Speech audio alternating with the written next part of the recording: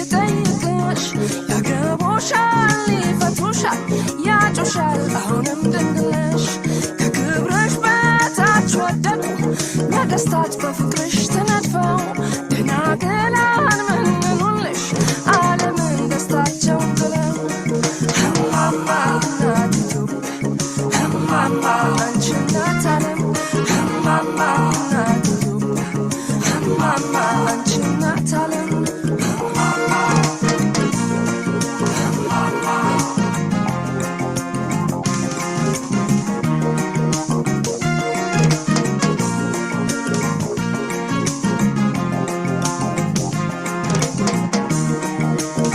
ዘመን አመጣሽ የዘር በሽታ መድኃኒት አለው የማታ ማታ ሀገር በወገን እንዴት ይረታ ፍቅር በነገር እንዴት ይፈታ ዘር ሳይለያየን ወይ ሃይማኖት ከጥንት በፍቅር የኖርንባት እናት ኢትዮጵያ ውዴት ውዲቷ በጎጆ ያልቅም ሙሽርነቷ እማማ እናት ኢትዮጵያ እማማ አንቺ እናት ዓለም እማማ እናት ኢትዮጵያ እማማ አንቺ እናት ዓለም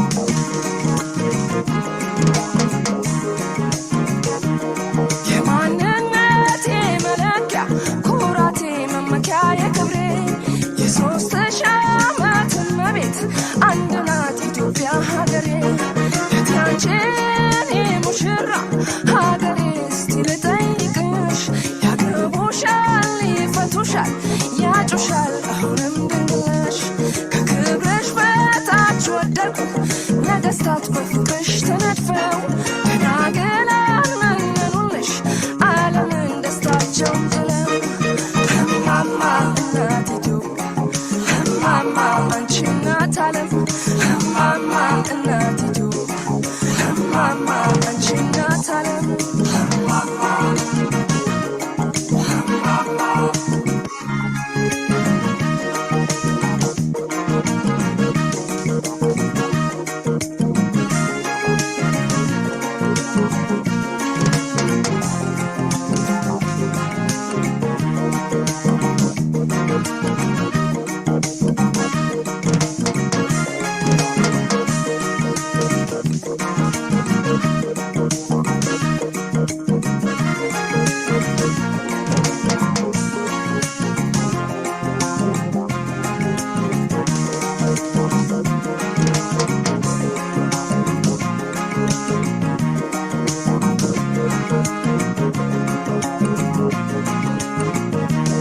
የማንነቴ መለኪያ ኩራቴ መመኪያ የክብሬ የሦስት ሺህ ዓመት እመቤት አንድ ናት ኢትዮጵያ ሀገሬ እቴ ማነው የሞሸረሽ አስጊጦ እንዲህ ያሳመረሽ ያገቡሻል ይፈቱሻል ሀገሬ አሁንም ድንግልሽ ከክብርሽ በታች ወደቁ ነገስታት በፍቅርሽ ተነድፈው ደናግላን መንኑልሽ ዓለምን ደስታቸውን ጥለው እማማ እናት ኢትዮጵያ እማማ አንቺ እናት ዓለም እማማ እናት ኢትዮጵያ እማማ አንቺ እናት ዓለም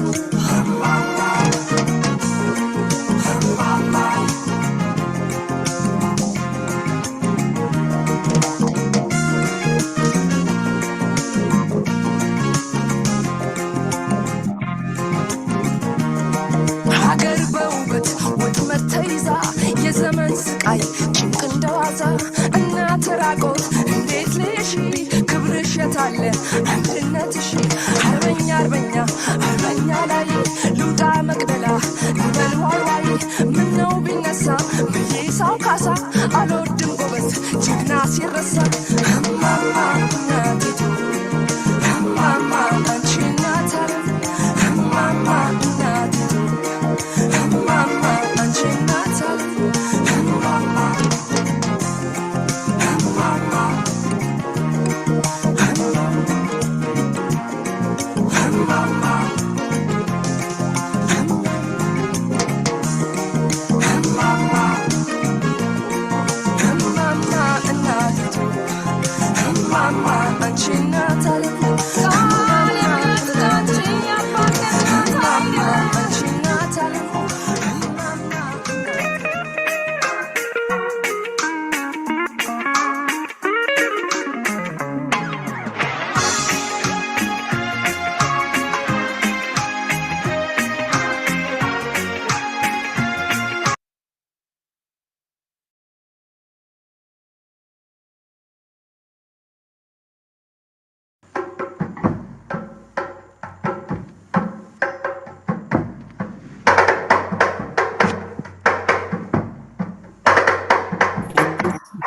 ¿Qué puede ser?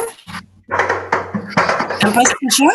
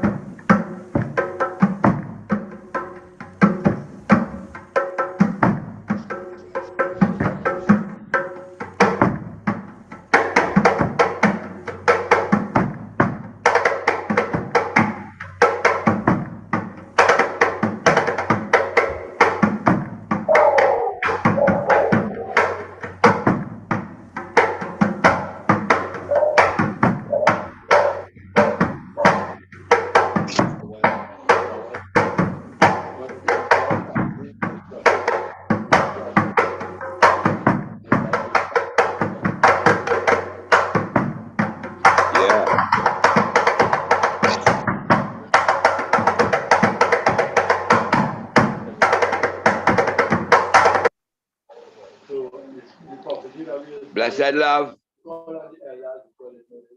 Dennis Sterling. Blessed love, my Lord. Dennis Sterling.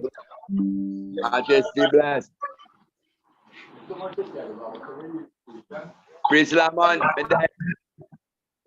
Okay, you're here. Give thanks, my Lord. Yes, is 2 more minutes. It's 11. You are we wait till 11:10 or you want we go on from 11:12? My lord, it's a program, you know. This is a program. Guy them just mute the mic and follow the lead. Just follow the lead.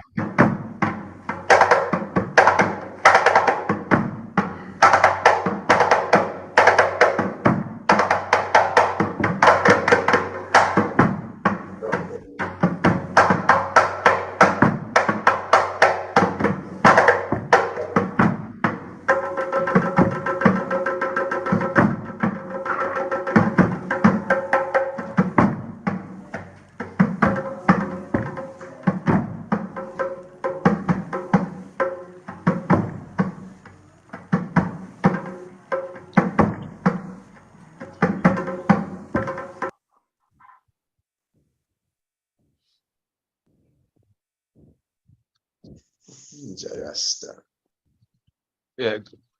Greetings and welcome everyone to another Council of Elders production. Yes. Today we would like to take a look at Ethiopian transition. What does the future look like? Our hosts today will be Royal Empress Azana and Royal Prophet Okito Lamont.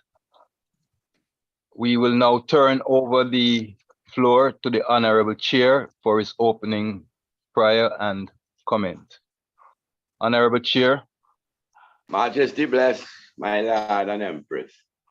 Give thanks for another day of reasoning. Give thanks for the ABIC, Ethiopia Africa Black International Congress, Church of True Divine Salvation, people who are government, parliamentary, church, and sabbatical, to our worthy leader, our president, our God, and 3 in 1 and the 1 in 3, Marcus I, Emmanuel I, Selassie I, Jah, Rastafari. That put their trust in the true and living God shall be like us, but abideth forever. As the mountains are round about Jerusalem, so the Lord is around about his people, from henceforth even to forever. All the wicked shall not rest upon the right, lot of the righteous, that the righteous put forth their hands into iniquity. Do good, O Lord, unto those that be good, and unto those that be upright in their heart. I, Selassie, Jah, Rastafari. Behold, how good and how blessed it is, past brethren and sisters, to dwell together in unity and love. Like the precious ointment upon our head, I went down unto our beard. Even Aaron's beard, I went to the skirts of his garment. As the dew of a man shall set upon the mountain of Zion, from where the Lord commanded his majesty, blessings, even life and love forevermore. So hail our God, Selassie, our God, Rastafari. Our Almighty God, Rastafari, great and terrible God, Rastafari, the Almighty God. Jah, who seated in Zion and reign the hearts of our flesh. O thou most high eternal Father, I hope your God, Rastafari. Hear us and bless us, O Lord, keep and sanctify us, Lord. Cause thy holy face to shine upon us, thy children, that we shall be saved and redeemed. O thou most high God, Jah, Rastafari. Blessed be the time that find our hearts in one creation, love the black Christ, a man, Selassie, Jah, Rastafari, my love, Empress, Majesty. Majesty. Honorable Co-Chair. Blessed greetings, my Lord. Thanks. This time I would just say welcome to all ones listening. Welcome to the panel, welcome to our guest, and welcome to the wider listenership live streaming. I take the pleasure just to say it's a time that, not time to reason together, to garner information so that we can equip ourselves to be advancing and call in our living, in our Black agenda. That's last year. Ja, that's the fine. Welcome to. My Lord. We will now turn over the program to the royal host. Blessed love, honorables. Thanks. Give thanks to the royal family. First of all, may I also extend greetings and honorary welcome to our Royal Honorable Prince Merid of the Royal Ethiopian family. Give thanks, my Lord, Royal Family of Ethiopia, for being here. I am Honorable Prophet Okito Lamont, and today I will be co-hosting with Honorable Empress Hosanna. Our program today is the transitioning of Ethiopian transition. And we are joined here today by our special panelists of esteemed brethren, Honorable Prince Merid of the Royal Family of Ethiopia. Blessed love, my Lord, give thanks for coming. And blessed love. Honorable Priest Ras Babao, Priest Ras Hosanna, Ras Avana of the Elders Council. Give thanks, my Lord, for coming as well. Honorable Priest Bariso Babo and Honorable Priest Lamont. Blessed love, honorables. These are the panelists for today's program. Also, I would like to welcome the audience listening in today and watching in today for this program as well. I would now turn over the floor to Honorable Empress Hosanna, my co-host. Blessed love. I'll give thanks, my Lord, honorable co-host, my Lord, give thanks. Everyone, I'm Royal Empress Council. It's my pleasure to be your co-host for today's webinar, Ethiopia in Transition. Greetings in the name of I Majesties, Emperor Haile Selassie and Empress Menen Asfa. I, the Council of Elders, invite you to today's program, Ethiopia in Transition, a look at the future. Our esteemed guest for today is the Honorable Prince Merid of the Royal Family of Ethiopia. Welcome, Honorable. Thanks, Prince Merid is an artist, my Lord. Prince Merid is an artist with his gallery in Addis Ababa, Ethiopia. Not only is he an artist, but also an historian. At this moment, we'll have the privilege of obtaining a bit of first-hand history as he takes on the journey of the transition of one era to another in the evolution of Ethiopia. Blessed love, Prince Merid, Tesfasid. It's a pleasure and an honor to have you. As we strive to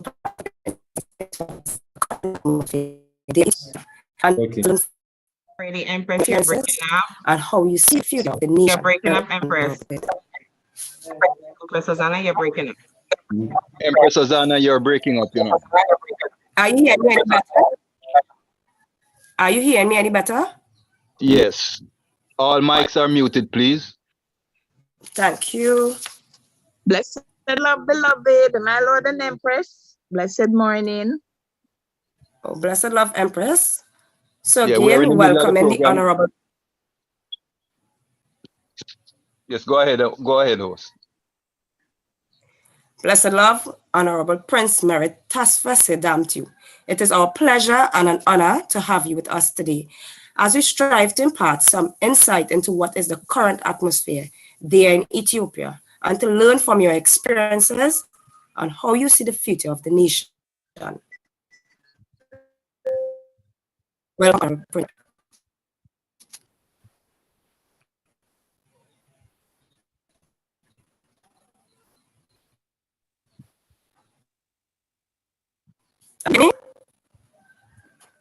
Honorable Prince.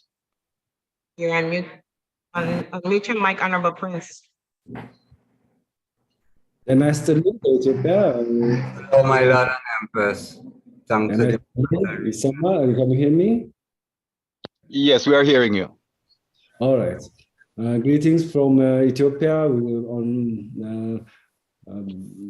My wife is giving greetings as well, Dr. Desta and our family. I'm really honored to be part of this panel, talk about the current situation of Ethiopia. Should I go on? Should I go on? Yes, you can go on with your opening statement, Honorable Prince. Okay, give thanks. To talk about the current situation of Ethiopia, we have to start from little bit back there, almost 50 years, and peel it like onion because it's a layer of things. And we're here at this situation and time, not just one day thing or it happened in these last few years, but it's a build up of several years, decades actually, layering and building up to what we have now in Ethiopia. To start from as I said, 50 years ago, the first revolution happened when I born actually, it's 74. So around that time, there were these two movements which start a little bit earlier than that, maybe 10 years. So we could go almost 60 years.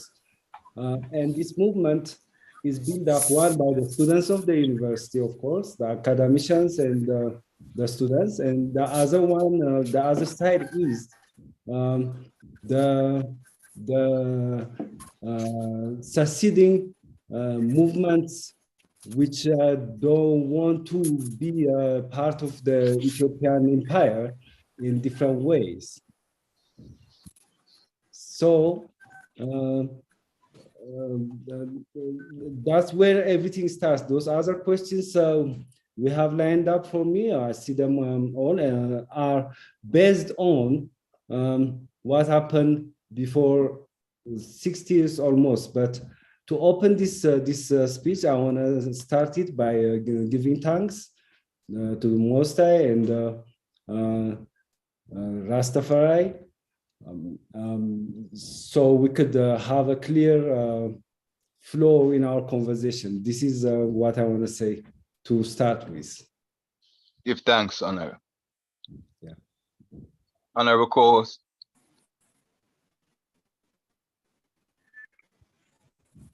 Give thanks and to Honorable Prophet Okito, to June guest.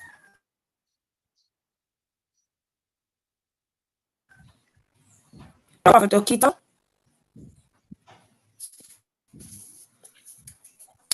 Making sure the audience hear me. You all hear me? Yes, we are hearing you. Go ahead, Empress. I think Prophet Okito is not now. I realized. Give thanks. Our next panelist is the Honorable Priest Bariso Babo, who is a dedicated ambassador of the Ethiopia Africa Black International Congress and a member of the Council of Elders.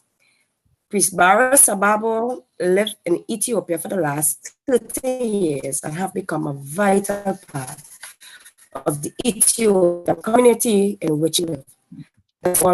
Welcome, Priest Bariso Babo, my Lord and Empress. Go forward.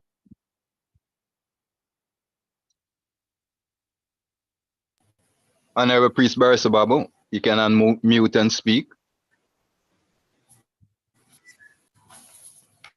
Yeah, blessed greetings.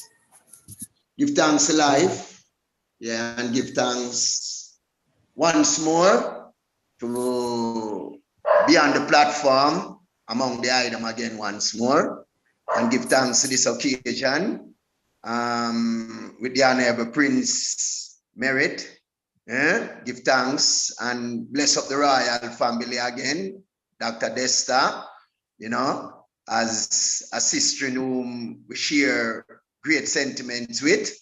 Give thanks for the panel and give thanks to the host. Give thanks also to the audience who are attentive, listening to maybe what is being deliberated, you know. To really, I don't know, the agenda of this meeting, what is it? Before me really, what is the agenda of the Ethiopian transition, a look at the future, my lord. Okay. Well, the transition of Ethiopia right now, what's happening?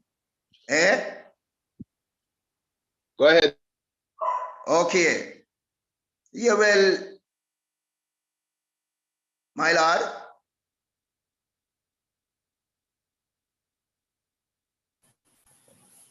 My lord, you're hearing you. Go ahead. Okay. Well, the transition which is going on right now, you know, in every centenary, in every century, there is always new evolution really taking place.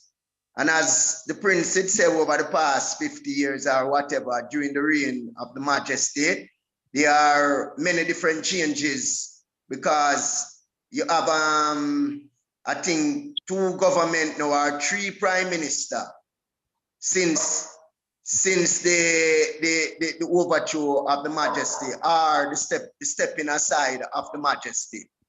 We have three prime minister now which have been governing the country.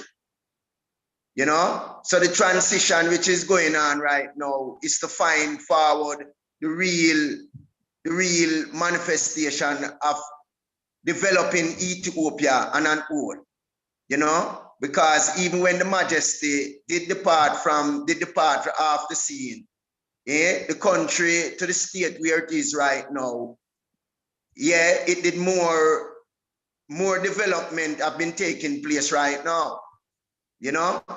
So it is I and I know, my sister, well then need to really fit in within the future development of Ethiopia. Blessed love. Yes, I. Yeah. Royal host. Yes, give thanks, Honorable Priest Honorable Priest, give thanks for the introduction of the I-self and their comments on the transition of Ethiopia. Priest Bariso Babo, give thanks, my lord.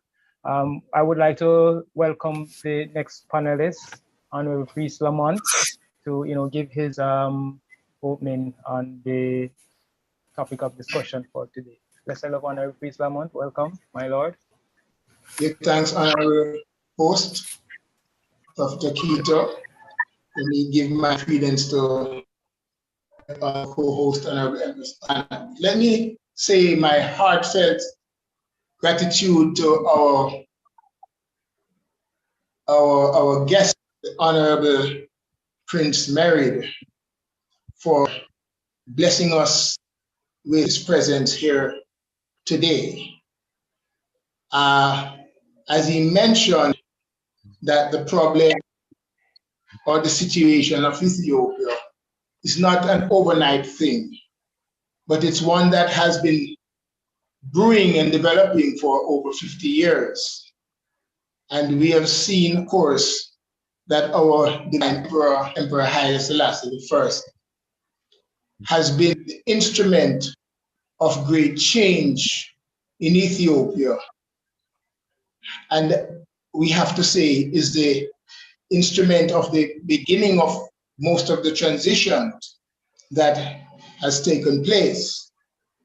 And one of my main question is that is this transitioning, apart from the emperor's input in making sure that things are more modernized, but when we look at the 1974 incidents where, you know, there has been much upheaval, I have always wondered about external influences and their interest or their motive in some of the things that happened. And when I look at what happened, I am of the opinion that some of the things that are happening is in terms of the state of Ethiopia. I am seeing external influences that are not really wholesome to some of the changes that are taking place. And I have observed from other places in Africa where when the country is transitioning or developing, there are those influences that would want to go in a particular way for their end. And I am wondering if in Ethiopia, there are those influences. Honorable Priest Lamont, pardon my lord, just a quick interjection. Your camera, could you position your camera so that we can see you, sir, my lord? Well, I don't think it's me. I think it's technical camera. I really wonder why I'm not being seen. Okay, my lord. All right, we will proceed. All right, so I will correct that in a moment. In a minute. All right, let me. Okay, no problem, my lord. Yes. So I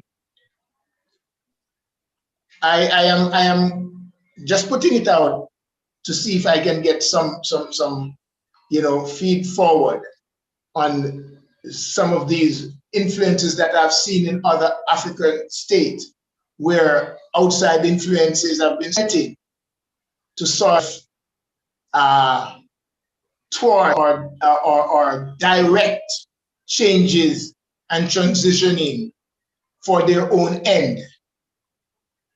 And how are Ethiopians observing these things and their awareness of external influences as Ethiopia transition, and particularly now in the future? So that's one of my observation in the transitioning of Ethiopia and the look at the future. Because I have noticed that in 1974, there were influences of Marxists and Leninists that created much of the shaping that happened in those times. How active are those external influences or forces in now and their effect on the future, my Lord and Empress?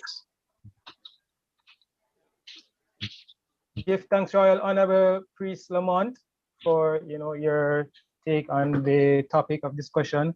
Honorable Priest Lamont have been an educator, devoting most of his life to working as a teacher in Jamaica school system.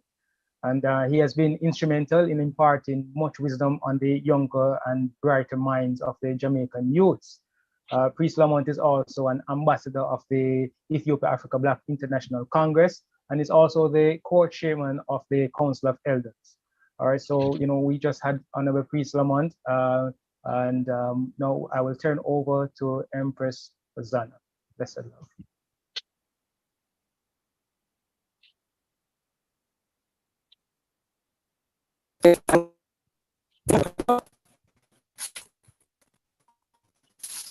Our final panelist is the Honorable Priest Rasavana. The Honorable Priest is an avid Garveyite student, an author, and a historian. He's a brilliant mind behind the programs and the webinar of the Elders Council. The Honorable Priest is an ambassador to the Ethiopia-Africa Black International Congress, the PRO of the Council of Elders, and a community activist. Welcome, Honorable Priest Rasavana, my lord. Forward. Blessed love, Honorable Empress. Yeah, blessed love, royal family. Honorable special guest, Prince Merid. Give thanks for your coming, sir, and sharing your time with us. Yes, just to look at Ethiopia's transition, a little background history would be pertinent here. During the time of the Berlin Conference, when Europe sat together to carve up the continent of Africa, there were 3 European countries that were engaged in Ethiopia at the time: France, Italy, and Britain. They have always had a sinister plan for the crownhead state, being the symbolic significance that Ethiopia has in the continent and in the Black world. Ethiopia being the only country that was not overrun and fully colonized. It was occupied for 5 years, but our father, the Emperor Haile Selassie I, was able to retake his country and went on to modernize and prepare Ethiopia for this moment. When we look at what is taking place, we reflect on a little island here in the diaspora called Haiti. The same way Haiti was able to defeat the colonial powers of France, and since that time, they have paid the price for their freedom and continue to pay the price even until today. I see Ethiopia as going through the same thing, wherein Ethiopia defeated Italy and made Italy a laughingstock of Europe. I don't think the colonial powers have gotten over that fact. Today we see what's going on there, the different conflicts, even from the time of the emperor, when the student upheaval caused that revolution, which was backed by sinister forces, you know, the Marxist, Lenin, fascist dictators at that time, Mengistu. We look and we see today that there is a conflict over the dam that was recently set up there in Ethiopia. We see right now that there's also a conflict that has been going on in Somalia for a long time. And we see Eritrea as well has taken a stand. When we look at what is going on, we can definitely see that there is a hand stretching far from Europe, really in being involved in the internal affairs of Ethiopia. So today we want to take a look at the transitioning process and what will the future look like according to the signs that we are seeing today. I give thanks. Blessed love.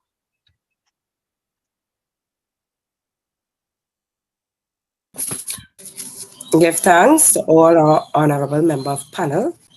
And just before we go into today's program, I would like to ask each of the panelists to kindly introduce themselves briefly to our viewing audience. Give thanks. Starting with the Honorable Prince Merid, I give thanks. I'll pass the floor on to you. Okay. I'm Prince Merid Tafasa. I'm an artist on trade, but I'm part of the Ethiopian royal family. I graduated from Addis Ababa Fine Arts School before 25 years. Haile Selassie, Kadamawi Haile Selassie did open that school actually. And the past 25 years, I'm basically working on my trend, visual art, and use visual art as an instrument of resistance and analysis to empower Black peoples, Ethiopians first of all, and Black peoples in general, and trying to use that medium to, as I said, analyze what's going on in our planet, pre-colonial or colonial time, and even transatlantic slave trade. So that's what I was doing in a major way in the past 25 years. Thank you very much, Honorable Prince. Thank you very much. Yep. On to you, Honorable Prince Merid. And we would like to ask Honorable Priest Bariso Babu to introduce himself briefly for us. Honorable Priest Bariso Babu, blessed love, my Lord. Blessed love. Rastafari greetings, blessed love once more, and give thanks for the insight of the transition and the future of Ethiopia. I am Honorable Priest Paul Pang, otherwise known as Priest Bariso Babu, which this name was given to Ayman by the Oromo chief from the Oromo region. You know, I was sent out on a 13-man delegation to Ethiopia to conduct the Gospel Bells mission and also to interact with the Ethiopian society and government, you know.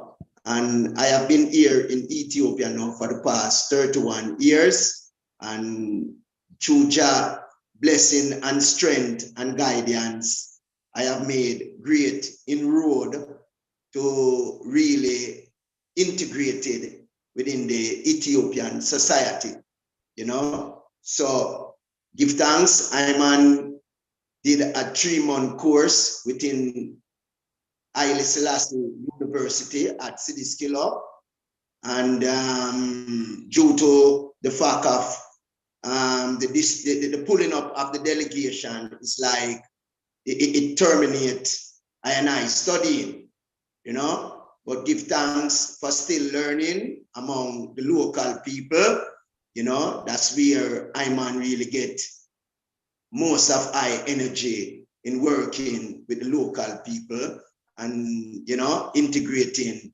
upon a wider scale still, Rastafari. Give thanks, Honorable Priest.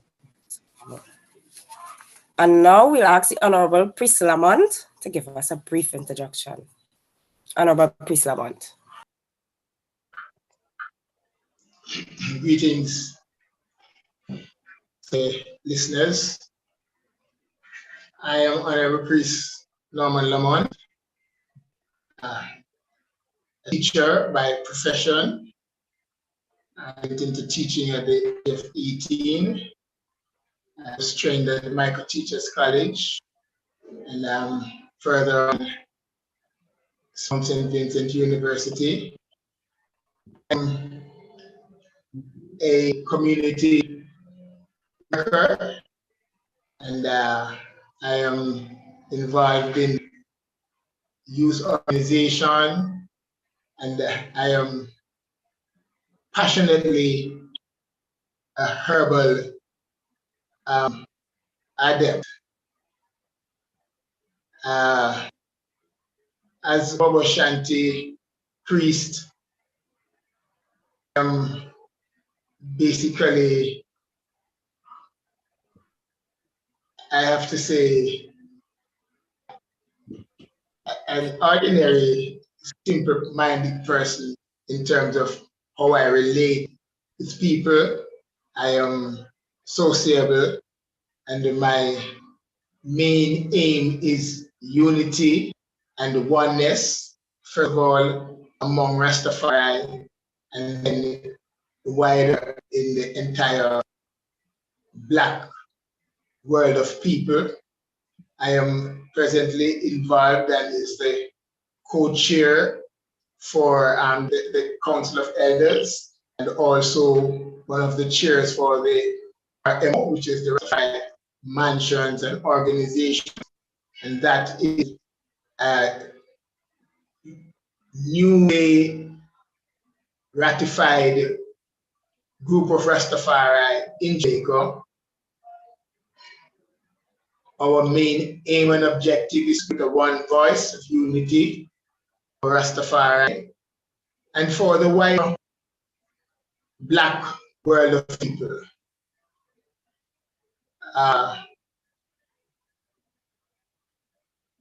Basically, we are aiming to be the moral voice of first of all, our own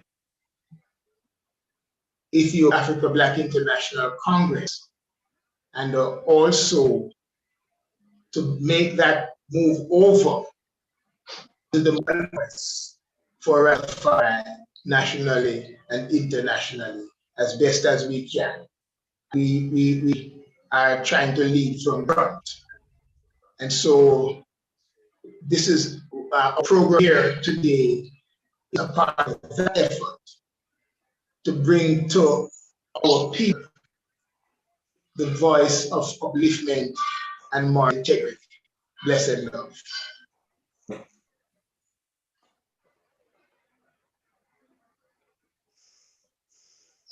Priest Lamont, give thanks for introducing yourself.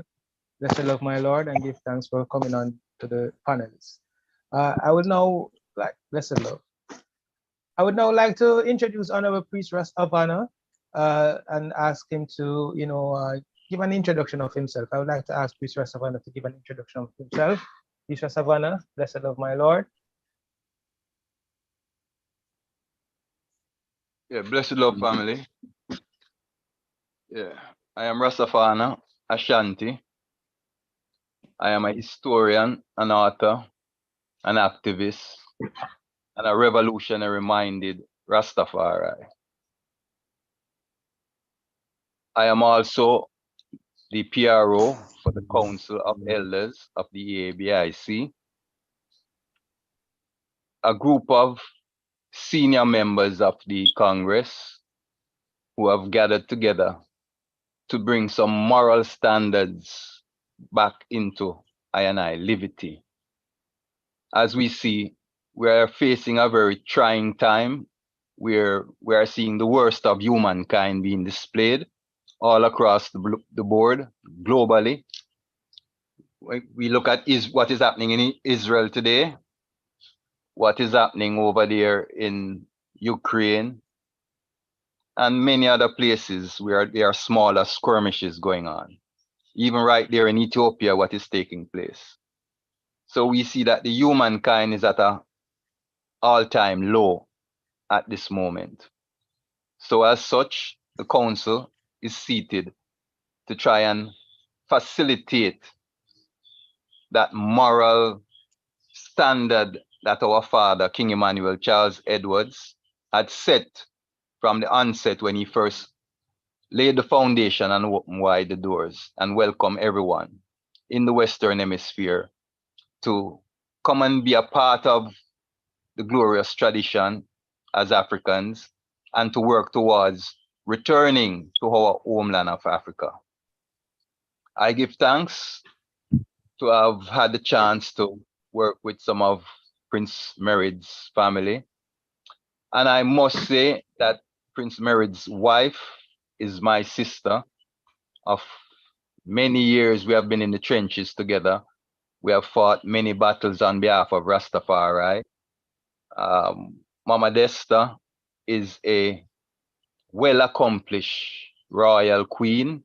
As a matter of fact, she has reached the stage of Queen Mother. It has been my privilege to work with her, with the Empress, on many initiatives.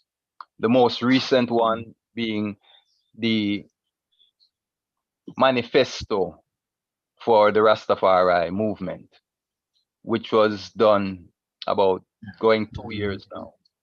A very well done document stating, you know, the fullness of I&I Livity. Yeah, and I give thanks to also have worked and continue to work with the honorable family of the mighty prophet Marcus Mosiah Garvey. You know, his son, who is the one that is carrying the mantle at the moment, Dr. Julius Garvey. I was also honored and privileged to sit at the foot of our father, King Emmanuel, from an early age, to study under his tutorship. So today I is here as a revolutionary-minded Rastafari, looking at Ethiopia and its transition, seeing where it is going, and how I as Rastafari can be a part of that evolution in a positive way. Give thanks. Blessed love, my Lord. Thanks, Give Honorable. thanks. Please. Give thanks, Prophet Okito. Give thanks. I'll continue here as we go into all our questions. All panelists,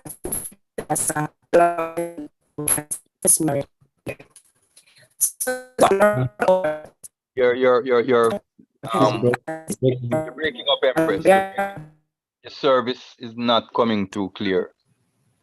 You might want to change your position. Okay. Just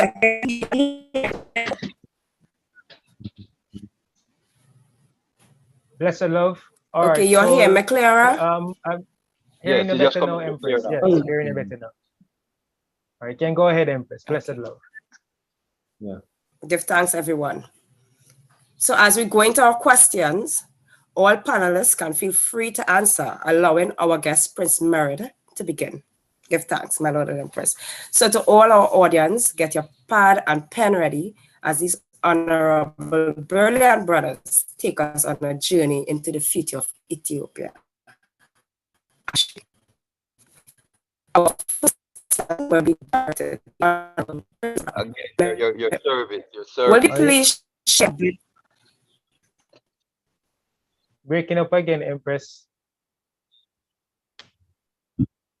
Yeah, that's this technology, you know, it's not a, Technology sometimes not so reliable. Pardon. Yes. So Prince Merid, question one. Will you please share a bit of your wisdom on the state of the nation as we, the children of Africa, domiciled in this diaspora, are trying to find out how best to interface with our family there in the Crown Head state? Question. Give thanks. I did start to speak about a little bit how what we facing now is started before a long time, almost half a century. So I'm start from the revolution. Of course, Haile Selassie is the after Minilik, the modern father of Ethiopia, and try his best to modernize the education system, the parliament system. Most things you can count led us to a generation who was free enough to rebel against the monarchy and be part of the revolution which took place. For me, it was his will and wish to let Ethiopians. Pardon? Go ahead, Prince. That's a background noise. Please, please mute your mics. All mics, please be muted. Okay. His wish to educate Ethiopians and modernize the political system, the education system, and as Ethiopia is so diverse, make us all Ethiopians feel we're part of the the modern system of governance in Ethiopia. For example, he's the one who started the first parliament, which had a representative from all regions, then 14 regions of Ethiopia, after Eritrea come back to Ethiopia and join on confederation.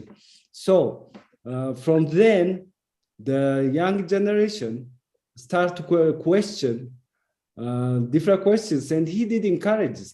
He was not even against the East, the communist ideology, the Chinese philosophy. That red book, which was circulating illegally or not, was available in the university, Addis Ababa University, Kennedy Library. You could go read it.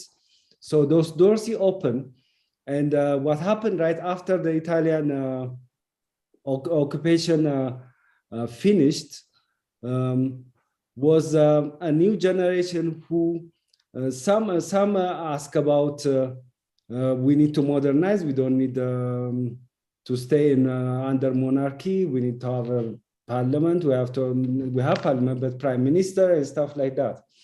And other ones were judgmental about the whole central system created after Tedros, King Tedros, and then continued by Atse Minilik II. So they were going against it in many ways, but one of the things we cannot pass over is the influence of foreign powers. Just like our brother mentioned earlier, what happened in Haiti kind of start to happen then. After Minilik and Adwa, we are under a target of being a danger for the colonial powers continuous future in Africa. And he, when he was in power, did make sure most African countries got liberated, and we have a center like UNECA to meet and lead the future of Africa. That by itself is a great trait. So when you can't win them, the way the West go, when they can't win you on battlefield or other ways, they will find weaknesses within. One of the weaknesses that they are discovering is, if you call it weakness anyway, is this talk about the ruling monarchy is just Amaras or Northerners, and the others, the part of Ethiopians are under them and being treated like second citizen or less than that. So that's one of the time bombs they live in our 100 years history, could say, that coming back and bothering us so heavy now. For example, in the southern part of Ethiopia, Haile Selassie himself let the missionaries open schools and give education because he's very much into education. So for those areas, he led them, including promoting their religion, which is mostly Protestant or Christianity mostly. But so those missionaries were studying our history in a very malicious and calculated way. So they make certain part of Ethiopians make them feel like the monarchy is oppressing them, and don't consider them as equal human and all of that stuff. So certain writings done by German scholars, I don't remember the names right now, but you could look for that, were one of the reasons which come back now to bite us. And they really take time on building up that history to attack the uniting force of Ethiopia, which is the monarchy and the church, Orthodox Church. So those two things we can't ignore them and pass over to try to talk about what's going on. And the other is power struggle. there is this power struggle happening, especially up to Tedros' time. We were ruled by different kings and races and Masafent. It's called Zamana Masafent. It's like races and kings. Different regions has ruled by them for several years till Tedros take power and reunite Ethiopia together. So those grudges were there. So they were pulling that from north, for example, when you go to Tigray, that the Amaras overtake and rule the country over millennia, and they, which are part of, Amara and Tigrayans are really the same people. We started from Aksum, Saba and Solomon. My ancestry come from that, Haile Selassie, Menelik, and otherwise. Are one over the other. So this rebellion movement started in Tigray at some point. Right after Italians leave, that's when TPLF created the Liberation Front of Tigray. And on the other side, ONAG, Oromo Liberation Front, was steering up in southern part of Ethiopia and pushed by those missionaries, especially the German missionaries, which were telling them that they're colonized by Ethiopia. So that little writing grow up into the intellectuals of those area peoples, and they take it to become an ideology that will make them feel like they have to leave Ethiopia and liberate themselves. And I'm not going to say that about Tigray, but especially on the southern part of Ethiopia, especially Prince Beris Ababo. Prince Beris Ababo could speak about that because he go as far as being welcomed and being part of the Oromo culture and ceremonies. So he might add up on that, but those poisons they left are what biting us right now. To put it. Thanks. Thank you, Uncle. And I would like to direct this question at Priest Beris Ababo. What are your views on the diaspora trying to interface with our family here in the Crown Head State? Honorable Priest.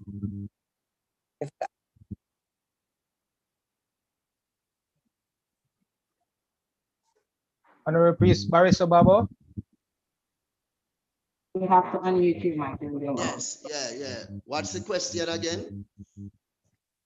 We'd like to know what are your views on the diaspora trying to interface with our family there in the Crown Head State? Well, give thanks again for the Honorable Prince Mered explanation from that time, until even up to this present date situation. My views on the diaspora coming to Ethiopia, that's it. Yes, sir. Yeah, the interaction and interaction. Interaction. Yeah, interaction and interfacing of the diaspora with Ethiopia. How do I see that? Yeah, well, it is imminent. It is imminent for the diaspora to have interaction with Ethiopia. What's happening here in Ethiopia? As the prophecy say, birds of one feather will flock together. We roost together. Ethiopia is like the eagle. When we look at the eagle, we see when the eagle in focus, in vision, and when him get old, it's like it make him transition by shelling off the old feather, break him beak and him claws, and then within a period of time, when it rejuvenate, him come forward upon his mission. So what's happening here right now is like It's like that transition they're going through. For the diaspora need to really focus more, as we've been saying, that Africa is for the African, those at home and us abroad. While many of the diasporan individual, may I say, maybe African are really ready for it. But in one sense, it's like, are we not really ready for Africa? Yeah, because why I man could say this still, as the Honorable Prince Merritt did say, I came here on a delegation to interact with Ethiopia and the administration. But however, because of maybe our unfar-sightedness, it never did manifest itself in a way or was looking at it. But nonetheless, the Spirit of Jah carry Iman down south, as the brethren, as the Honorable Prince just had declared. And coming down south, Iman see a total different revelation in the whole formation of the country. Because when I was in Addis Ababa, only two tribes we hear about, Amara and Tigray. We never even have the knowledge about Oromo, that there was another tribe which exists, which was Oromo. And so coming to the south, they didn't know. This is how even that knowledge they didn't know even come to I and I. Which coming now, we've not here, they weren't Ethiopian. The Oromo weren't Ethiopian, they are foreigner. They come from Madagascar.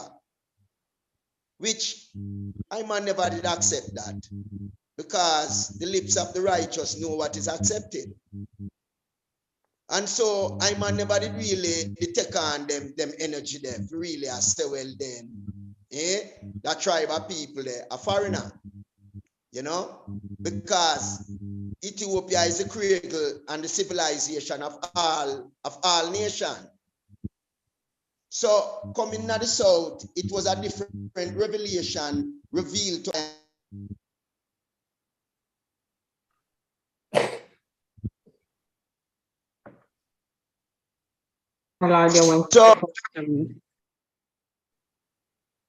So I and I presence coming into Shashamane, which we may have a negative impact about not having a full understanding of Shashamane. You know, I and I coming to Ethiopia, to Shashamane, it gives I and I a more clearer understanding that the diaspora interaction in Ethiopia, it is imperative, because this was the designated place where the Majesty did granted for the diaspora and for the diaspora at large. But because of maybe knowledge around the whole thing, you know, it's like it been sabotaged. The whole of that have been sabotaged. But the diaspora for really interacted, it is something very imperative, because Ethiopia is for Ethiopian at home and abroad, and from we see ourselves as Ethiopian, then you will be accepted. You know, so strange things going on still, and misguided information have been going out also about Ethiopia, which to be out on the western side and to be in Ethiopia is two different things. To be here and to experience things and understand things, it's different from when we're in the west. Because the brethren said the media is a thing where we set up even against Africa, to tell you things about Africa, where to discourage you. You know? So Iman presence here over the 30 years, you know, it make Iman learn a lot. And even being in Ethiopia, Shashamane, we come see say, well then, them elected Ayman as chairperson, as president of the community for govern the community. You know? So definitely our presence coming to Ethiopia and being in Ethiopia, it is imperative, my brothers and sisters. So today, discussion about the transition and future of Ethiopia. We are parcel and parcel, we are part and parcel of that transition and futuristic development of Ethiopia. Because we must remember, you know, in 1961, after the mission, His Majesty said, Ethiopia has its own problem, but however, Ethiopia will still invite the diasporan community to come to Ethiopia. So we definitely have a role to play in our Ethiopia transition and futuristic development. So we have to really look and see where we really, our objective is all about still. Yeah? We know that our deliberation from them times there was about freedom, redemption, and repatriation. But we see through migration scheme also, one can still reach the continent. Many men are really ready for really coming to Africa, but we should also show our solidarity. We should also show our solidarity, not just maybe listening and really getting misguided information and we jump on it to say, why, yeah? What really happening in Ethiopia is from the feudalist regime from that time really still going on right now. The political feud. Why you find Tigray and Amara, they were governing the country when Oromo were sidelined, which the Oromo see themselves as the Cushitic nation, where Genesis 10 tell we about from even them time there. But this is the mystery. Oromo nation see themselves as the Cushitic nation, where Genesis 10 tell we about, with Nimrod who built the tower, the tower of Babel, the mighty king. So Oromo tribe have been sidelined through these two tribes, where the history and the secret also about it is that the Majesty coming from that tribe also, but through the sentiment over the years, with the tribal and the political feud, him still never reveal himself as that tribe. Because himself will still be careful of the pitfall of tribalism. But in reality right now, we have a great role for play in our Ethiopia transition and futuristic development, brothers and sisters. Truly. You know? True, my Lord. Listen. Yeah, and we have to really put down a foot now. 30 years, 40 years, and we still, why? The seat of power is in Addis Ababa. When we analyze it, the seat of power is in Addis Ababa. You have the AU. It's the only country that have so much different embassy established in a country, and it's Ethiopia, Addis Ababa. So if we not position ourselves, if we doesn't position ourselves within what we want, then we'll get left out. We'll get left out. We see what the tide which is sweeping in Africa today, no power on earth can change it, No power on earth can change it. So we have to flow with that tide also. We has to flow with that tide also, my brother and sister. You know, the time is running and passing, and now wait for no one. We need to interact with the government. We need to interact with the government so as to position ourselves also. We are not opposition against African government. We are part and parcel of the government. Many are women say, well, then we don't deal with politics. We know not with politics, but it's politicians who have our rights in them hand. And how do we get it? We have to sit down and lobby with them now. This is not the West. This is Africa. This is Africa, my brother and sister. We never dreamed that we'd have been in Africa today, my lord, when we are youth. We hear so many ones talk about Africa, but just make it imminent and possible that even I could have been in Africa for 30 odd years and feel welcome, feel love among my African people, amongst my Ethiopian, amongst Ethiopian people. As me say, coming in at the south, it's like me no miss Jamaica, me no miss Bull Bay. No, me feel me amongst my people them, and this is what they were looking for, were waiting for. So we need to take the initiative right now. Give thanks again for this, for the council, you know, that we could have this kind of deliberation among ourselves right now. Yeah? Sure. The time is now, because the time is running and passing. And it now wait for no one.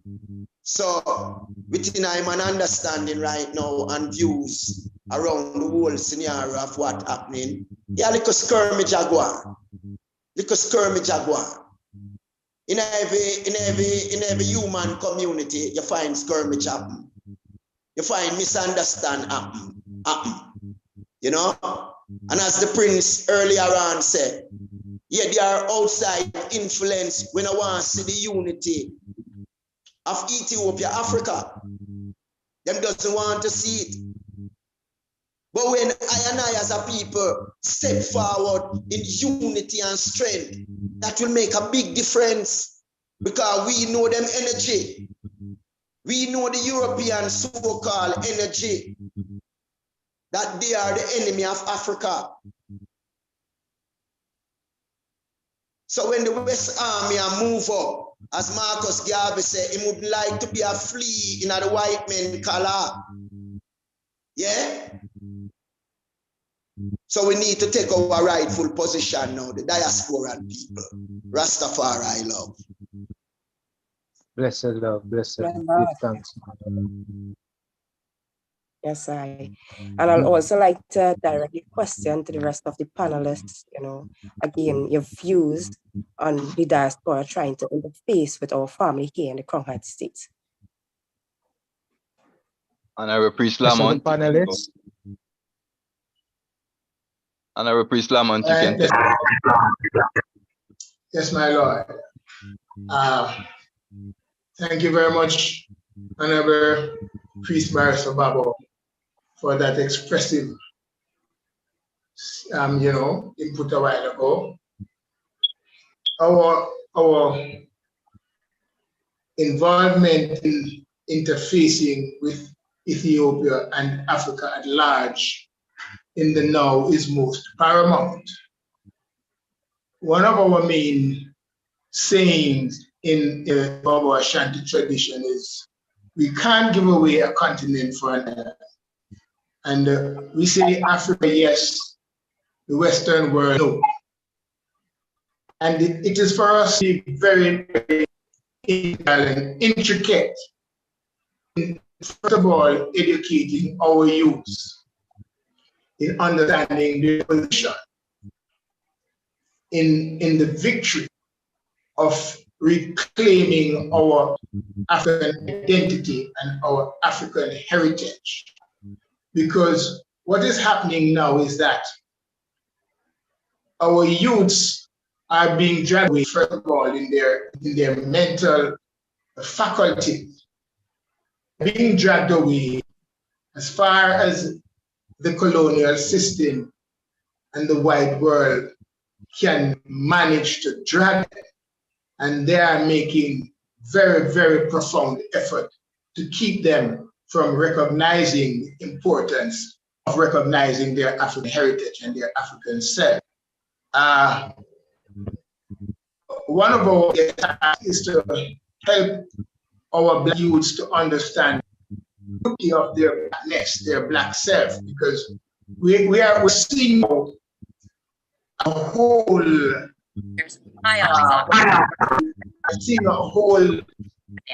organized effort to get our youths to be seeking to lighten the shade of their skin.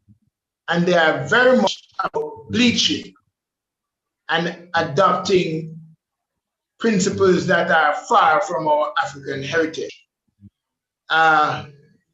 It is so great that Honorable Barrow, I've spoken about the different tribes that are there in Africa. And it makes us realize that even among I and I as Rastafari, we then look at our different groups and mansions. Many times we almost operate in the same principal way in terms of how we function as a group.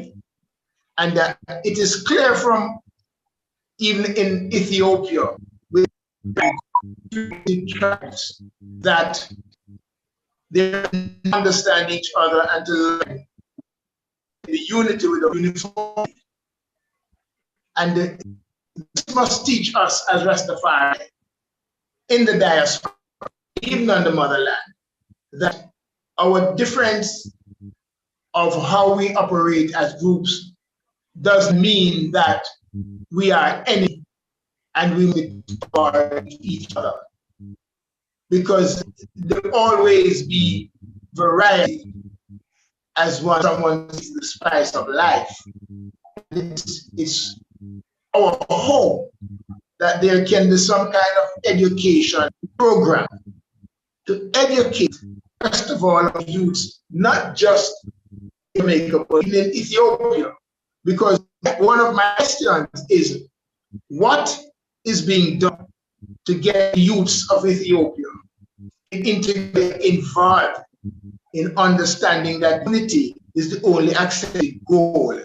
That they can be one, and that they have to be aware of the conspiracy machinery that is there in Africa as it is here in Jamaica, the diaspora.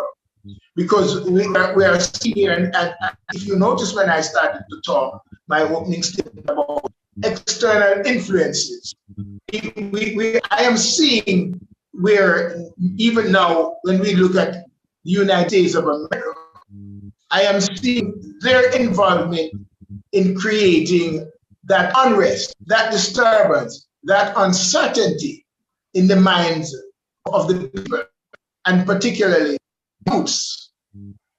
And so it is important that I and I focus on the fact that Ethiopia is the crowned state. It's the cradle of civilization. We were taught, even as youths, that Africa is a place where people are marasmus, and them call them marasmus base. And we're shown only the arranged negative of Africa and Ethiopia. So our people in the diaspora are so much against being identified with Africa. I remember sometimes that I walked in the United States and in Canada, and I was challenged by some of my brethren who took me on a challenge to say, no, Africa Africa people, yet black people in Africa, in America, they know themselves. And I challenged him and I said, let's go out in the street and we'll interview 10 people, the first 10 black people that we meet.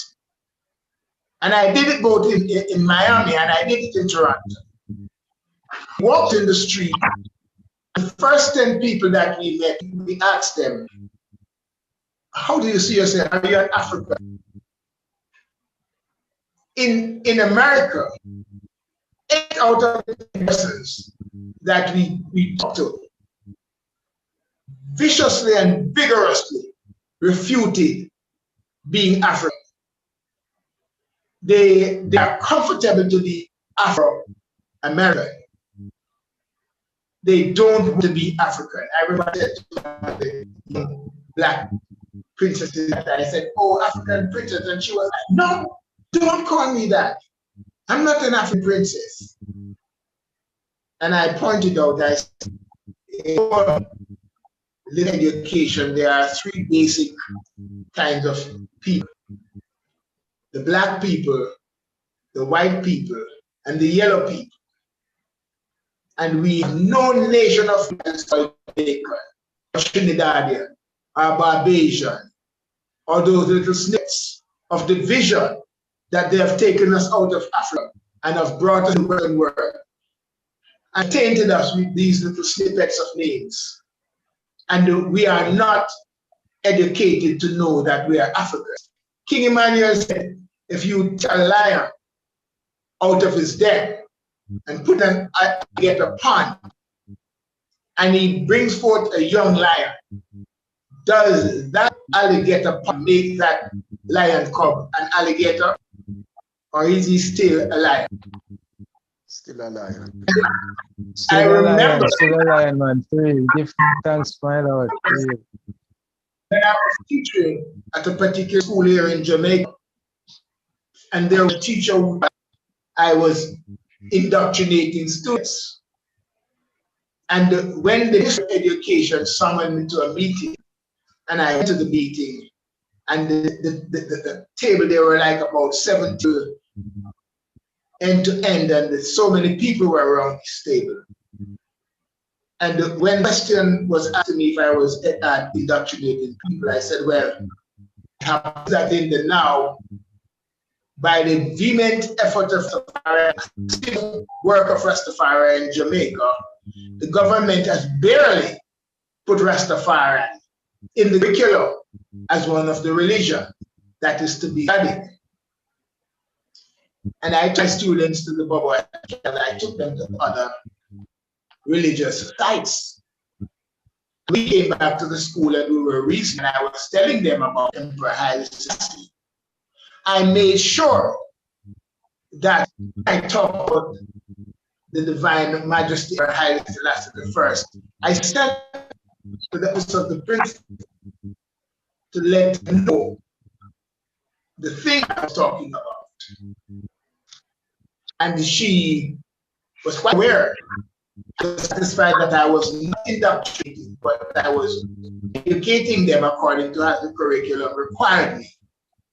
But there was this teacher who wrote to the ministry, and when I went to the chairman of the board of the school where I was teaching at the time was Chinese. He was also rector of the church because the school is an Anglican school.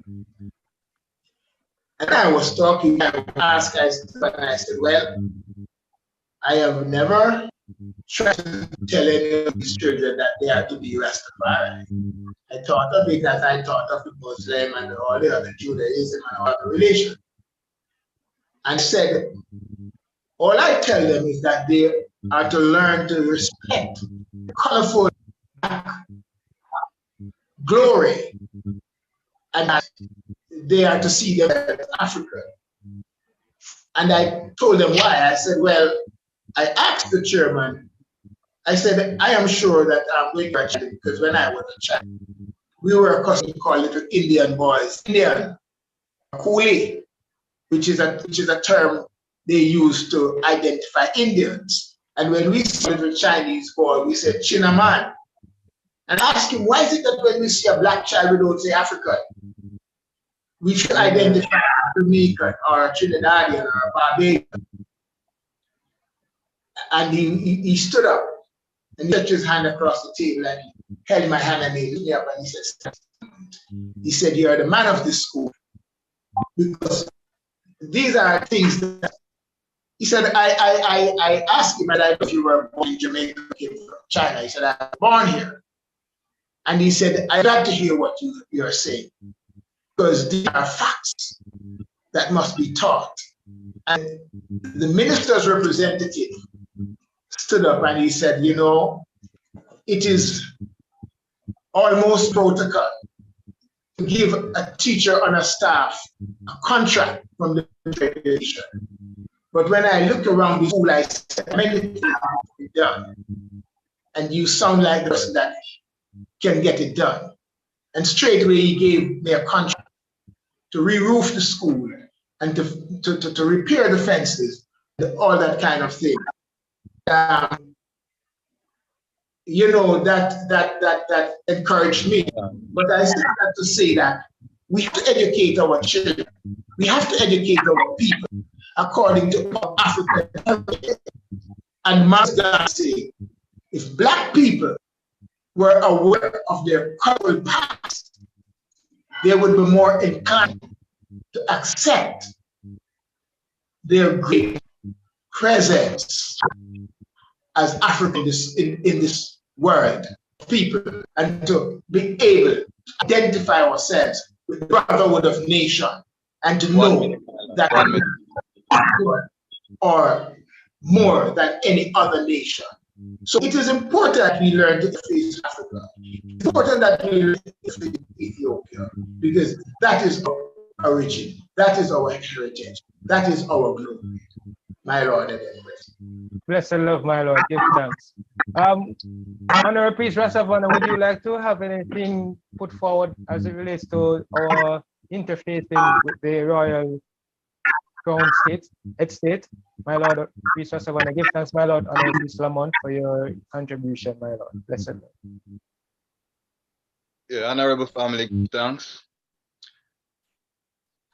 Interfacing, how does the diaspora best interface with the continent and especially the crowned state?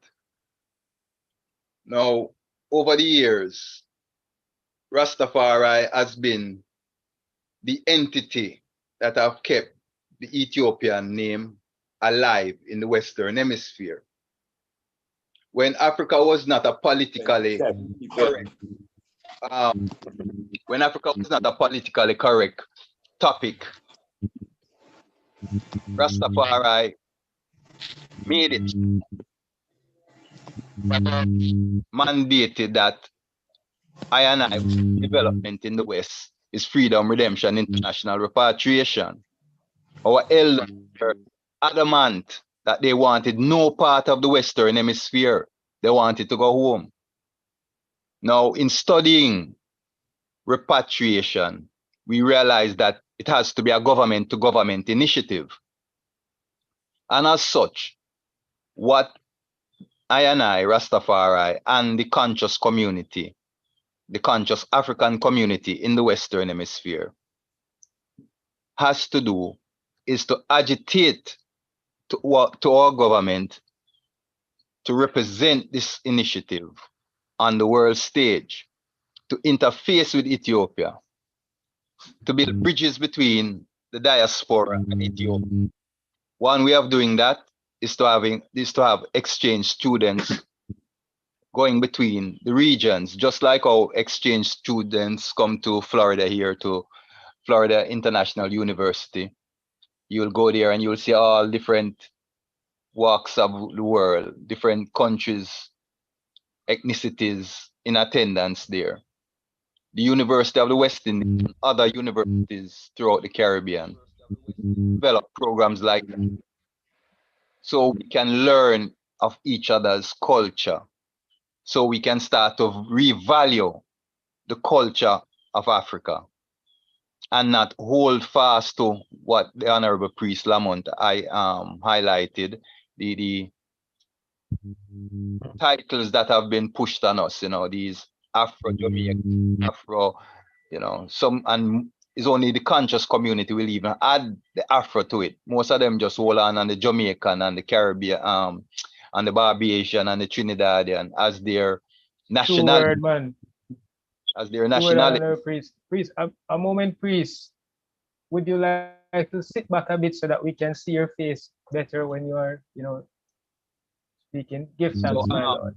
And so in that whole fullness, I would encourage the conscious community in the diaspora to agitate to their parliamentarians, you know, to initiate some of these programs that we see work in other places. Now, Rastafari, like I said, have been the branders of Ethiopia. Even during this crisis that has taken place in Ethiopia, they reached out to the Rastafari community to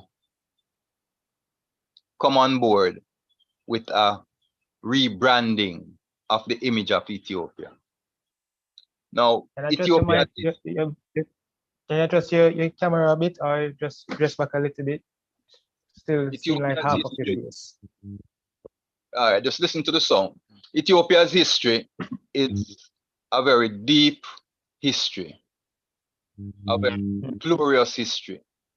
Most people have not gone deep into the fullness of Ethiopia's history to see how I and I link with Ethiopia. Rastafari's traditions, majority of I and I traditions stem from Ethiopia. Our outlook, our way of life as Rastafari. So it's a natural link already there between the diaspora and Ethiopia, because Rastafari is a global entity. We are in every Caribbean island and most countries of the world, if not all. With that being said, there's a natural link. What we need to do now is to create education programs to inform the youth in the West of their glorious history and encourage them with their high skills that they are gaining to look to Africa, look to Ethiopia to go and utilize some of those skills so we can help the family there to develop the prosperous society that we love to see. And I'm not speaking from a Eurocentric view. I'm not talking to copy the societies of the West, because we acknowledge most of the societies from the West as failed societies. You look in America and you see the education system is flawed. It writes the African out of history. It took I and I many years to search through the literature in the West here to find anything positive about Africa. Give thanks to our crop of historians that have come through, that have brought great light, you know, by doing their publications. People like John Henry Clark, J.A. Rogers, you know, our brother from the continent, Cheikh Anta Diop, Chinua Achebe. While I was in high school, I did that book, Things Fall Apart by Chinua Achebe. And I will tell the family that opened up my eyes to the reality of I and I greatness and what was done to I and I, why we ended up here in the West and our mindset became what it is.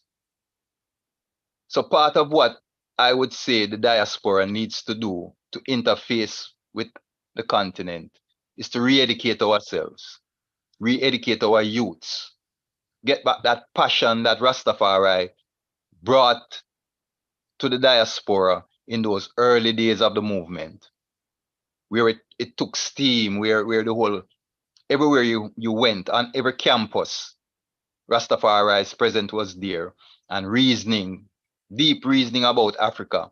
You had, in most schools, rose up a, what do you call it now? African Studies Club or group. Yes, a club, African Studies Club. I was a part of that as well too. Yeah, man. Right.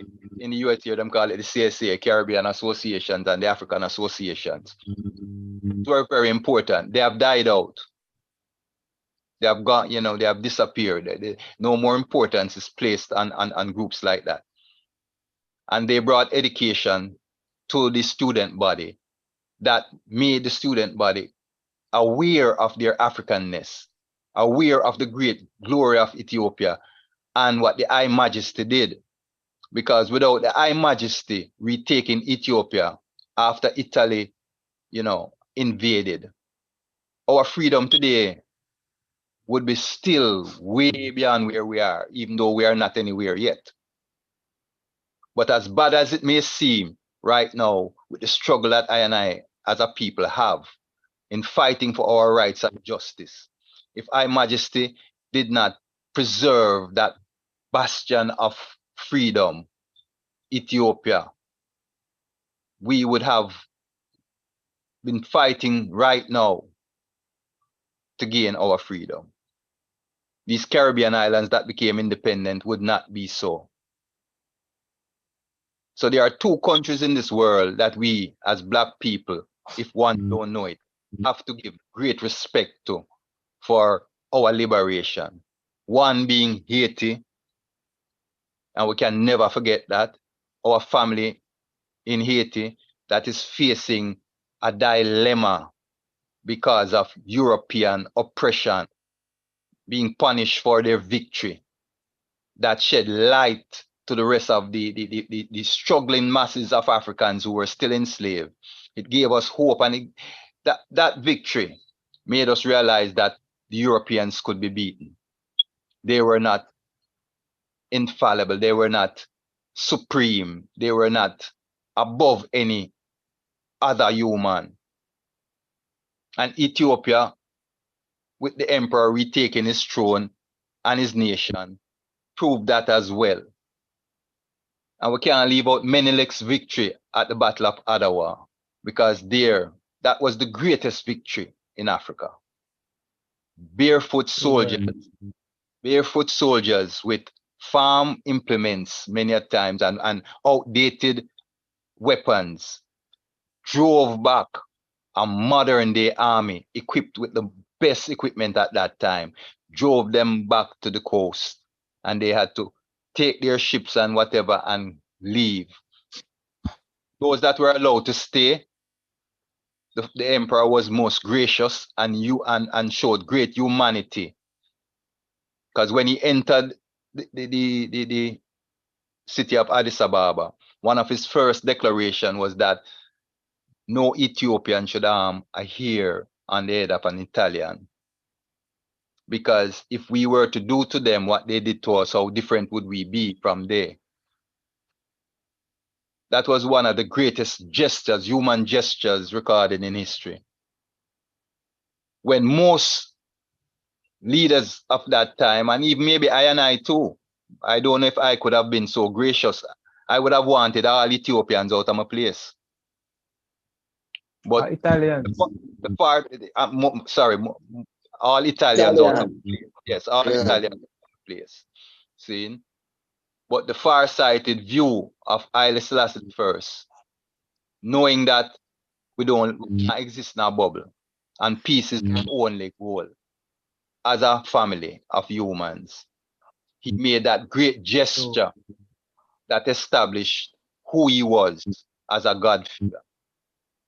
So today, we in that forum need to, our vacation places, instead of looking to go to Paris and, you know, the Riviera and other places that, you know, UK and all these places that we go to every time we get a chance, we should take trips to the Crown Edge State. Every African in the West should make a pilgrimage to Africa, and especially to Ethiopia, to learn our true spirituality, to learn our ancient history. Because there are places in Ethiopia, when you step outside of the cities, time stop. Meaning, ancient traditions are still intact. There are still elders there being able to sit down with you and tell you of your ancient great past before we encounter the Europeans. So yes, family, as the Honorable Priest Barrister Babo said, it is paramount that we of the diaspora, especially conscious Rastafari, we're not talking about those that Marcus Garvey spoke about, those that are no good here and will be no good on the continent. We're talking about conscious Rastafari, conscious Pan-African, conscious people of African ancestry from the diaspora, returning to the continent and assisting with the development there. Instead of investing our money in whatever here, invest in Africa. Rastafari. Right, Rastafari, true, Europeans here, Europeans and their institutions here rob us blindly. And we don't say anything about it. We think that as long as we are investing in the same thing that Bill Gates is investing in and Jim Bezos and all those guys are investing in, we are rubbing shoulders with the elites. And we lose the vision of ourselves. Invest in Africa. There are some bright students in Africa. When I look at the expo there in Africa and look at the scientific development, the inventions of the young minds there, some inventions that I see they displayed last year at that big expo there on the continent. I saw things being created just like how we have created for many years. Because most people don't know that we have been the greatest inventors of all time. It's just that the Europeans have patented our inventions and claim them as theirs. So as theirs. That's true, my lord. So when you look at the basic stoplight that you see there, you would think it was a European invented, no family. See, it was one of I and I. So we have to get back to that greatness. And one way to do that is reconnect with the continent. Make your pilgrimage the continent. Shut up into the island regions of Ethiopia. Go to Lalabela and see what our ancestors did, carving churches out of rocks. True. Those things exist today. Give thanks, my lord. You know, that exists as a symbol of our greatness. Yes, to close, we need education programs to re-educate our children and make them know Christopher Columbus didn't discover anywhere. Our foreparents, right there in Africa, the Dogons, were able to see beyond the normal sight.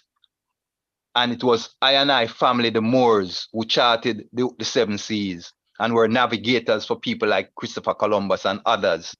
Without I and I, they had no knowledge of themselves. We taught them. Give thanks. Blessed love, my lord. Give thanks, honorable priest Savannah, for your comments and your insight as it relates to us interfacing with the crown state, Ethiopia, and in also the discussion about how we really need to take that pilgrimage. Certainly, definitely, we need to see that as one of the main ways how we can either interface and interact with the Ethiopia, us here in the diaspora. So instead of planning our trips to other European countries and so forth, let us head over to Ethiopia and interface and interact.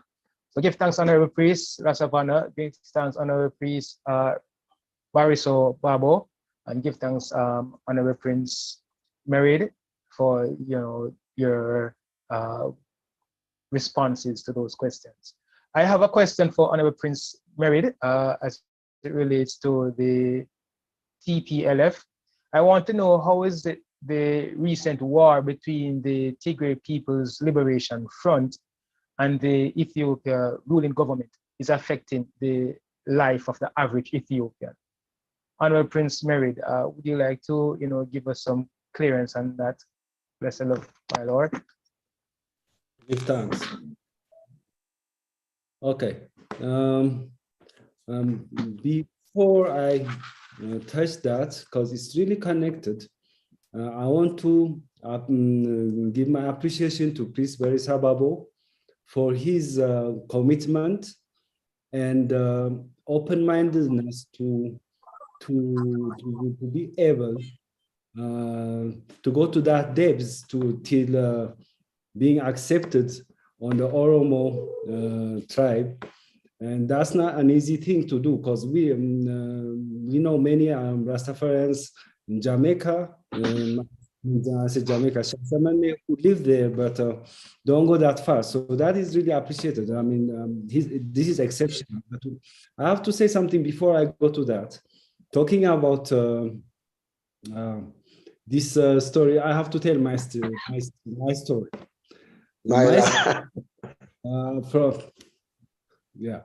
story from my childhood. I'm lucky enough to live a few months when Haile Selassie was in his throne as king. The revolution happened right after. I born in Ethiopian calendar 66, and the revolution will take full swing after 1 year or two. So it's not even that. But from then, one thing I remember as child is because my father was the commercial bank manager in northern part of Ethiopia, Tigray and Eritrea. I grew up close to my father's friends, and one of my sisters, actually, because I call her my sister, like my blood sister, I say it like that because we raised together. Her father was one of the biggest specialists, born specialists from Oromo tribe. His name is Taddasa Malka, Brigadier General Taddasa Malka. He reached that stage at last. He's a doctor. So he went abroad and he left my sister. Her name is Aida. It was Alam Sahid. She used Aida now. Left her to be raised with my blood sister. And when my father moved to Addis Ababa, we come together, three of us, two of my younger sisters for me. And her father is from Oromo tribe, and his friends, my father's friends, most of the generals who were fighting in Eritrea then with Shabia or Eritrean Liberation Front were Oromo generals. My Lord. They used to hug me. And there were one of them is Colonel General Lamesa, actually. He is so tall. I remember how high he used to hold me. So I grew up in their embrace. And for us, those who raised in that time, then even after that, going to school in that time, I remember not knowing my friend's father name or grandfather name in any form, because we, as Addis Ababians want to, as Ethiopians, we used to not even think who's Oromo, who's Tigray, who's Eritrea. We just don't, we don't have the clue. That thing start to happen. And before I go there, since we're going to talk about Tigray, on Adwa War, I am the sixth generation of King Haile Selassie Hossein Sagad. My great grandmother is sister of King Haile Selassie, His Majesty, and brother of Minilik II, the father. So I'm from that line, and not just that, my father, my great uncle was one of those who fought in Adwa and make a major difference in the war by going in the middle with his brother, the Jazmach Lama Boye and the Jazmach Basha Boye, two brothers. Lama Boye is my direct grandfather or grand cousin, actually. His brother was crowned, King Olde Georgis. They're the one who break into the middle, because war don't happen in one day, like we imagine it, or in 1 minute. The army gather and scatter and reboot and come back and fight. So the major move taken by the Jazmach Lama Boye and Basha Boye to come straight in the middle to end up getting the victory after that move. Right. So he even given by Minilik II in Addis Ababa, the area called Sangatara. Sanga is, you can use it for ox, you can use it for horse, young horse. So they are horsemen. Sanga horse is like a young horse, like what do you call it, a colt or a very young and powerful horse. Cob.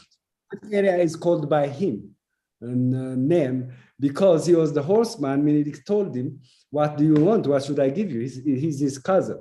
So he told him, "I have a land outside of the city, but I don't have no land in Addis." So he told him, "Okay, you're the horseman. You jump on your horse, ride as far as you go, and that area you ride as far is your land." So that area now called Sangata. Sangata. Is Piazza, Rat Kilo. So this Kilo Sangatara is one big area named by great grandfather, who was one of the great heroes of Adwa. And beside him, who fought with him, Balcha Abanovso, Oromo. The great Kanem man, Abata, and Bimot Tateka Balcha, there is a say. When Abata died, Abata is Oromo too, big general. He's a Kanem man, and Balcha is a Kanem man too. So all of those different tribes fought together with my father, my great grand uncle, and my Menelik is my great cousin too. So we don't have this clue since Derg fall and TPLF take power, and they still come to ask us what is our tribe. Rastafari. And they're like, we're Ethiopian. What tribe? We don't have this. This is I'm talking about 30 years ago. Right after Derg fall, 17 years, then Derg 17 years, then TPLF 27, now with 5 years, 30 something years ago. We used to not even have a clue of calling ourselves Amara or Gurage or Tiglian or Oromo. We're like Ethiopian, we're Ethiopian. So we've been forced and asked, okay, your father, where is he from? I said, North Shoa. North Shoa is Amara. Shoa in general was Amara actually, because it's under my great-grandfather, King Haile Selassie, was a Sagad. He's the king of Shoa. So all these divisions and ideas of this Kush talk, for example, when they say Kush, we even in that time educated that we Ethiopians are Ham, Sem, Kush, and Nilotic. I don't even understand what Nilotic is, but that we are all of that together. Nobody tell us you're just Semitic, you're Hamid. And my father grew in Ambo. Ambo is in Shoa, it's very close to Addis Ababa. Spoke Orominya. My only sister, he have one sister, Brutuka, lived there all of her life and have over 14 children, and all of them got married and lived there. So we intermarried. Even if I directly am straight Amara, but my relatives are intermingled, they're married, and I have cousins and brothers like Daniel, my cousin, that I grew with. So those ideas come after TPLF and with ethnic federalism, which is never, I mean, I don't know no other country, excluding America, which has federalism. Government, not ethnic federalism. So that is the source of all evils, I could call it right now. Honestly, our problem really starts from them. So many of us, and some cannot even say Oromo or Amara or Gurage because their father is Oromo, their mother is Gurage, their grandfather is Tigray. We're mixed. Some people cannot even say one tribe. So they would say, oh, okay, just tell us what your father is. That goes only on father way. Or just tell us what your mother is. So it will go on your mother way. So they worked hard to put us here now.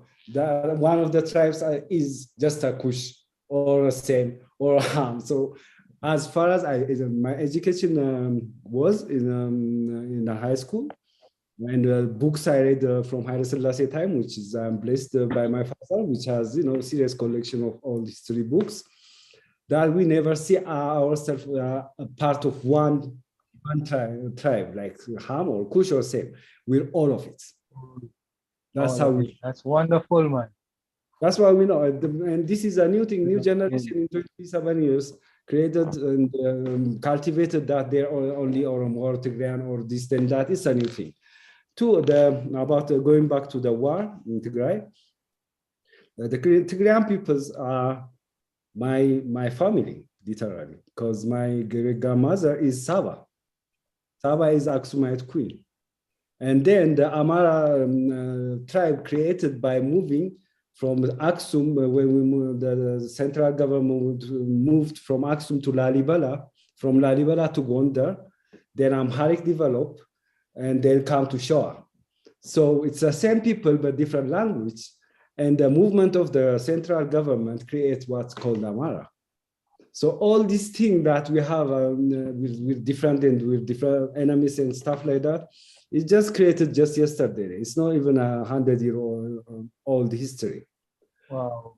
The war with Tigray, when this new government take over and that TPLF left power, we supported the change. We were thinking change is coming and we're not going to be, even called in the specific tribes and specific regions, and you have to speak this language, or if you don't speak this language, you can't work in this area, or you can't govern that area. It's a new stuff. So yeah, so that really is another new thing. So that these 5 years for us is okay. Even our ID, Kabale ID, no more say Amara. For me, it's used to say Amara. It don't say Amara. So we're really so happy about it. So when the party TPLF didn't agree with the current government, which is when you talk about the truth, the current government, it was part of TPLF, but succeed, and especially the Oromo and Amara part, rebel against and create this change.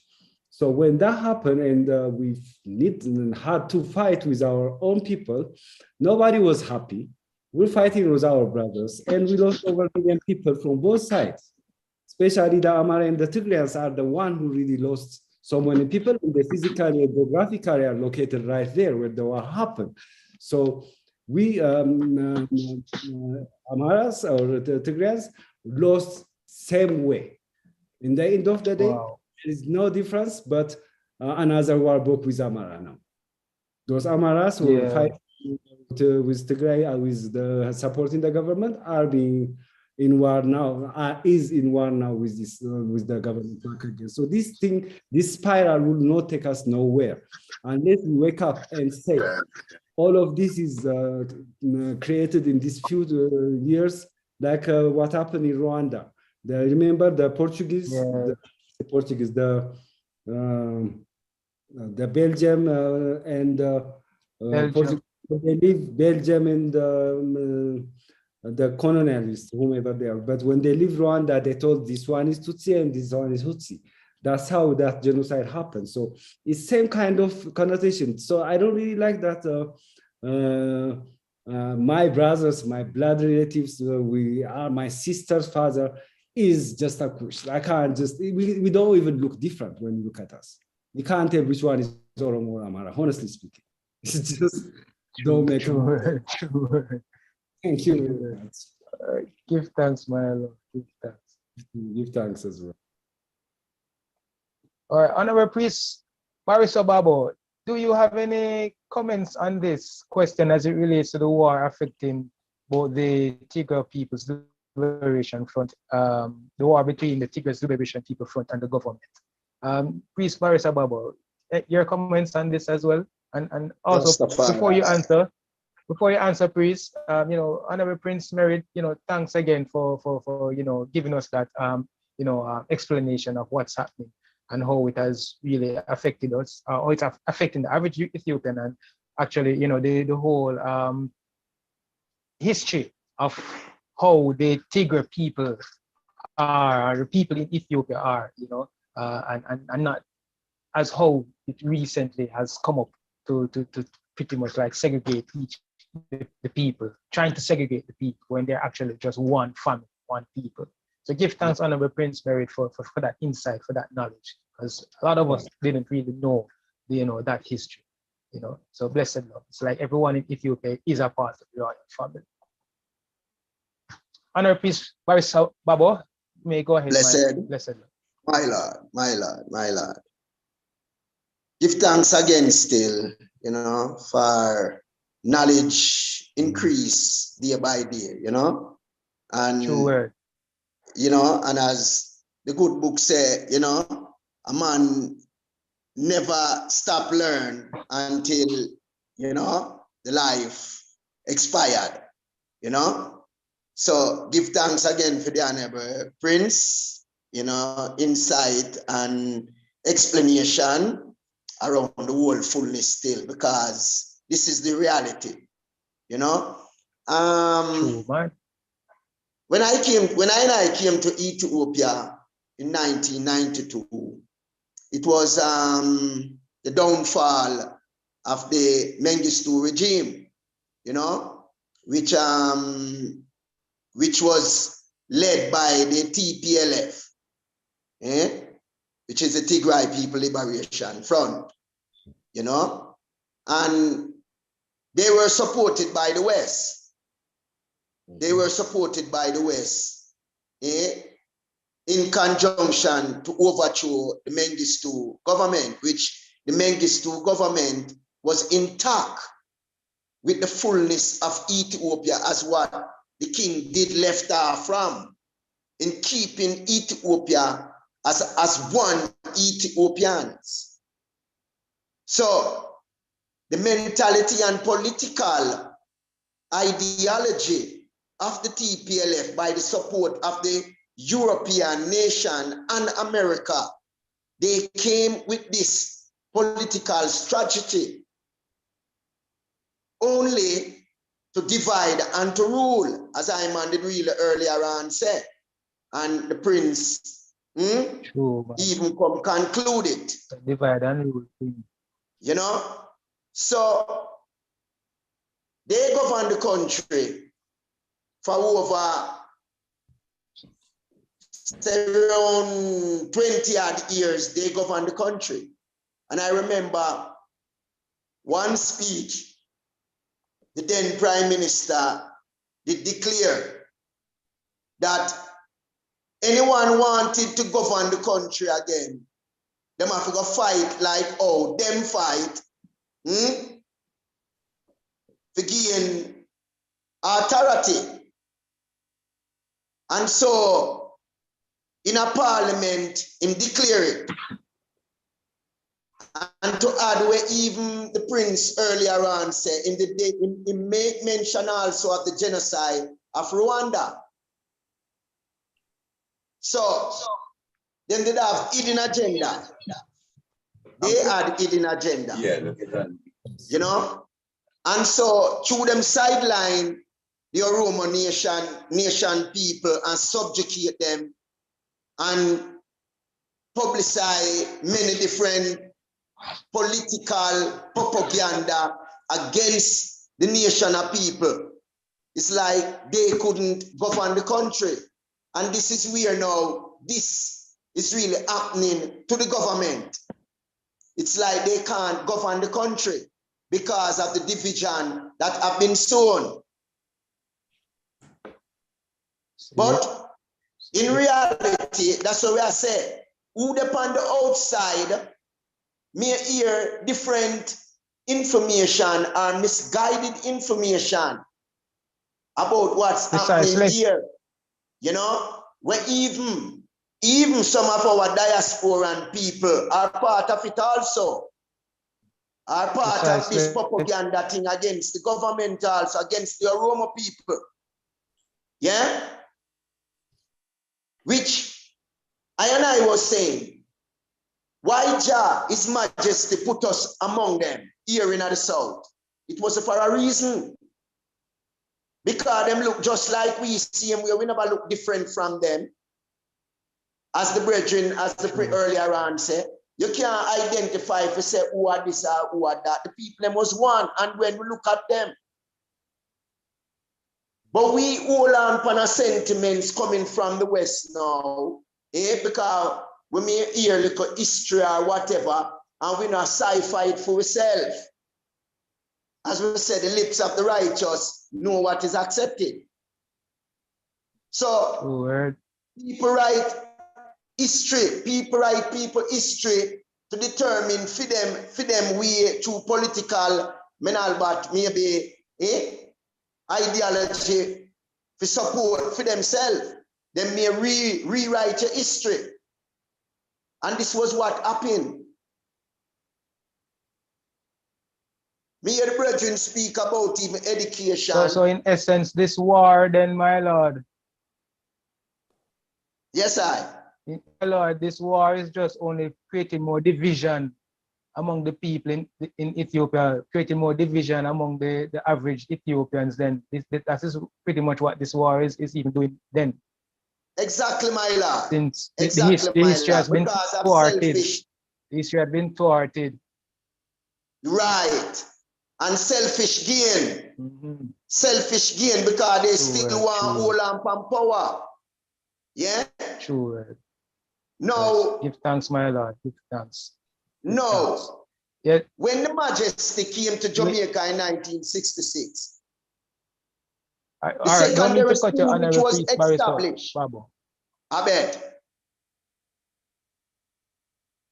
bet. Blessed love, my Lord. Yeah. Yes, don't mean to cut you, my Lord. But, we want to try and get through some more questions. So Just briefly, give you a just minute more. briefly, man. Please, Yeah. please. Yeah, man. Just a minute. Go through, my Lord. Give thanks. The secondary school which was established in Jamaica in Pienland, that was basically what the energy of this school was all about. Where the honorable priest Dougie was talking about. This was what this school was built it for a student to leave from Jamaica to be in Ethiopia to study, and Ethiopian student would come to Jamaica to study, so to have a better interaction and understanding, yeah, about the two nations of people. So that was the fullness, yeah. So again, my lord, true song. Rastafari. So about the TPLF, they had hidden agenda. Yeah, and their hidden agenda get curtailed.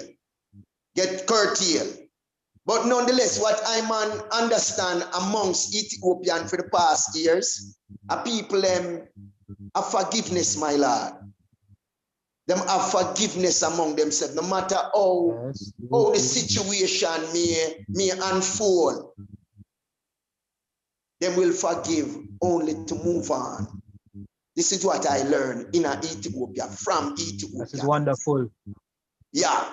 No matter the atrocity, Really no wonderful. matter what really happened,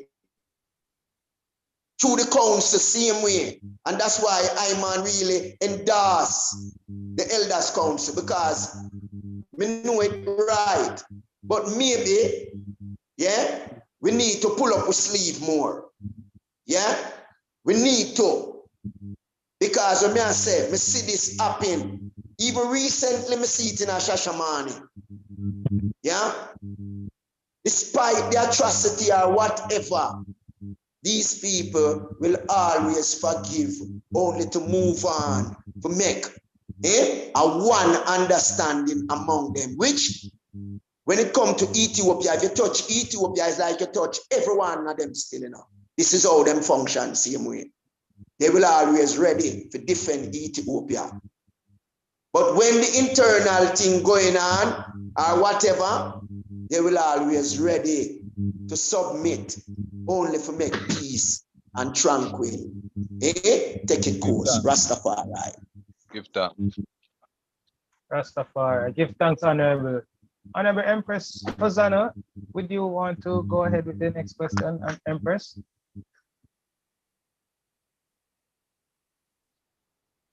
And onto the other Empress members of Hosanna? the panel. Yes, I give thanks, Honorable Prophet Oki. Yes, I am next here. question to the Honorable Prince. Yes, okay, I. Blessed Lord, give thanks. Glorify my Lord. So giving thanks again, for all contributions, these questions, for the very informative period, especially for us here in the diaspora. We are learning a lot. And, we do give thanks in the moment with the Honorable Prince. And I will direct this question to the Honorable Prince as well. The news came out a few weeks ago about the colors red, green, and gold being banned there in Ethiopia. Can you shed some light on the situation, Honorable Prince Mered, my Lord? Give thanks. Well, on that matter again, we'll go back. We have to go back because when the communist regime take over, the military junta took the lion out of the flag. That's when this ordeal started. Then the flat flag was, Ethiopian flag for some time. And when TPLF take over, they put this star on it, the star you see now. And honestly speaking, I can't understand the flag in any form without the lion on it. Even the flat one, even in Haile Selassie time, they use the flat flag because you can't put the logo all over. There is no China printing like that. It's almost made by hand. So we used to, take the flat flag. But then when this star come in and they tell us this represents the six tribe of Ethiopia, and that they're equal. It's almost, for me personally, I will speak about myself. It's hard to look at that star on our flag. That star represents something else. I'm not gonna preach for you, Rasta. No, that star is a devil star. Star been used in many ways for witchcraft and stuff like that. So to see that flag and swallow it take us long time, but for the sake of peace, and if it make those ethnics which were created by TPLF, the 6 ethnics, and it represent them, okay, but for me, I will still keep my Lion of Judah on the flag. Then now, after the TPLF gone and the current government, this preaching about Amara in the Orthodox Church flag is red, gold, and green, and the lion represent the church and the monarchy, goes too deep. So certain brothers of ours felt like, and they've been told that they've been colonized by that flag, by Menelik II and stuff like that. There is unconscious and almost ignorant hate for the flag. So that's what create what's going on right now. Now, so not everybody, but many people wouldn't accept the flag without the star on it.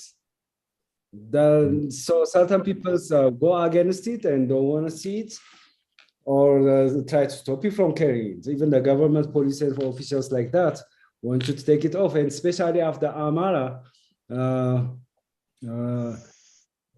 I don't know why we're not talking about that right now, because after Tigray, the one goes to Amara region and Amara fighting, and Amara don't like the star on the flag, then they carry the flat flag or with the lion. So they connect it with that, so they think it's the rebellious form of those who love the monarchy and only are Orthodox Christians carry. So that's how we end up here. Yes, sir. Yeah. Okay. Give thanks, Honorable Prince Merid, for that clarity on your view and as to what you think about the flag as it is right now, and that star, a very controversial flag star there. I would like to know if Pariso Babo has anything you would like to add as his view on the flag at this moment. Blessed Lord. Blessed Lord, man. Rastafari. I man live here and I see so much as the brethren really make mention of the flag,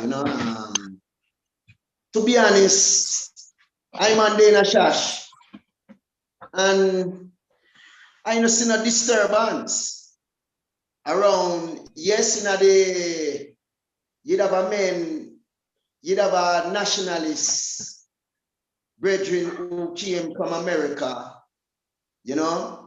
and he came here and started some kind of nationalistic behavior. And so this is where the flag come in place because of this this brother who came from America, and he was declaring himself as such an extreme nationalist, Roma. And so this is how I think the energy of the flag came about. But nonetheless, since them curtail him, since they have curtailed him and clamp him down and make him know so well, yeah, Ethiopia this with different nationalities, you know, yeah, it kind of dampen. But a few weeks ago, may say some publication from I&I people disseminating this thing about the flag, which, to be honest, I haven't seen it. I haven't seen that. And being in Shashamane, I haven't seen that. You know, there was dispute even around the church. Even last council meeting, the priest did make mention of it still. But again, as we say, Ethiopian are people where them love peace. Them love peace. And whatever for really cause problem amongst them ready to resolve it. This is the understanding I gather people in, you know? So to really elaborate around it still, I not really fully have no knowledge around the publication of what really with the red, gold, and green. We know that you have a group in Amara, we call themselves Fano. We're using the flag. We are use the flag and attack the federal security forces in order to declare like that way them really. So this is part of where I'm here within the security. Yeah, true them using that. Even about few weeks ago, them attack a station in Shashaman. Yeah, the same group by individual who went to the station demanding certain fullness, and the security never really give heed to him, and them end up doing things only to create a Abakina Shashamane, where it was curtailed instantly again. That was curtailed instantly again, and it was conducted by this group again, the Fano from Amara. You get me? So right now, even those individuals, they are in prison right now in a Shashamane custody because them curtail them. So it's a political thing going on, and I Rastafarians, we just stay focused, as we say. Remember the eagle still stay focused on the vision. Yeah. So the dispute about the flag, we have greater and bigger issue to deal with. Those things we get rectified within the passage of time. Rastafari. True word, my Lord. Give thanks, my Lord. Give thanks. So we'll keep the focus for sure, you know, and give thanks for the view as it relates to the flag. And give thanks again, Honorable Prince Merid, for your view on the flag and the situation there as it relates to the change, you know, of the flag. Honorable Empress Ozana, would you like to go ahead with the next question? Priest Baris Obabo and Prince Merid. Yes, sir. Blessed love, Empress. My Lord, glorify.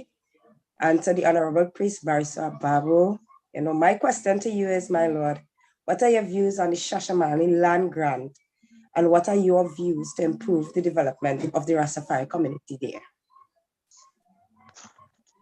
Give thanks, Honorable Empress, for the question. You know, the Shashamane land grant was granted to the black people of the West. But there is so much confusion which evolved even from that time with the parent body who claim to say they are the original parent body of the land grant. But the understanding around it, if you are not a member of that parent body or that organization, then you couldn't live on the land. And this was what happened, why the land grant have been sabotaged. The land grant was a springboard for the diaspora. Was a springboard for the diaspora. But again, because of unfarsightedness and maybe political leverage also within one's mind, yeah, words have been spoken which discourage many one. Yeah. Now, when I was in Bobo Hill, I never hear much deliberation around Shashamane land grant, more than we hear is federation who really administrate the land, and Jana mix up with federation, which is the parent body, as Iman earlier on said. Now, the spirit of Jah when I came here, the authority have been always telling us that we should go to Shashamane because that's where our family is, you know, and that's where the majesty they give for the diaspora community. But the misunderstanding and the misguided information around Shashamane make it becomes what it is today. When I went there, I reached out to everyone only to make a better understanding among ourselves as races, because coming to Africa, living in Africa, we need a one understanding, we need togetherness, we need brotherhood. And in Shashamane, that wasn't forthcoming. It was like dog and cat.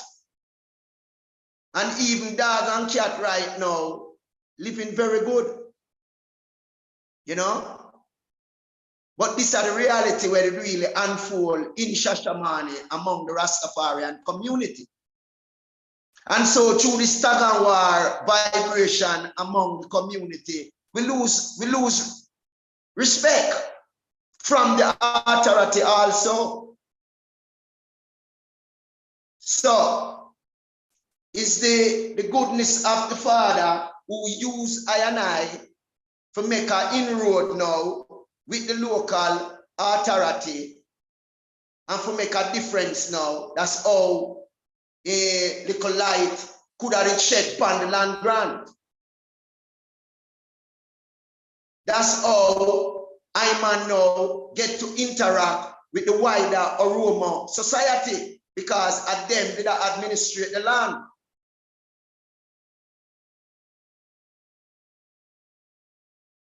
So to answer the high question around the land grant, right now, Jah bless the individuals them who still maybe have them property in Shashamane, because of the non-unity among ourselves and the fighting among ourselves, like puss and dog again, as me say, like dog biting up yourself. If me are not this, me can't come live on the land and all different kind of thing.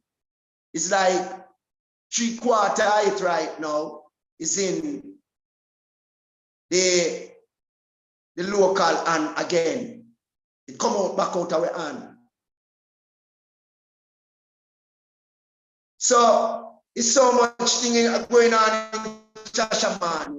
We as a people unite among ourselves. As Marcus Garvey said, show me a united people and I will show you a respectful nation. We never did that. We never did that. Until today, same way. Until today, same way. God bless I and I, that the authority put I and I in our position to represent the community. And the community real against it. Them no want no bubble. Them no want no bubble to lead them. Them no want no bubble and no bubble land. A federation land. All these kind of things. So the diaspora right now and the development of Shashamane, we have to go struggle again.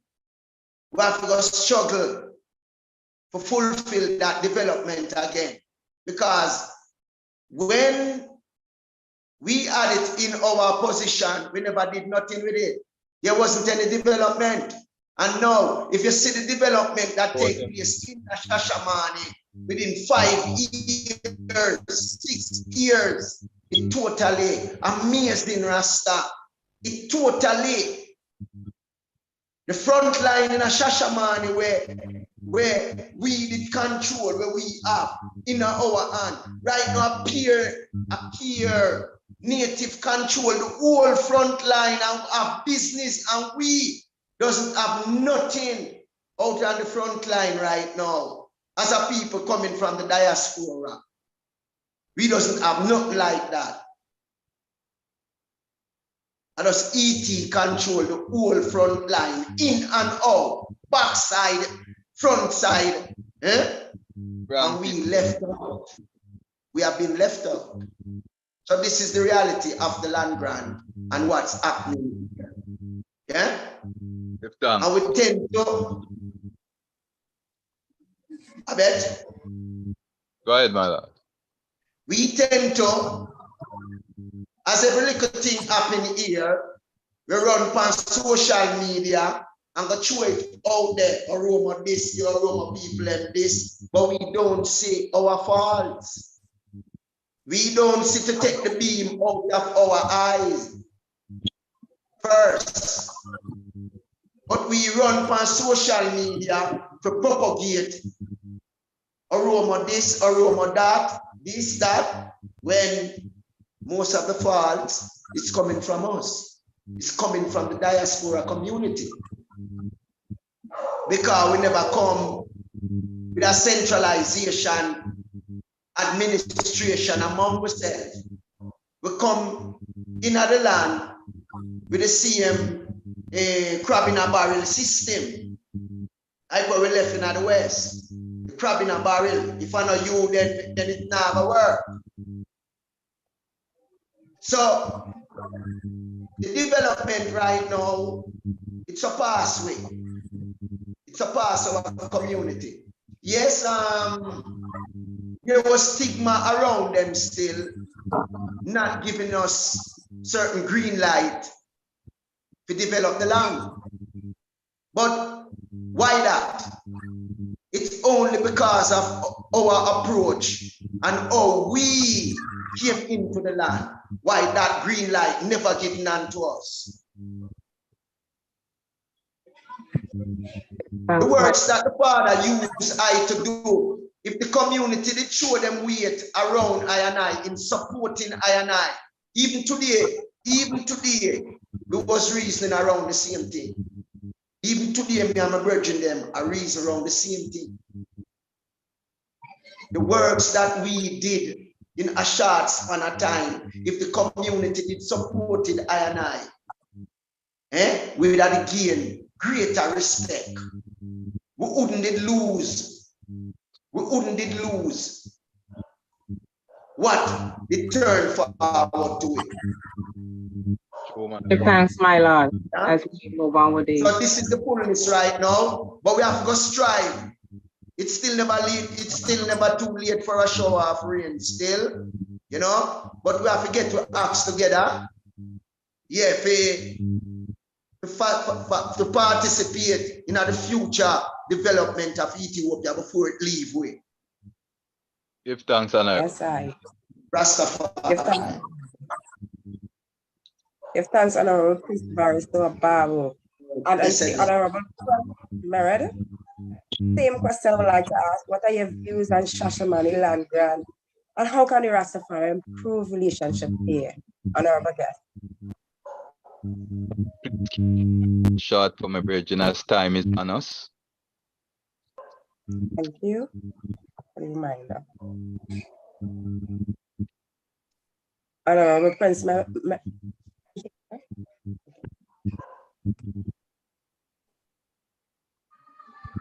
Honorable Prince. I didn't know it was for me. Sorry, my sister. Yeah, just your comment. Some short comments on it, my brother. All right. Well, for me, I have to mention my wife on that one. Dr. Vesta is one of those who work on the development of the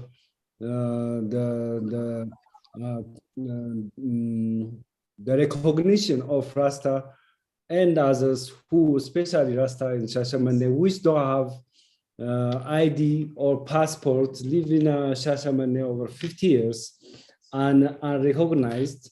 And she's one of those who, the leading one actually, work on the passing of the rights, having a yellow card, we call it yellow card, maybe considered the green card in America, to be given for Rasta community as Ethiopians in ancestral, but carrier of other passports or citizenship. So that's given if I change. Yeah, and Priest Paul was part of that as well, or Priest Baron Sababu, sorry, was part of that committee that this passed and been recognized as Ethiopian who ancestors are Ethiopians, but in passport and citizenship, maybe other citizens. So that's a great development. I think there is no other country, even in Africa, who recognize Rastafari as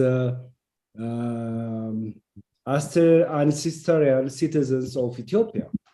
So that by itself is a great development for me. I mean, because that allow you, you might not go to military service or might not run for a political position, but you have all rights. Any Ethiopian who changes their citizenship has. You can buy land, you can invest, you can do all that stuff. So I think that is a great development so far. So what we have on hand sometimes might not look like that much, but that allow you to invest and continue being to be integrated in Ethiopian community and society. So for me, the land grant by itself don't mean anything unless you recognize the person, you are a rightful person to invest on it, build on it, develop it. So I think the platform is there. But that size of land which was given, which is taken a little bit and a little bit away from dark time, then so and so, and we have left a little bit now. Don't mean nothing if you are not recognized as Ethiopian. As Ethiopian who can invest. True. You know, without having visa and worrying about, you know, considered as an alien object or something, subject or something like that. So for me, the platform is there. Ethiopia has welcomed those who are already here, and I'm sure for those who are gonna come in the future, that railway, that track is built. So through that, any of you, my brothers, who decide to come to Ethiopia, can be legitimate Ethiopian to live and invest in Ethiopia. So that's how I see it. As far as okay, we will certainly be sensitizing that initiative on encouraging brethren and sisters in the diaspora to take that route, so that we can all be part of that community and utilizing the land grant.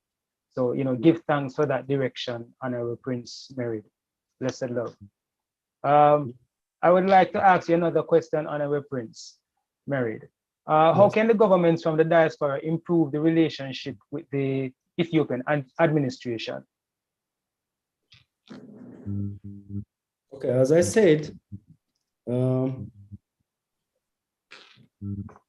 Ethiopia is open for investors, much less African brothers who was, is living in diaspora right now. So, and I can tell you that whether the certain group of people don't like the flag and our banner, the Lion of Judah as Rasta, because I'm a Rastafari as well, over me being Pan-African, which I can't think in this little box. I think of the whole Africa and the 6th region. So the West, those brothers in West, whether Rasta or not. So that door is still open, I think. That door is still open. So what was the question? Sorry. How can the governments from the diaspora, improve the relationship improve the relationship with Ethiopia administration? How can the governments here improve the relationship with the Ethiopian administration? And when you say government, like Jamaican government? In the diaspora, like Jamaican, the Caribbean, the wider, or let's just say Jamaican government to begin with, seeing that Rastafari is more centralized here. I got you. We have African Union, and African Union already recognize those governments as the 6th region of Africa. So that door is already open. And we already, as Pan-African, what I'm seeing is this thing we're talking about, this tribe, that tribe in Ethiopia. I'm thinking beyond that border. And the whole African brothers next door, which is another country like Kenya or Sudan or even Egypt, are part of Africa. For me, I see us as one people which are divided by the Berlin Conference and or transatlantic slave trade. So for me, the two platforms, the African Union and the recognition of the 6th region, is already on the way, and soon we're thinking about opening our borders for business trade between African countries. So to come as an investor, it mustn't be money. You know how, your experience, your knowledge is much needed here. Not just in Ethiopia, in West Africa, South, East, Central, North.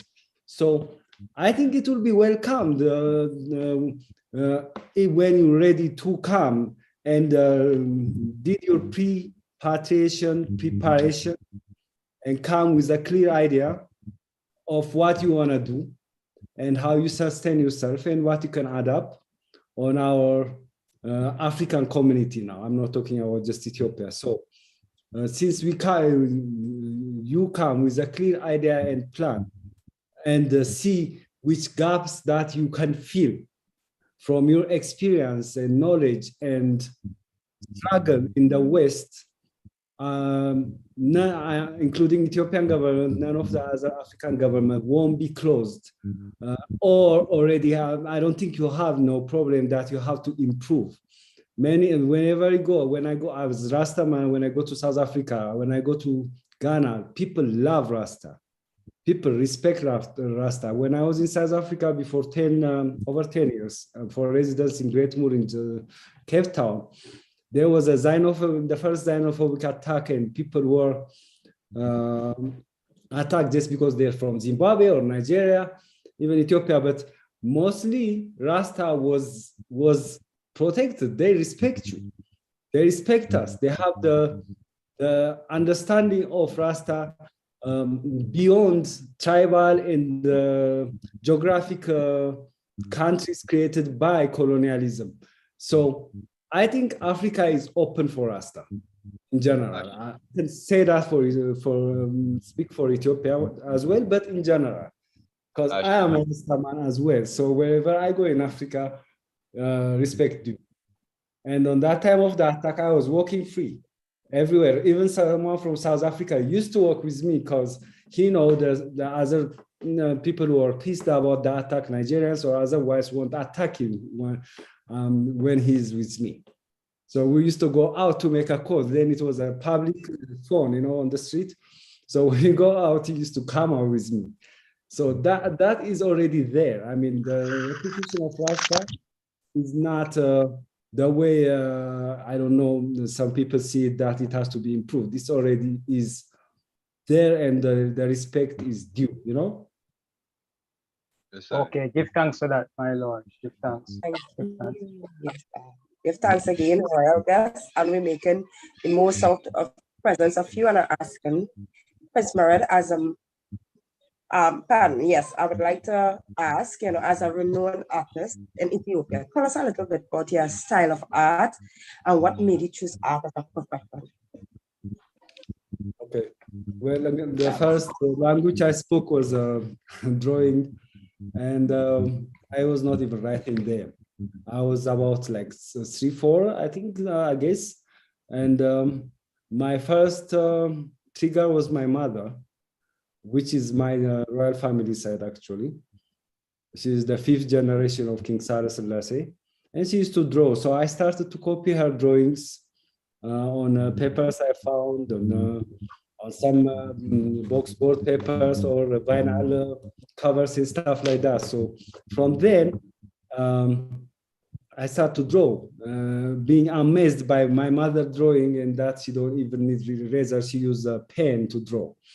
So what she drew, as far as I remember, is more historical. For example, one piece I still have is King Tedros. She drew him on pen, and I still have that piece. So I copy it behind and try to write as Emily can put a gun, because Tedros killed himself when the British surrounded him.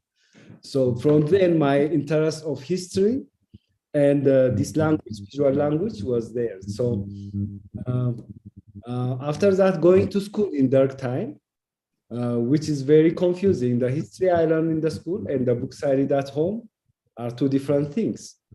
So I lost interest. I was absent-minded in the class, honestly speaking.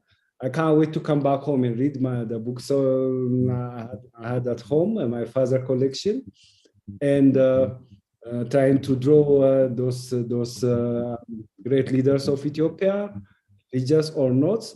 So that's how I did develop my drawing skill. And my father used to support me and buy me material every month, and never trust me study this, study that, focus in the school and stuff like that. So from then I did have that hobby, especially winters was my happy time. I used to spend it drawing and painting. Then at some point I joined art school, as I said earlier, established by Qadamawi Haile Selassie. It was children's winter course, and then I said, well, this is a place I want to be when I finished secondary. So I joined art school right after. From then, I got the academic knowledge over my natural talent, which was developing without me knowing it, as hobby, as wintertime, favorite thing to do. So from then, the 4 years really shaped my love and admiration of art and the power it has. I remember the first painting I did was Qadamawi Haile Selassie. I remember my father was wonderful there, and I'm like, okay, what do you want to do? So I said, I like this. So there's one of his books, and he was in the in the first page, color pen picture that I love. So I drew it in front of him. My sister and father sat and watched me painting it. So then it's just. But when you add up, the academic background in art school is very rich, because the teachers come from East and West. Most of them in Haile Selassie time, some of them go to Yugoslavia, Czechoslovakia, Eastern Europe, but most of them went to US, West Germany, England, like our biggest artist, his honorable matron artist, Afok Takle, went to England and stuff like that. So those teachers And then when I joined art school, the younger teachers who went to the communist bloc, Russia, East Europe, came back and teach us from the two influences from East and West. So we can speak about our art school. It's one of the most skilled and well-rounded artists come out of our school. When I graduated, the art school was not even in the university. It was by itself, it's an entity by itself. It was a school, art school. Now it's in the art school. Right after I left, it joined art school. It joined the university. So then I come out with my, I've been encouraged to write my book. The art school, what makes art school different when you graduate, you have to do your own composition, your own new history, your own new style, new perspective. So my perspective was top view when I do my graduation works. That top view allow me to break the barrier of looking at things in one perspective, which is now, for example, we're looking at each other. If I flip this phone or laptop, everything would be upside down, no? But when you look at things from top, you could look at them in any direction. So right after I met this guy from Jerusalem, invite me to go to Jerusalem, have residency, and do my first exhibition, which ended up called Black Flag. And that title came from the interview I had from Moroccan Jewish man who live in Jerusalem.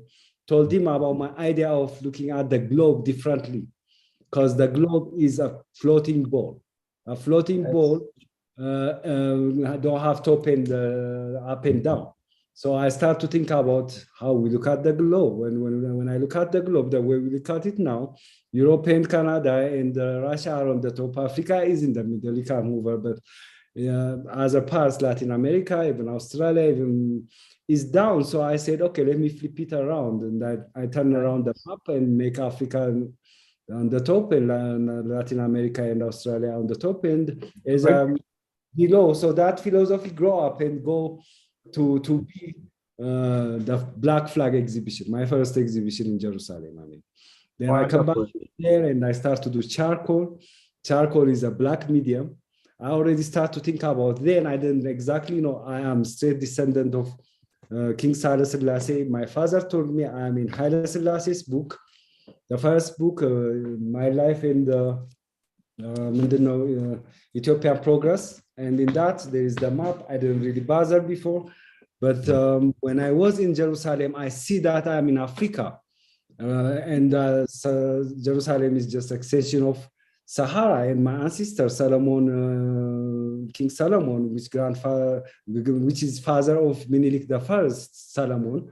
There is nobody called by his name anyway, because everybody talk about Solomon have 1,000 wives and but there is nobody called by his name, or that royal family don't exist, but in Ethiopia. So from then I start to question, oh, well, why I see many white Jewish peoples? Why? And I see my right brothers from Gondar, which are Amara, there. So I'm like, okay, this is our land. So my philosophy developed that in that way. And then that route, I decide to come back home and do charcoal for 10 years, just black and white, and take out the beauty of black and what black can do. Because this stereotype about black, negative, dark, and stuff like that, I start to challenge those ideas. That's how my artistic endeavor developed. Okay, wonderful, wonderful. Thank you, Honorable Prince. Really give thanks for that. That highlight as to how your passion for art, began and how you developed it as you go along. Really appreciate of that, Honorable Prince Merit, blessed love. I wanted to ask another question, Honorable Prince. But before we go into that, we're going to have a little musical. And so we turn over to Empress Trisha.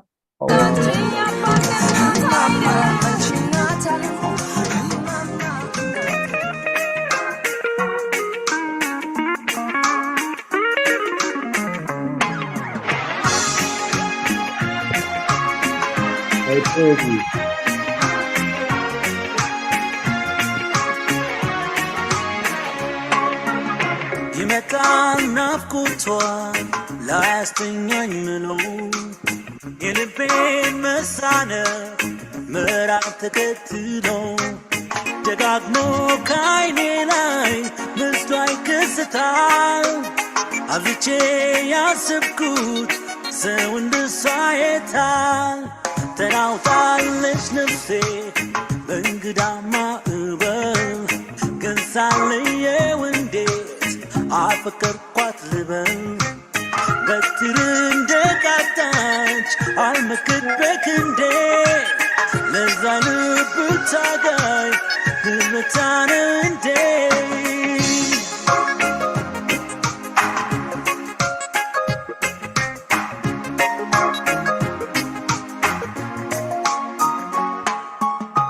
ተፈጥራ እንጂ ይውደድሽ ተብላ ስሜት የምለየው ከሌላ ከሌላ መላመድ አልለው ገና በሳምንቱ አይኖቿን መናፈቅ ምንድነው ምክንያቱ?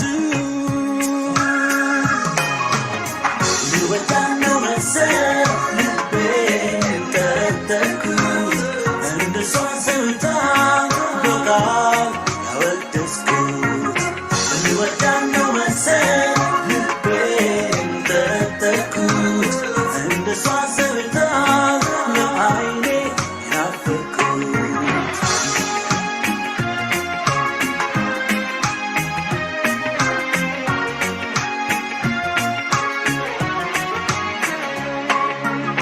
ይመጣል ናፍቆቷ ላያስተኛኝ ምለው የልቤን መሳነፍ ምዕራፍ ተከትሎ ደጋግሞ ከዓይኔ ላይ ምስሏ ይከሰታል።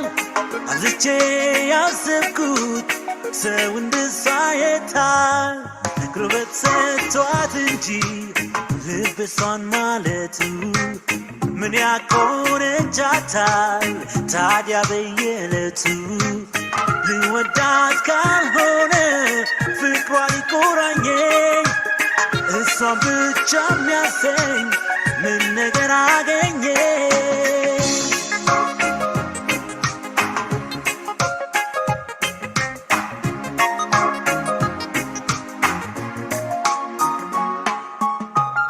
ናፍቃትን ያቺን አደይ መሳይ ደስ ይለኛል ደግሞ ተገኝታ አይኖቿን ሳይ ስሰነብት ሌት ቀን ሲቆጠር ፍቅሯ ክንፍ አድርጎኝ መታየት አይቀር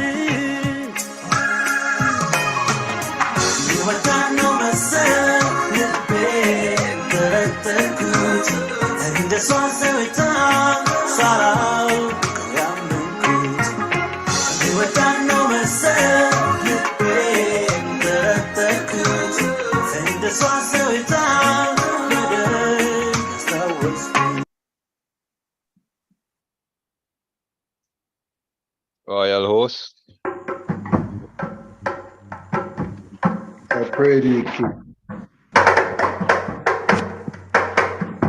Blessed love, blessed love. Give thanks for that royal music a while ago, Empress Trisha. Give thanks. I pray thee, my Lord. All right. Honorable Blessed Love, we are going to continue with the rest of questions that we have prepared for the I pray in my Lord, program. capital people. Blessed Love Empress. Yes, I'd like to say give thanks to the viewing audience. Give us a few minutes to get through some of the last few of the questions, and then we will be open for question and answer. If you would like, just raise your hand when it's that time and we will call on you, or you can make your post of your question in the chat room. Give thanks. Blessed Love. Give thanks, Honorable Empress Trisha, for that announcement. All right. Honorable Prince Merid, I have a question for you as it relates to the Derg. During the time of the Derg, Honorable Prince, during the time of the Derg, that brutal reign of the Red Terror, Mengusto Haley Miriam. What was it like, Honorable? Blessed love. Well, as I said, the whole 17 years of Derg regime is I was 17 when Derg fell. So the whole time, my secondary and elementary education was in Derg time. So my family, as many of our family members from Ethiopian royal family were prisoned, some castrated. My father's first wife was from the palace, literally, because her father was Haile Selassie's advisor, Tsahafi Tizaz Teferra Work. So he was prisoned, and she was not in Ethiopia, she was in England, but he had two children from her, brother and sister. So they had to flee the country because their aunt was prisoned and their grandfather was prisoned as well, my brother and sister. So both of them flee out of Ethiopia through Sudan, but Tsahafi Tizaz Teferra Work got killed with other two great Ethiopian intellectuals. Very horrible and painful. Condolences. Yeah, give thanks. They killed them like in piano wire in front of the army. So, and their aunt, my aunt, I call her my aunt, was prisoned in the palace and castrated. She could not have child after she got out of the prison. So for me, it's a very close call. It's all Ethiopians got touched by that, but my family, our family, is they're very, very close calls. So from that experience, when Retter Martyrs Museum established in Addis Ababa, it's at Masqat Square, still there. I volunteer with my wife to do two big pieces, 5 meter by 4 meter and 4 meter by 5 meter, two pieces, almost as Ethiopian first of all, and as a family who really got the close call and paint very close. So I did paint those paintings. They're still on display and permanent display at the Martyrs Museum. So that period was really painful because even if I was a child, I could remember the curfew. So because at midnight for European, it's like morning at 6 the midnight. You have to run home. My father used to drive back home fast and had accidents 2 times. Not to be caught on the curfew. So that period was a very painful period. I mean, and there is no trust to each other. Can't talk free about anything, and someone could be spying on you, and you end up in prison or get killed. So that's what I remember from that period. And the school curriculum was messed up because they tried to change it so fast. So it was not. The books were not. By the way, the education system in Haile Selassie's time was the best. I can tell you that. My father finished in grade 9 actually, because there was no grade 12 then, and he couldn't go to commerce, but he would join a commercial bank, Ethiopian Commercial Bank, and start from secretary because he could write English very well and speak English very well from grade 9 and can type. Then Haile Selassie sent him to England, Standard Bank, worked there for 3 years and study more about banking because we don't have no commerce or commercial college. Haile Selassie opened the commercial college after that. So if you see those, that generation, they are so well read and very international. But that 17 years, the standard of education goes so low, and so unattractive. Many of my friends end up graduating from grade 12, but cannot even write or speak English. or the science knowledge is not there because the language changed. From grade 7, they switch us straight to English. So you can't understand the maths, you can't understand the physics, you can't understand the chemistry because it's in English. My father's generation already spoke and write in English from grade 9, but our generation, after we finish secondary, cannot even understand what they're talking about science.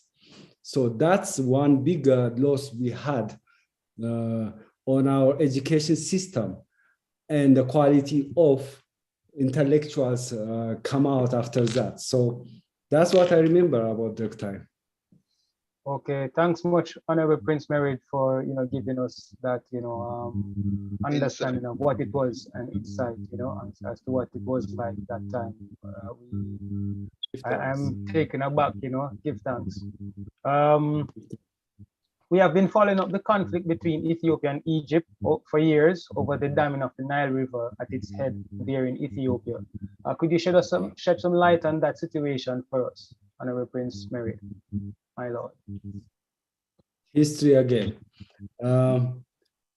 Egypt was one of Ethiopian allies when we, Haile Selassie, established Africa Union.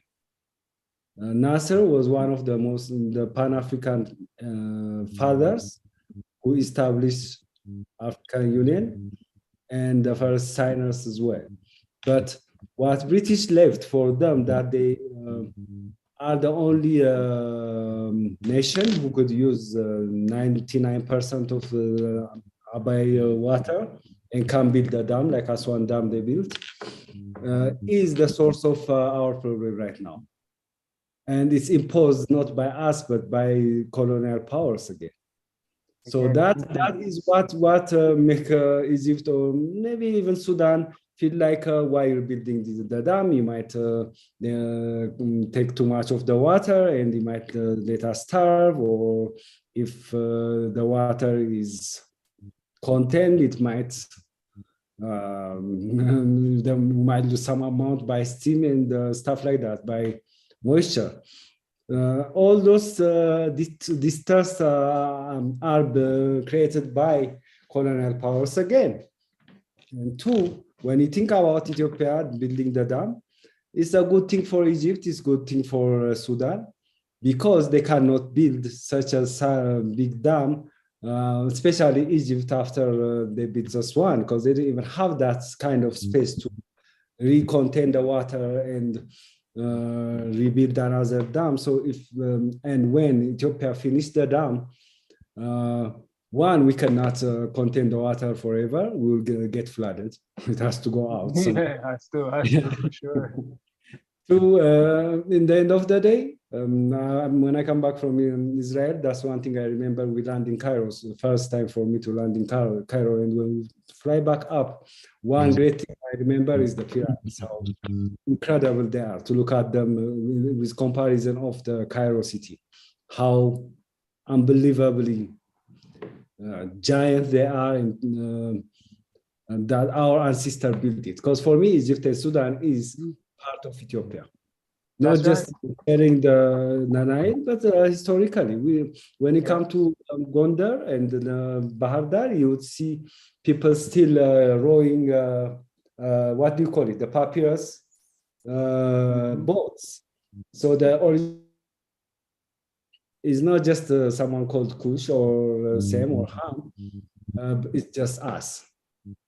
What we see in Egypt or North Africa is the migration of the religion of Muslim expansion and the Turkey invasion, and Greek being there, and Romans being there. They look a little different, but the original people who were there is us. Anyways, now they're Africans for me, they're black peoples for me, and we have all rights to use this water, and there is no distrust and fear needed to be imposed between these two or three countries, very much in one line of history and blood and everything. So all of this is just a fantasy. So there's what I was saying about seeing the pyramids. I see the Nile going into Mediterranean, and that river, when it goes into Mediterranean, if anyone of you see get a chance to see it, it's full of soil. After it fertilized Sudan and Egypt, where there is sand on both sides, but around the river, that's fertile land, that extra soil and water will go in the ocean anyway. Anyway, yeah. Can't use all of it. So there is no lack of anything for all peoples who are connected with the river. That's how I see it. Okay, thank you very much, Honorable Prince. Honorable Prince Rasavana, what is your take on the dam situation, my lord? Well, the dam for Ethiopia, it's oh, for Bursa. Okay, sorry. No, we would love to hear your take, Honorable Prince. We would like to hear your take as well, Honorable Prince. You can go ahead, and then Chris Rasavana will give his take afterwards. Thanks much. Okay, so the dam is one uniting power for Ethiopians. Ethiopians did contribute, poor, rich, everybody put they can on that dam.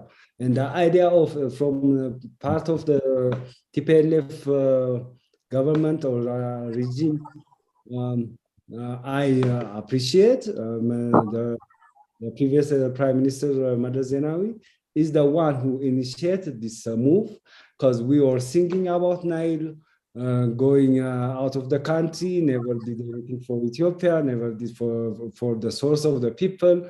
There is a saying, someone from Nile got thirsty.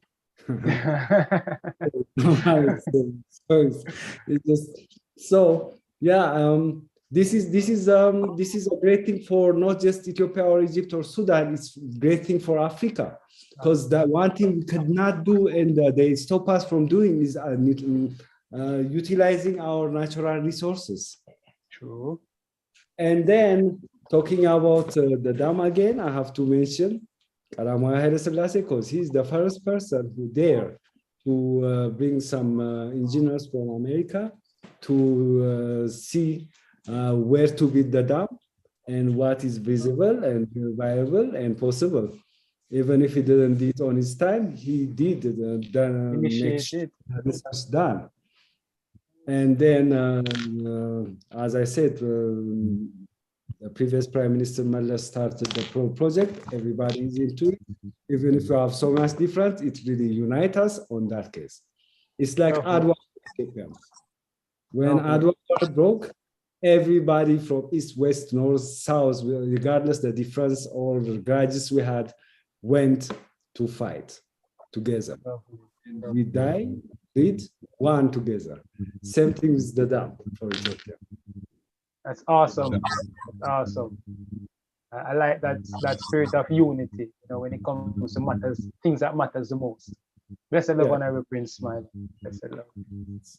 Honorable Prince Rasavana. Yes, sir. My quick on that.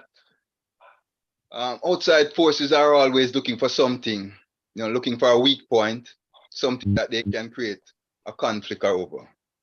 And the dam, whatever was sold to Egypt about Ethiopia utilizing the water to create energy, was fueled from outside. True. As you see, the dam is there and nothing has changed drastically for anybody.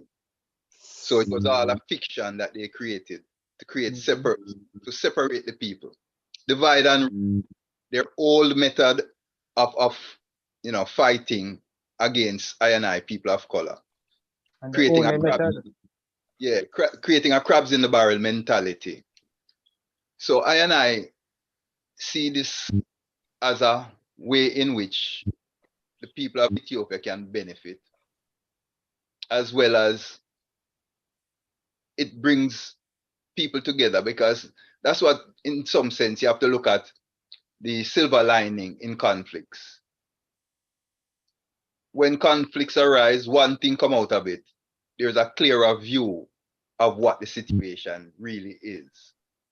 So right now, I think the world sees what the situation is. Nothing has changed drastically, and Ethiopia is benefiting. It's a win-win. Egypt is still there doing what they do. they still have access to the water flowing, and that will never stop. Give thanks. Give thanks, my Yes, Lord, thanks, for my Lord. your Honorable Empress Yes. Hosanna, please. Yes, my Lord, give thanks. Give thanks to all. Yes, to the Honorable Prince Mered, I have a probing question. I'm asking, are you a member of the Orthodox Tawahedo Church? And if so, how does it blend with your cultural outlook as Rastafari? My Lord.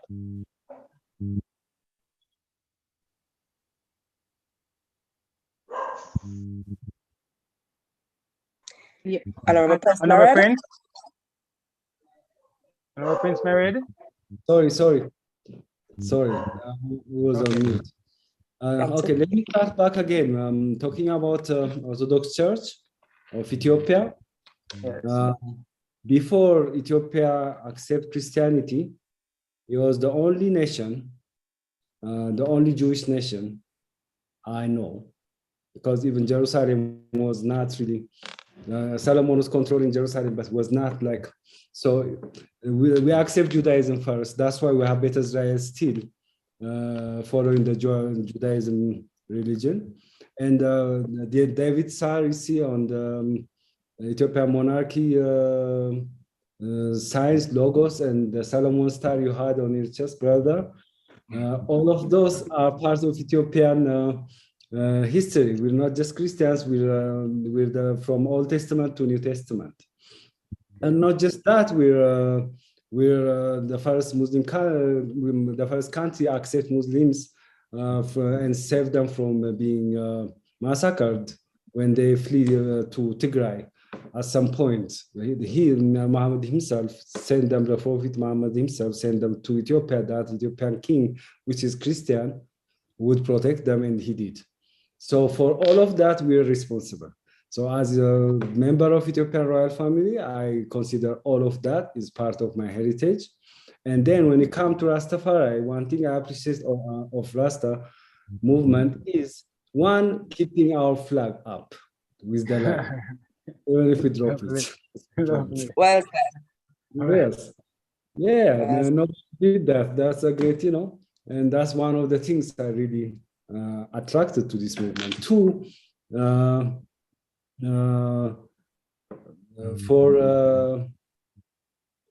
for me, the Rasta philosophy really blends with my own philosophy of Black peoples were the first peoples to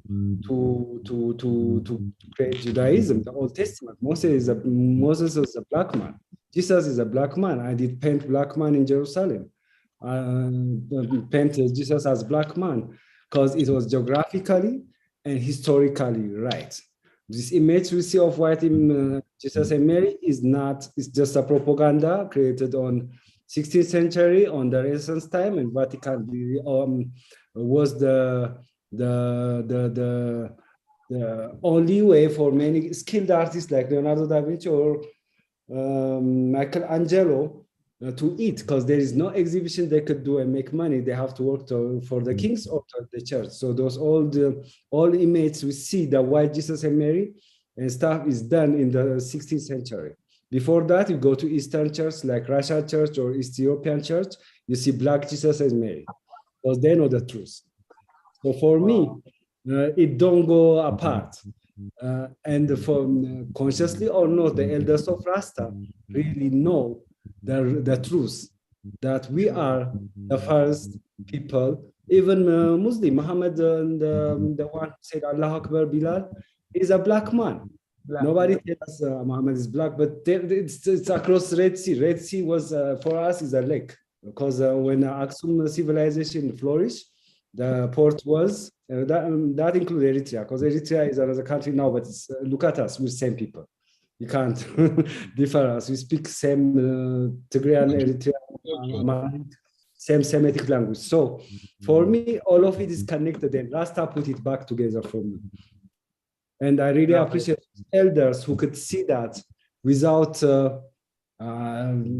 historic or academic education, just feeling their genetic memory. I don't know how, but everything comes together. I got baptized when in Orthodox Church.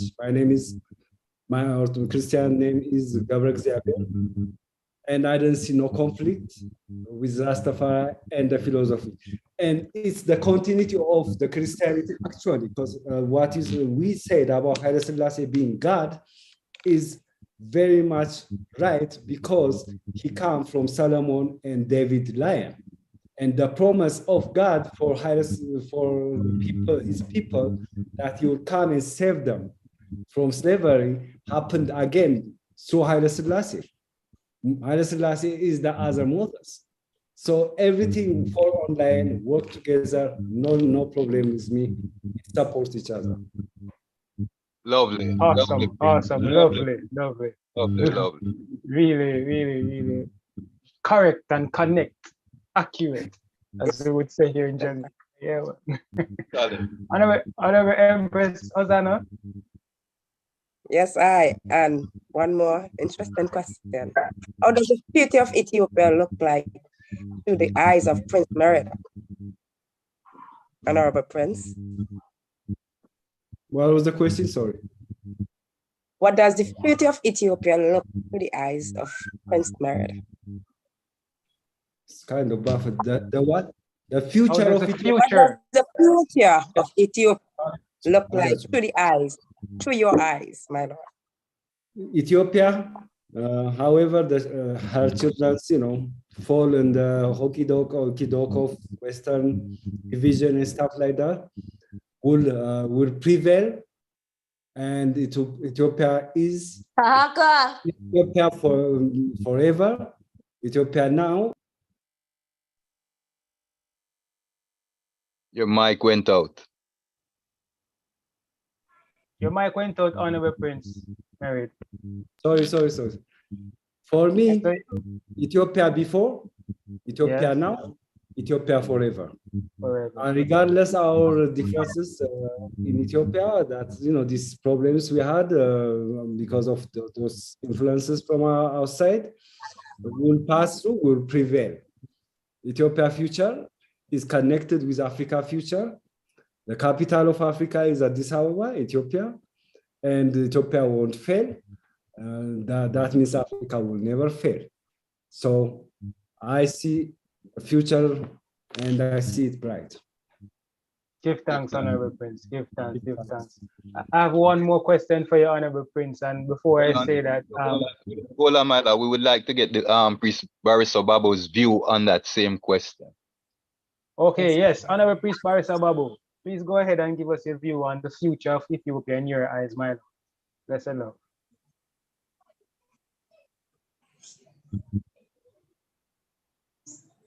Your phone is muted, my lord. Unmute Barrister Babo. Honorable Priest. Yes, my brother. Yeah, give thanks. Well, Ethiopia shall be the rising star,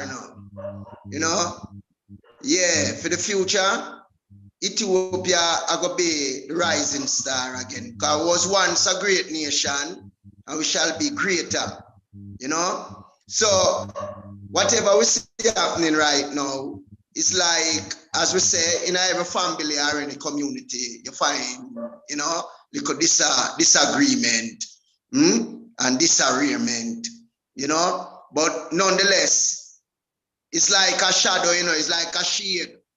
Because him say, woe unto the land that shadowing Ethiopia, so it's like a shadow Ethiopia right now, but it shall be the rising star for tomorrow, Yeah, we have to just trust on, and stay focused with Ethiopia, because I man not compromise Ethiopia development or Ethiopia security for nothing or for no one. Yeah. So we know say Ethiopia yesterday and today shall be forevermore Rastafari. Sila. Right. Yeah, Rastafari. Thanks, my lord. Give thanks, Honorable Priest Barrister Babo, for your comment on the future of Ethiopia, and give thanks, Honorable Prince Merid also for, you know, your comment on the future of Ethiopia. You know, Ethiopia yesterday, Ethiopia today, Ethiopia forever. You know, give thanks. Rastafari.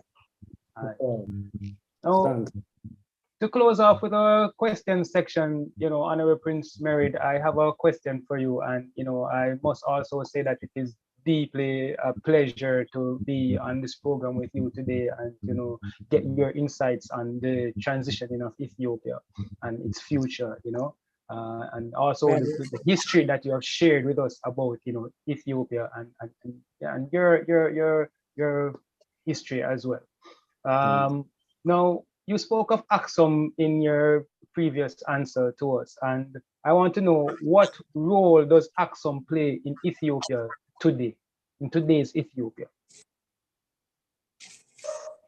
Well, Aksum is it's a monument. I mean, it's when you look at the statues of Aksum, it's so futuristic, it's so modern, it's still it cannot be old. So the Aksum civilization and the Sabian language we're speaking now, or Tigrinya or other language come out of it, are continuity of Aksum. The Ark of Covenant is right there, whether people believe it or not. That's the fact. My ancestors are the one who brought that. Menelik the first, Solomon, the king. So that symbolism will continue perpetuating our belief in God, and which we call Xavier, and that Ethiopia is a special place indeed. So yeah, that never stops. That never stops. Sure. Give thanks. Blessed love, Honorable Prince Merid. Once again, we deeply welcome your presence with us and give thanks for, you know, sharing your insights with us today. Also extending our thanks to the royal panelists, the rest of the panelists, Honorable Priest Lamont, Honorable Priest Rasavana, Honorable Priest Marisa Babu. Give thanks also for your insights being shared with us today. All right. Blessed love. Love. Thank you, everyone, also for blessed love. Thank you, everyone else, for also attending, all our listeners, all our viewers as well. At this point of the program, we will now enter into the question and answer part of the segment. So for viewers, if you have any questions, you can raise your hand, and you know, when it's your turn, we will ask you to, you know, turn on your mic. So blessed love, let's go ahead. We have Empress Junior. Trisha. Yes, we have Junior Negus. If you can. Honorable Junior Negus, you can mute your mic and go ahead with your question, please. I don't get them guys my plus. All right, moving on. Next person, Empress Trisha. I think it's Priest Tau, it says here. Yeah, man. Honorable Priest Tau. General Tau.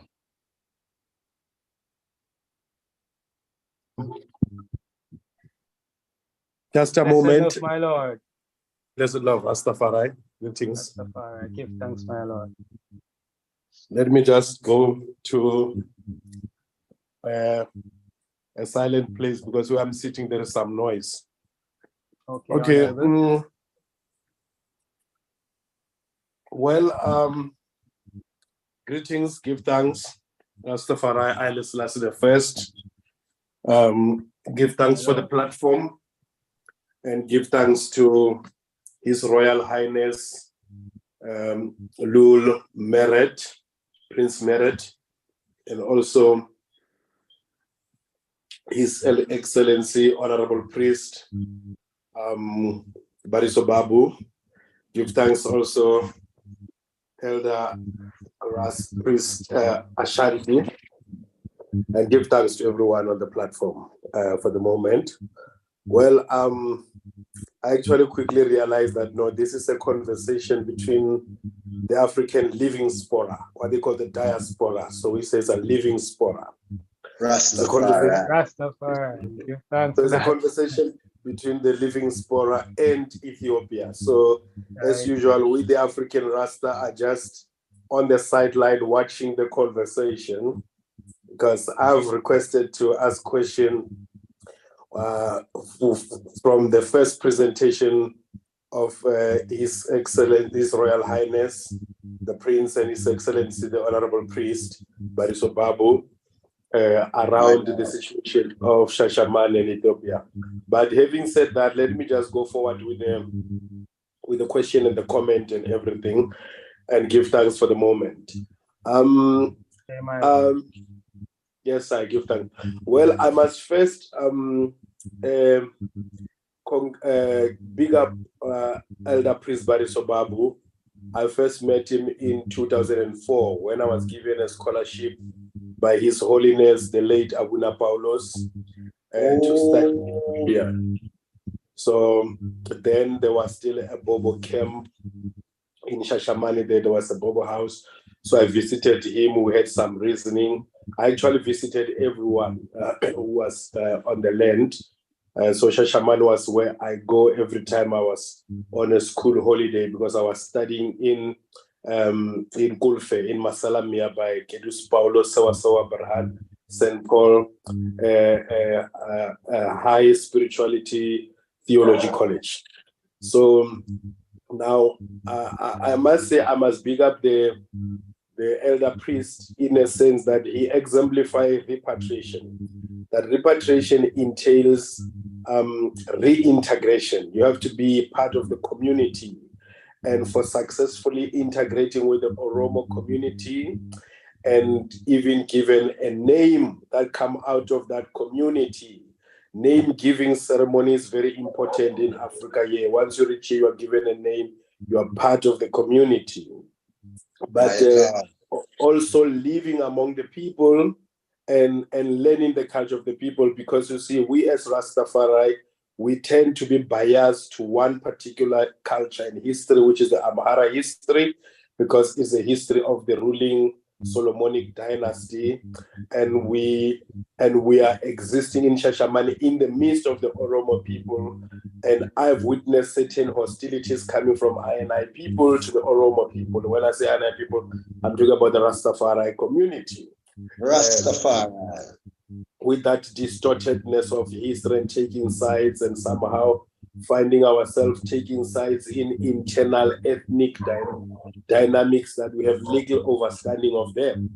So, but I big up the elder priest, Priest Bariso Babu, for going through that, because this is what repatriation requires. You can't come into a place, impose your knowledge of the West, and mostly the knowledge that we have coming in the West is written by anthropologists and historians and all of these. So, and sociologists, and basically people who did not even like us, who wrote them to further divide and conquer us and for colonial purposes. So for that, I see that the elder priest Bariso Babu broke the barrier, get into the community, dealt with the fullness, and not only be biased to the Amhara. Ethiopia's got like 81, 82 ethnic groups. It's not only the Amharas and the Tigrians, you know, you have the Sidamas, you have all of these other groups, which are all INI people, African people. So that I give thanks. But now, having said that, also, I must also give thanks to His Royal Highness, the Prince Meret. I've been to his house several times whenever I go to gatherings in Shashamane, pass through Addis Ababa, and we have worked closely also with His Empress Mama Desta, with the building of the Rastafari Continental Council and the All Africa Rastafari Gathering. And he has also came to South Africa, where I am here, more than once. So give thanks for that. Now, my question is the current dynamics of Ethiopia, because we are getting the news by the news agency. The current dynamics, the first concern is the Shashamane community. How is it affecting the Shashamane Rastafari community? The last time we knew that the tabernacle was getting desecrated, the road had to be built, plans. There was a whole lot of mixed emotions coming out of Ethiopia. But I know that Prince Bariso Babu is there in the place, so she'll be able to give us the current news, because whenever something is happening there, we are one of the people who are contacted so that we can organize international protests and engage the Ethiopian embassy in Pretoria, or come up with some form of solidarity, you know, as people who benefited from international solidarity during apartheid. So we overstand international solidarity whenever it comes to Shashamane and the community there. So I would like to understand what is the current situation politically.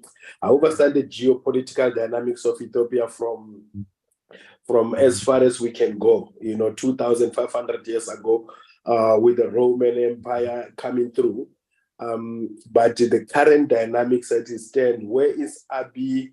What is Abiy's position? Is he working, serving the Western interest? And how safe is the Rastafari community in Shashamane? And therefore, what is the humanitarian situation? I see most of our people are too much getting involved in the Gaza and Israel conflict. While we're having serious situation in Ethiopia, we're having a permanent problem in the Congo, we're having coups in West Africa. So I just wanted to overstand this part of the throne of His Majesty, which is Ethiopia. Give thanks for the moment. Rastafari. Give thanks, Honorable Tau, for your question. Panelists, blessed love. Blessed.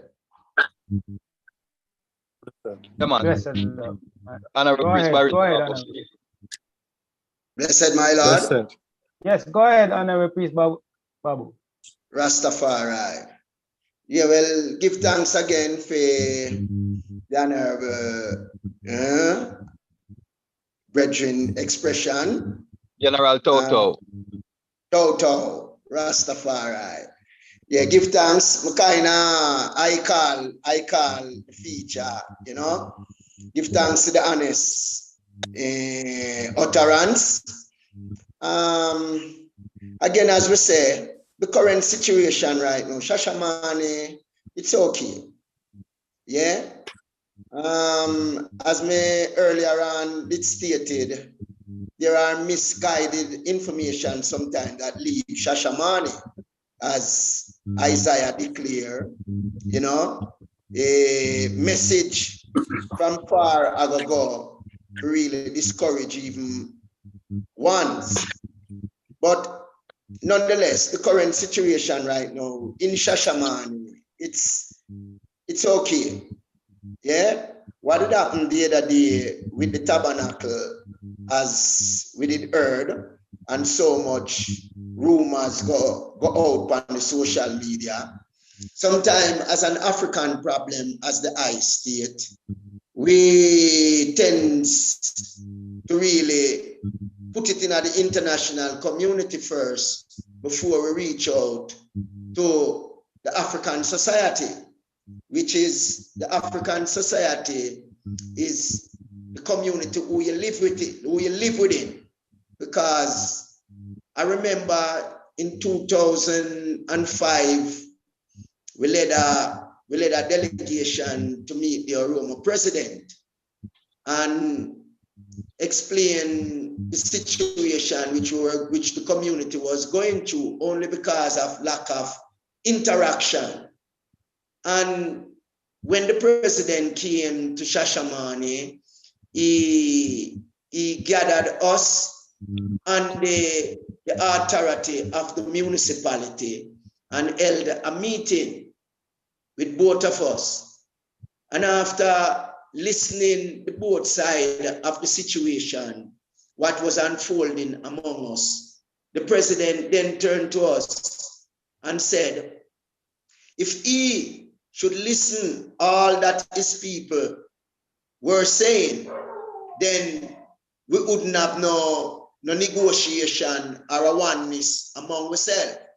But what he would advise us to do is to try to work with the local people and the local administration so as to resolve our problem, because it's not Addis Ababa or the international community have a resolve a problem.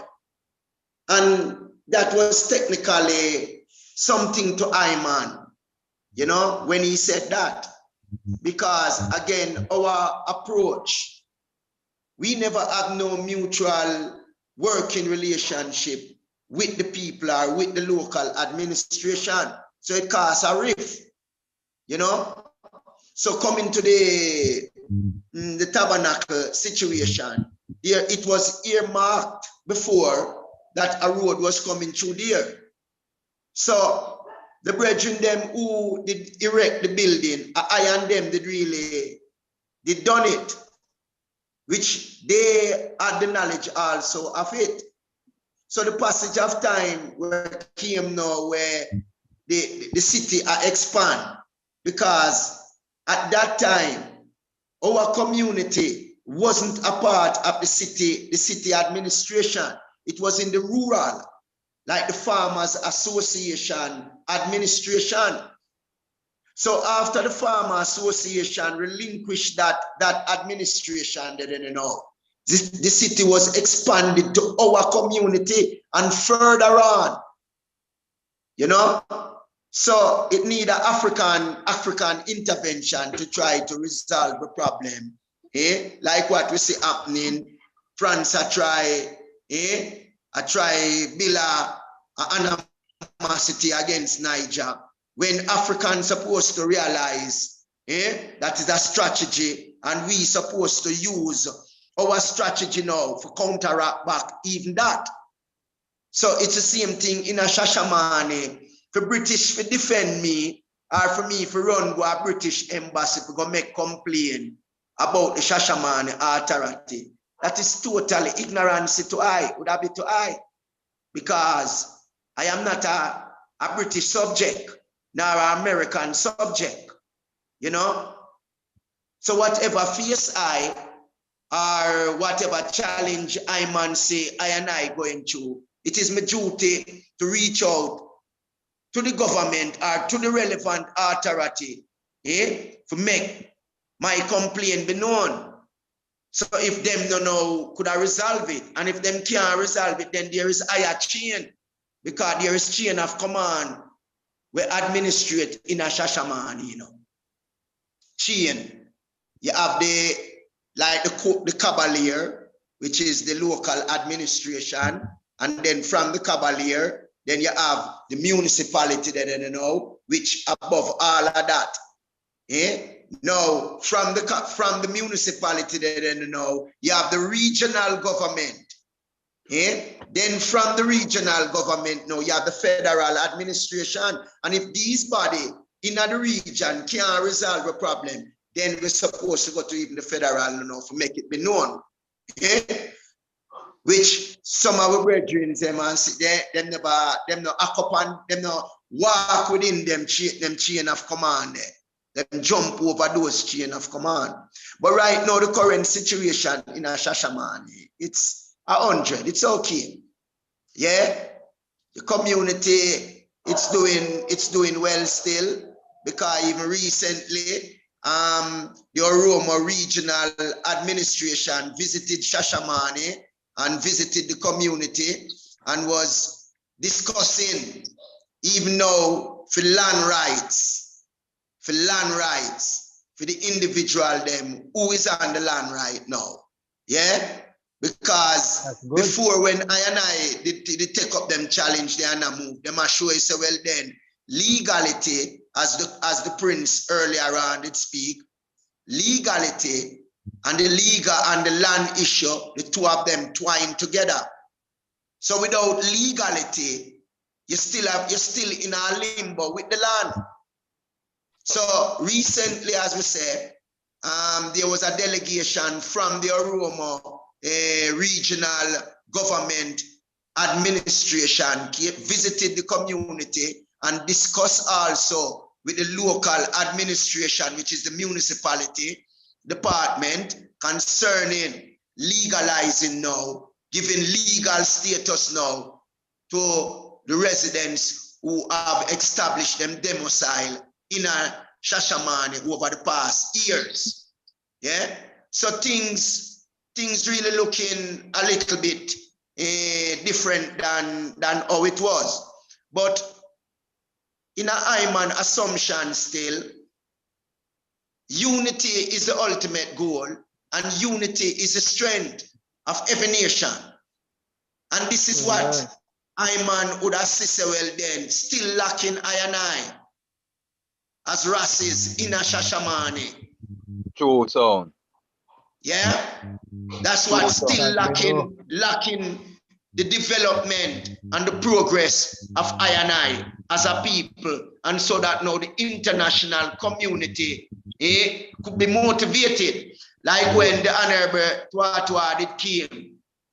You did see a genuine unity between I and the Bingi House, which was the elder Bongo Rocky, because we were working together only to make a difference within the community, and for ones outside could have analyzed the sister well then Bobo and Bingi and even 12 tribe working together for faster, better understanding.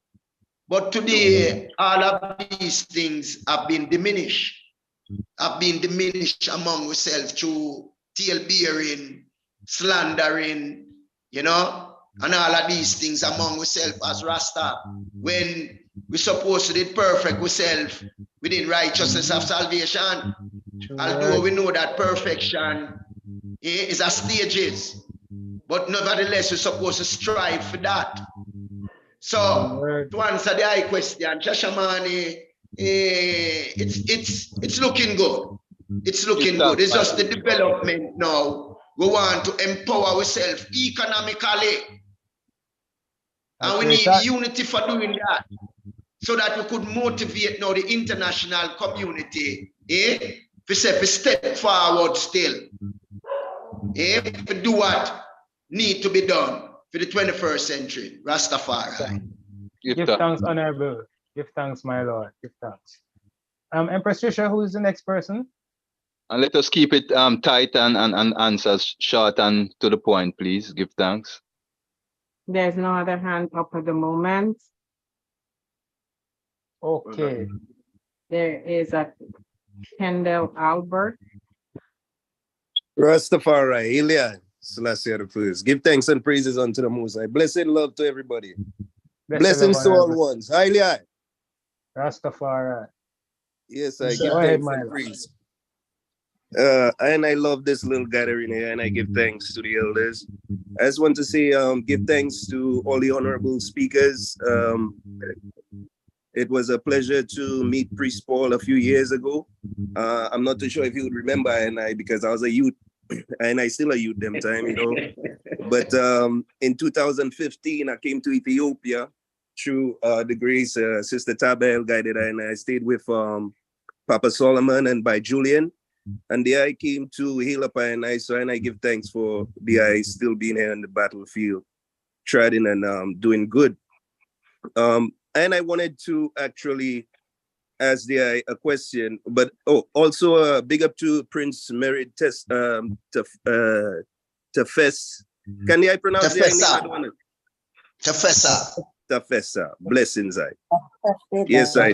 The reasoning was very, very educational. And I give thanks for the gathering here. One of the main reasons, and I came on here, is ever since I journeyed from 2015, and I have been back and forth to Ethiopia, and I have been able to meet with even the commissioner in Shashamane, who spoke to I about the need for the community to come together. Since then, highly Selassie the first. Since then, I have created a group called Rastafari Initiative Towards Ethiopia, with the hope that all I could come together, irregardless of what you call it, the religious belief. Because I know we have many different, we have a few.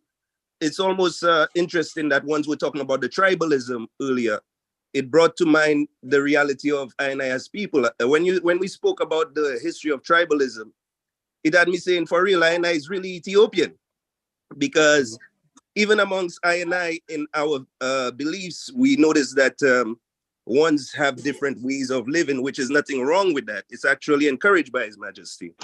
But the problem is where we cannot centralize, because you say organize, which ones know how to do, but the centralization seems to be issue amongst I&I.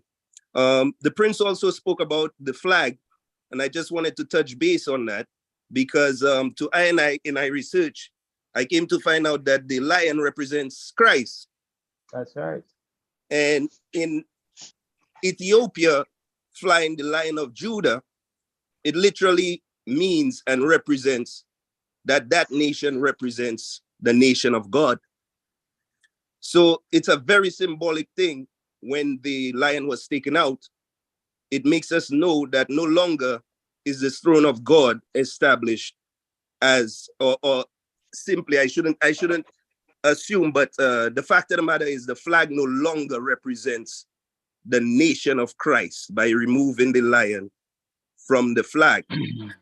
So I wanted DI to, one, speak about I&I as the tribe of Judah, who now never gave up that flag, and also to clarify whether or not the reason about Rastafari being accepted as a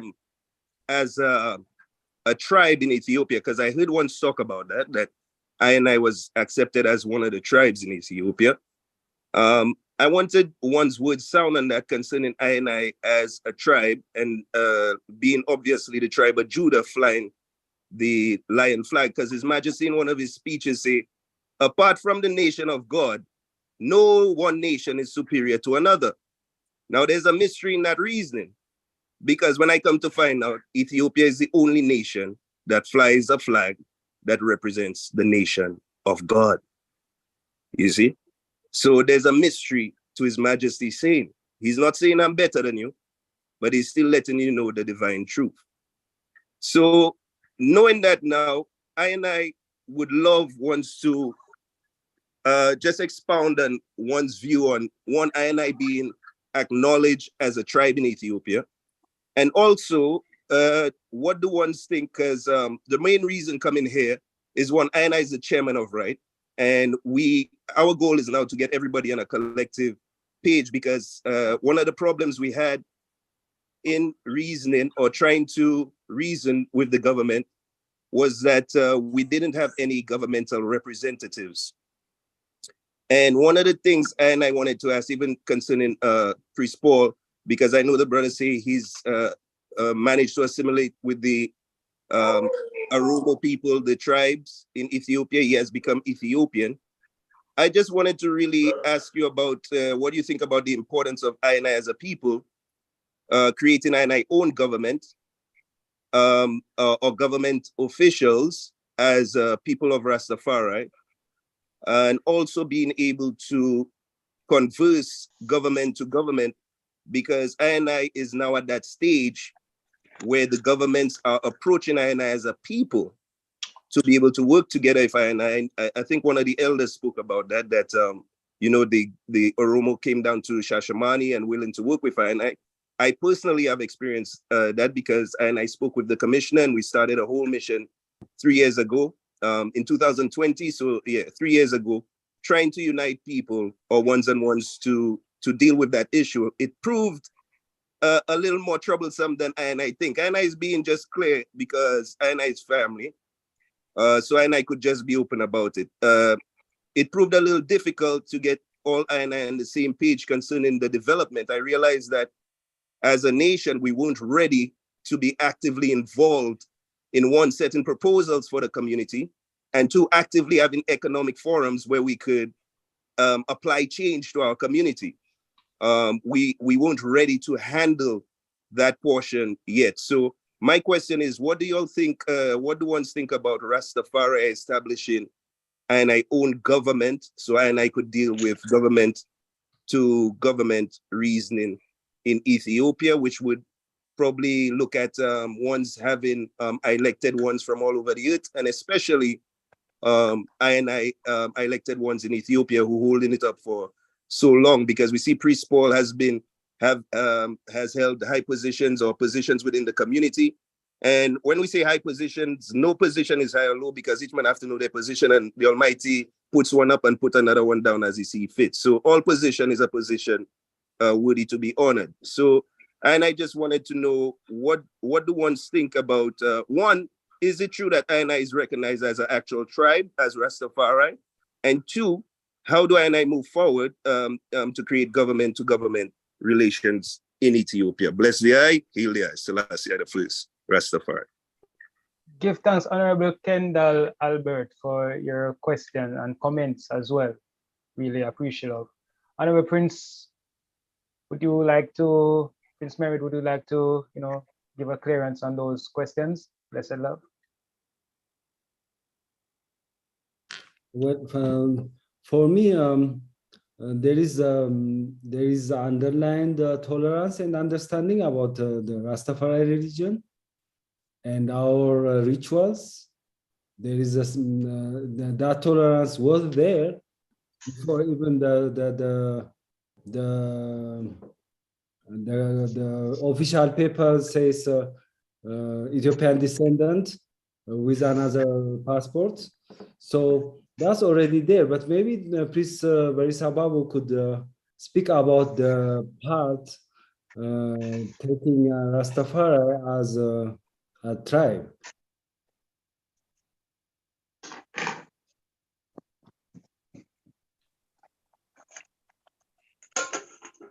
Honorable Priest, give thanks, Honorable Prince Merritt, for your response to the question. And as it relates to the government-to-government, forming and relation, what would you say to that, Honorable Prince Merritt? Well, regarding government-to-government, in terms of Rastafari creating a government that could, approach the Ethiopian government and, create that deliberation. Well, regional government, you mean? So for that, I don't know whether the sitting will be Shashamane. Excuse me, Predi Rastafari. It's not only regional government, Predi. Sorry. It's not only regional government, but I'm thinking regional and international, because I know ones are not too much into government, but I was thinking of both, not only for Ethiopia, but even representatives from all over the world. As we know, 2030 is coming on us, the 100-year celebration of His Majesty. And one of the things I think that would be great is if I would get myself in a position to be able to even observe that 100-year celebration in a diplomatic and heretical way in Ethiopia whilst getting ready to go forward. So it's not only regional, but international government. Honorable host, if I may. Blessed. Honorable host, if I may. Blessed love, Honorable Priest Lamont. Okay, give thanks, my Lord. Thanks, Honorable host. Give thanks to all the listeners again, our distinguished His Excellency, Honorable Prince Merritt. I'm very happy you're here. As the brethren talked about establishing a government, a Rastafari government, I know he's talking about, and that is concerned, that the move is on, and he is well ahead too, because what he needs to do, what we need to do is for all of INI who are now on that unity move, because it's being echoed. Unity is the only actual goal. That's what His Majesty said. And it's like now in Jamaica, where I talked about the RMO, and as one of the chairs of the RMO, it is incumbent on me now about the Rastafari government, because Jamaica is really the cradle of the Rastafari levity, because that's where the voice of it has been really published. And so many Rastafari around Jamaica, around the world, look to Jamaica to create that synergy of unity that can be promulgated right around the world. And so the RMO is that organization, that group, that coming together, Rastafari, with the aim to speak with one voice. We have been forced to do that in Jamaica because whenever we approach our government, we are told that, you know why nothing cannot happen to Rastafari? They are too divided. And for that, we have realized that that is a weapon being used against us, not in Jamaica, but even Africa, because there are those brethren in Africa that have told me that when they approach high-ranking officials in the land about Rastafari and its rights, their comment is that they are not hearing that from Jamaica because they know Rastafari is published from Jamaica. That's where His Majesty Haile Selassie I ordained to be done. And so Rastafari and Jamaica are getting together. We have formed ARMO, and the ARMO is inviting all groups of Rastafari that are uniting beyond the barriers that they have tried to use to divide us. Color of the flag, the arrangement of the color, whether you keep Sabbath. A lot of things are popping up in front of us, but these are to be sidelined for the greater view, the greater vision of the one, our Father. He is all of us, Father. We all are looking to the one source of uprightness, of righteousness, of where the most compassionate words come from, of where the words morality come from, of where the words of peace and justice in this earth comes from. And we look and we have such we see Rastafari. So we know that we have to unite now. That's His word. That's the word most right on the side David. And so government, even in our own little area, what we need to do among ourselves is to establish parliamentary passages, functioning ourselves as legally binding and as legally what I should say one force there is to reckon with. We must be legally able to reckon those forces by the way we founded ourselves, the proper secretariat, proper treasury, proper must be in place. And then, and I've said it on other too, that we are aiming to create a secretariat of the organized groups around the world. Then just reason together. Because right now in Jamaica, we are planning what we call all meetings. Bring the ARMO to all the parties and all the people of Jamaica. We are starting as on the 29th of this month. And so we are into to Rastafari all around the globe. Unite, because it's time for to talk about proper security, food and water security. Those are our two main business plan that we have on our agenda right now. That's what we're developing, food and water security and a few other ventures. But that's what Rastafari must be doing now. First of all, getting that organizing yourselves in your own little group so that you can put it together as an organized team. So all we need to do is to link up secretariat. The secretariat from Ghana, from Kenya, from Gambia, from all over Ethiopia, Secretariat of Rastafari Unity need now to be linking so that we can create that one voice to approach, and our aim is to approach all governments of Africa, all countries. And we are aiming to talk about the proper agenda if there's going to be a reparation. And of course, we are hailing a repatriation.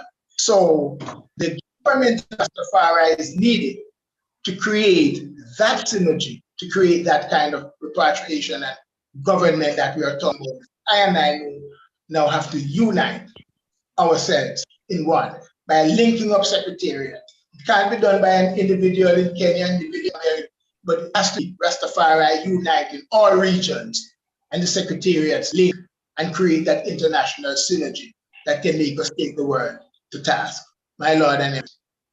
Give thanks, Honorable Priest Lamont. Give thanks, very, very wise, what you say, recommendation as it relates to the secretariats of the various Rastafari organizations around the world, linking up to form that one government for Rastafari to approach the situations, the issues that we have on the table. Give thanks, Honorable Priest. Blessed love, my Lord. I believe that answers the question for Honorable Kendall. All right, any more questions? Yes, you have two more hands up. One is Junior Negus, and then the other will be Christopher Salandi. All right, Honorable Junior Negus, you want to go ahead and ask your question to the panelists? Blessed love, my Lord.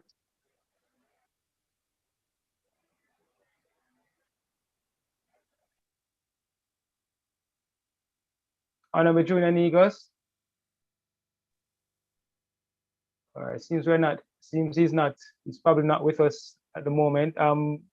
The next person you mentioned, Empress. He's on, but he's not saying anything. All right, let us move on to the next person, given the time constraints that we have now. The next person whose hand is up is? Christopher Salandi, I think that is. Honorable Christopher Salandi, you are free to go ahead and voice your question. Blessed love.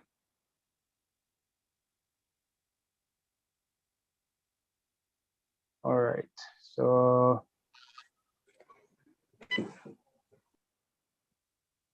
all right, seeing that Honorable Christopher Salandi so is not responding.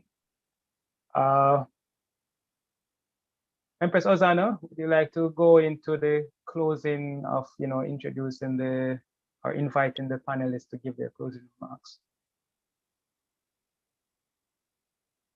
Give thanks, Honorable, certainly, most certainly. And again, give thanks to this blessed moment, for everyone here, and quite a beautiful afternoon of much learning. We do give thanks, and at this moment, as we close the ending of the question and answer segment, we'd like to call on honorable panelists, allowing each to give their closing comments. My Lord and Empress, I will call on the Honorable Prince to go first. My Lord. Ms. Merida, the floor is yours. Honorable Empress, I had my hand up all the while waiting to ask a question. Blessed love, Honorable Christopher. Oh, but we had asked for you to come forward, but we weren't hearing from you, so we had moved on to close the question and answer segment. I traveling, so I couldn't hear.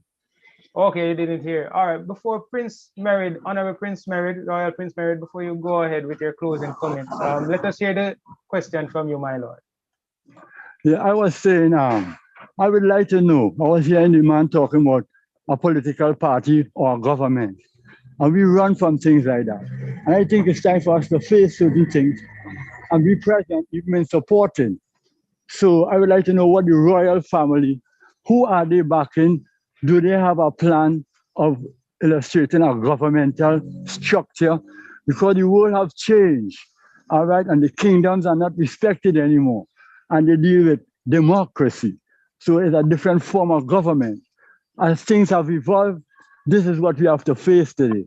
And I am in full support of us organizing a government, our official government, even the Ethiopian government. So we have to go through and work with the royalty, and royalty is present with us today. And I do give thanks for the Right Honorable Prince with us present. His presence is very important. And the topic of us having a government is important too. So I think I would like to know what you have to say concerning organizing a government, or which government is he supporting, my Lord and Majesty. Give thanks, Honorable, for your question. Right Honorable Prince Merid, would you like to give your insight on that? Honorable, you can just answer that question and go right into his closing. Awesome. Thank you. Well, one of the reasons I recognize my lineage and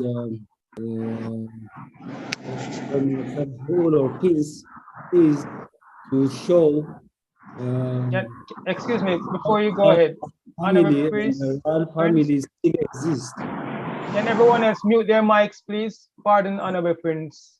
Can everyone else mute their mics, please? Thanks. Go ahead, Honorable Prince Mary.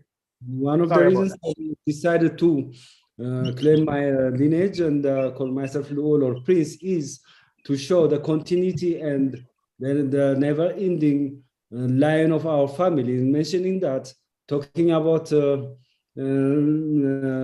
our family line, Haile Selassie wrote this book and make this map to show us it's not just his line or Menelik line, but there are other 15 children of King Haile Selassie, and that line continues. And then it was 2,000, over 2,000 people when it's, they did the counting. It's around 72 in European calendar. So for me, the royal family and the lineage and the continuity of Solomon and the Saba line would never stop. And for us, as a member of the family, we have no lack of need of being in power as prime minister or minister like you see in England or Japan. The family still is in position. Unlike ours, they try to damage it and destroy it and act like it's not a real dynasty as well. Even Saba and Solomon are legends, and they still use the Bible, which called their names several times. So there is that never end up. And Rastafari, as been mentioned earlier, has to organize and centralize somehow through Africa and all over the world, the 6 regions. So that by itself is one job to be done. So we could go to the next step. First, we have to centralize somehow, and our marches has to come together. And the declaration, Universal Declaration, just passed last time, is a platform that we can use to unite all Rastas all over the planet. So once we did that, the Ethiopian royal family and the lion, as he said, when he left his position for Derg, since you said you're gonna continue and care about Ethiopia and carry the burden we're carrying, we'll leave it for you, but if you cannot do it, we'll come back. So that's already prophesied. That's not even an issue. Okay, okay. Give thanks, Honorable Prince Merit, yes, for your answer to the question. And in your closing comments, you can go forward in making your closing comments. Okay, my closing comment. First of all, I want to thank you all for this platform at this time, especially. Yes. To even if many people are not seeing it, this will go on and it will be online forever. So it's a right time to talk about the current situation, and it's a real time to talk about it. If we don't talk about it now, when we're going to talk about it? I mean, so that I'm sure will raise questions and the dialogue continue. And it's like a seed for me, specifically for current Ethiopian situation. So I really appreciate you all for creating this platform for us to talk about this and start the conversation. And I know this seed will grow. Give thanks. Rastafari. Rastafari. Blessed love. Give thanks, Honorable Prince. My Lord. My Lord. Really appreciate of that. My Lord. We do give thanks, and we'll continue, handing over the floor to the Honorable Priest, Barrister Babo, to give his closing comment. My Lord. Blessed love. Honorable. Blessed love. My Lord. Blessed love, King. Yes, Honorable. Yeah, me kind of get a little cut out still, so I'm on to, Yeah, we want to hear your closing comments. No, we're at the final segment to just give closing comments. Okay. Give much thanks again to Almighty for and foremost. For him say a time of gather and a time of scatter. And today's intervention, we could see well then a light at the tunnel still, Give thanks for the audience, because we stand on the stage of world affair before the audience of world opinion. And tonight, yeah, we could hear the world opinions which presenting to I and I still, which it makes I and I pause only for really maybe answer some of the questions, Right now, we need to continue and we need to be more conscious in ourselves now. Yeah, we do enough lapsing. Yeah, and fear man. Yeah, sometime for me, yeah, me utter and sometime it me, but Mr. Man, me take life serious. Me take life serious and me take my life serious, and whatever I man say, I man maybe engage in I man not take it not lightly, I man take it serious. If you even have the Honorable Prince Merit tonight on the platform with I and I still as a angel where enough respect and love, give much thanks that I could hear him tonight, the utterance from him still, So I and I, if we just take this initiative, are more imperative right now, I'm more, for knowing so well then where we start and where we try to finish it. That's right. Because this is how we make man reach. And still they out here, as Bongo Rocky always used to say, Jah rest him soul in peace, Priest man, whatever him see I man really reach out to, him see I man determination to accomplish it. So my closing words to the item and the platform and the audience, we forget to act together. The cynicalism, yeah, we throw away them things, And look now, more focus now in our we are undertaking. As the Majesty said, be resolute in ourselves. If failure comes, don't give our prey to idleness because it shall be a curse to us. But we must try again. Yeah. So today, if I man be united with the item again, yeah, give thanks. Jah know why. Yeah. But as me say, I man take I life serious and take the life and the work what I man do serious. Yeah. So anything I man find myself in a right now, yeah, that are the ultimate I man see me. Me no little, yeah, I mean no one, yeah. Yeah, so give thanks again still. We hear all the voices them still and the opinions, the questions and answers, and may the Father ever bless and keep I and I together because him said the people that pray together will stay together. So Rastafari love. Bless it. Love. Bless the love, my Lord. Give thanks for your closing comments, my Honorable. Lord. Appreciate Honorable. Yes, Honorable. Yeah, there's 2 hands up. I would have take them before we close. Okay, all right. What are the hands up? Honorable Empress Trisha, Empress Kamara. Empress Kamara. Okay. Empress Karima. Or Karima. Okay. Yeah. She can unmute her mic and speak. Make Empress it short Karima, and short and sweet for me. Greetings, give thanks and praises for such a glorious time. Giving thanks and honor. I didn't want to, just cut in. I just wanted to listen because my honorable first Grand Prince in a couple of hours ahead of us had gone forward, so I couldn't join the meeting till a little, while after I had started. So I just wanted to respect ones before I utter. But I do glorify the King and Queen of Creation, Haile Selassie first, and our honorable Empress Menen. And I do give thanks for the royal lineage, of Solomon and Saba. I give thanks for Honorable Prince for being here and, just opening our eyes to the reality of what's taking place and giving us, some glory that we had to follow up in so we could understand where we are at this present moment. And I do, glorify ones and ones who see it necessary for the unity.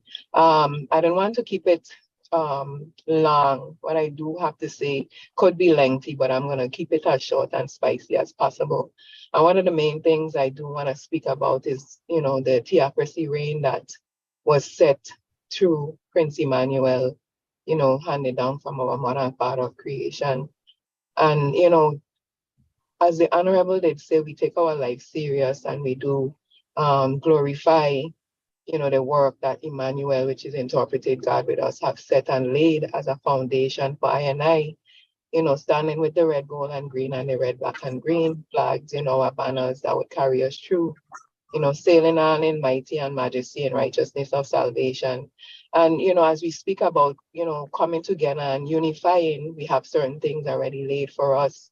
And it's time for us to just, as a house of Rastafari, with a 12th tribe, Bingi, ones who don't carry themselves under any Pacific mansion, Bobo Ashanti, to see that we already have certain things in front of us that we can take up and hold and move forward and be recognized by.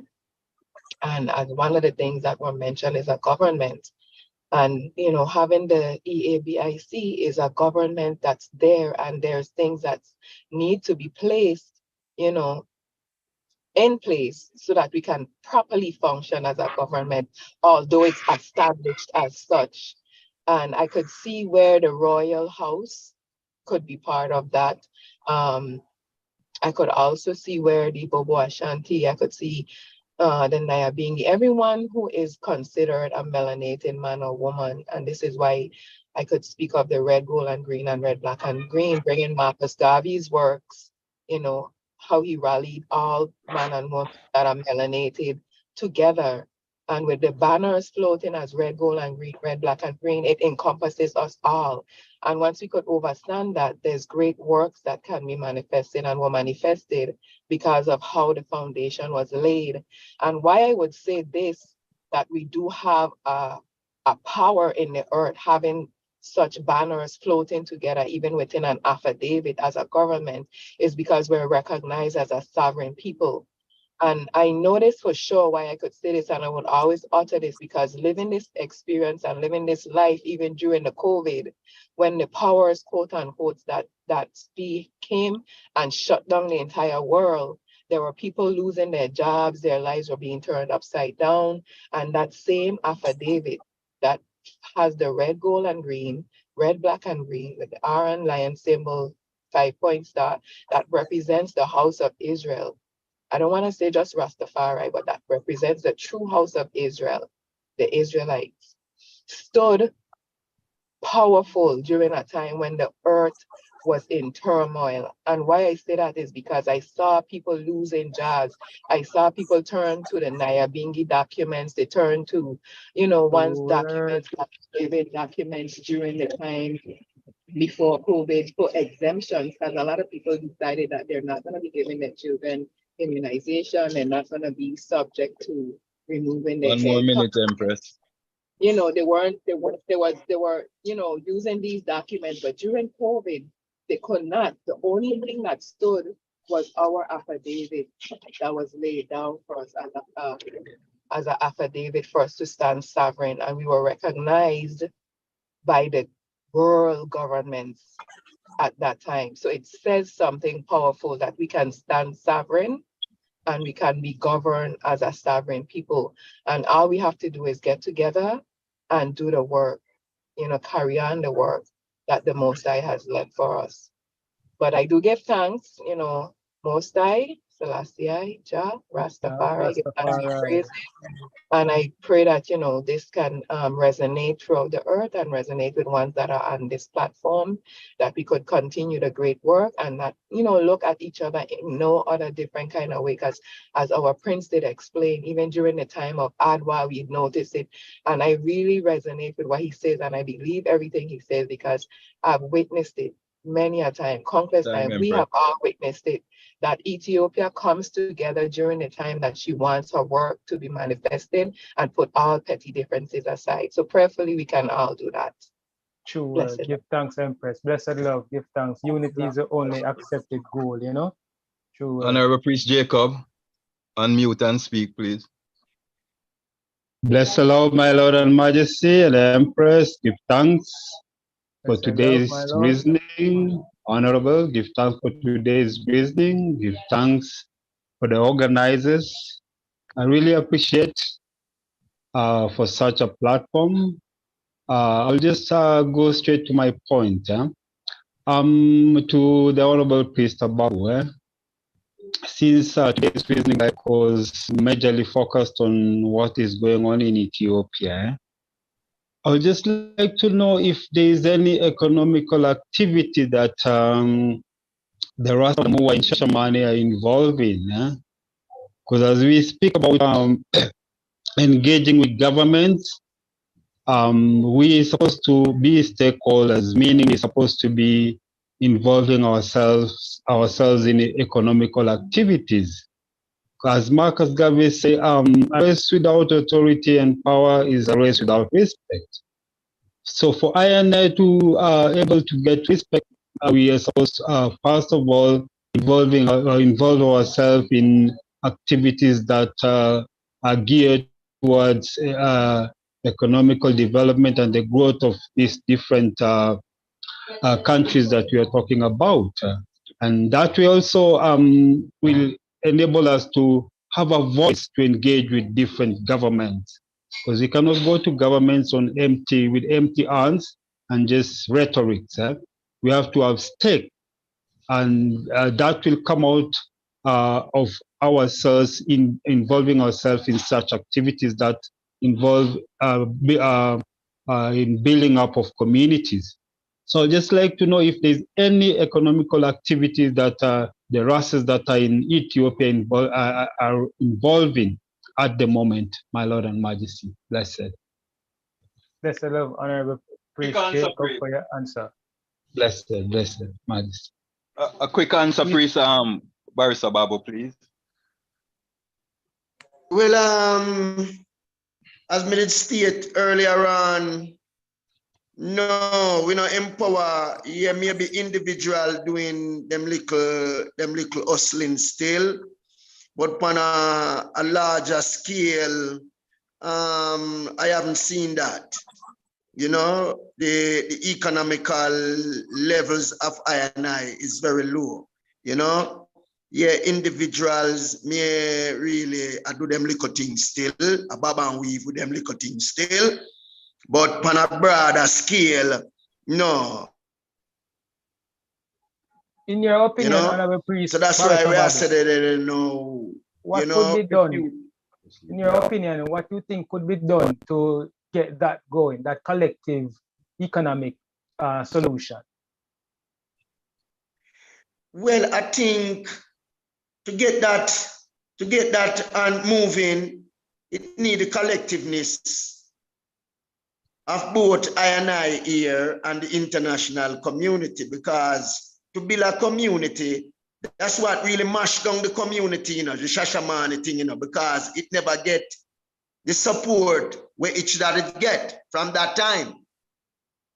Yeah, the international community, through maybe the information which was leaving here, never really show much support.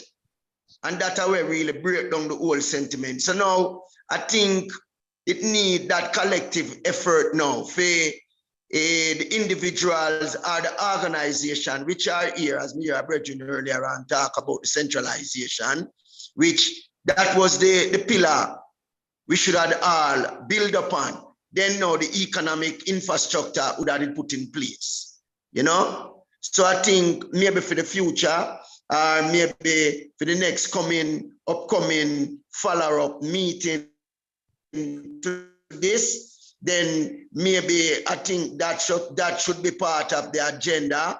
And also, we did hear the brethren named Kendall Albert did really touch about the tribe of Rastafari, which that never did really touch, where the Honorable Prince did declare like, and I could have give more insight around it. So I think maybe the follow-up to this, it need to to address certain issues still. Rastafari. Blessed love, honorable priest Bariso Babu. Give thanks, my Lord, for your comments, your answering. All right, we would like to go forward, therefore, and we will be picking up on these comments as we go along in time. Honorable Priest Lamont, would you like to go forward in giving your closing comments? One more question, my lord. Just one more there's question. one more person question. Okay, who is that?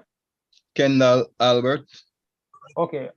Yes, Blessed sir, love. Rastafari. Give thanks for the clarity, Raspol. More love, more blessings. I know ones have been there for a while, but this thing is so fiery and hot.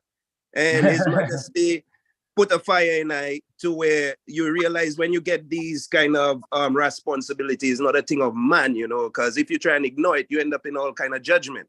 So when I come to ones, it's not even concerning I one thing, is considering His Imperial Majesty thing, which I realize I have no choice but to reason about it. So give thanks for ones even encouraging I in this field right here. Let me share my I just want, you know, because I want to be honorable to the priests and everybody here. So, and I will share and I feast.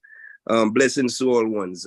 Priest Paul, blessings to the eye. Hopefully the eye could remember. I have more white since the last time. I had black alone when the eye saw me, you know.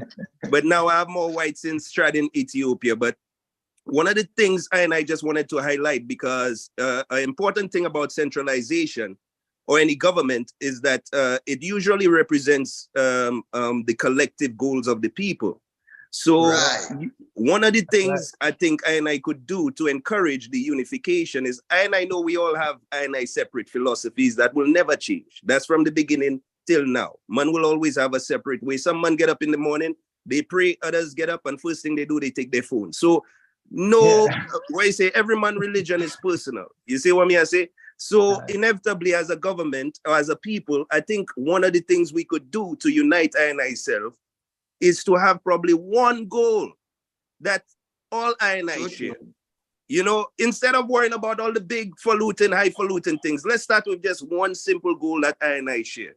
You know, and one of the rallying points I think we could look to is probably the 2030 coronation of His Majesty, because that would encourage I to have international delegates from all over the earth.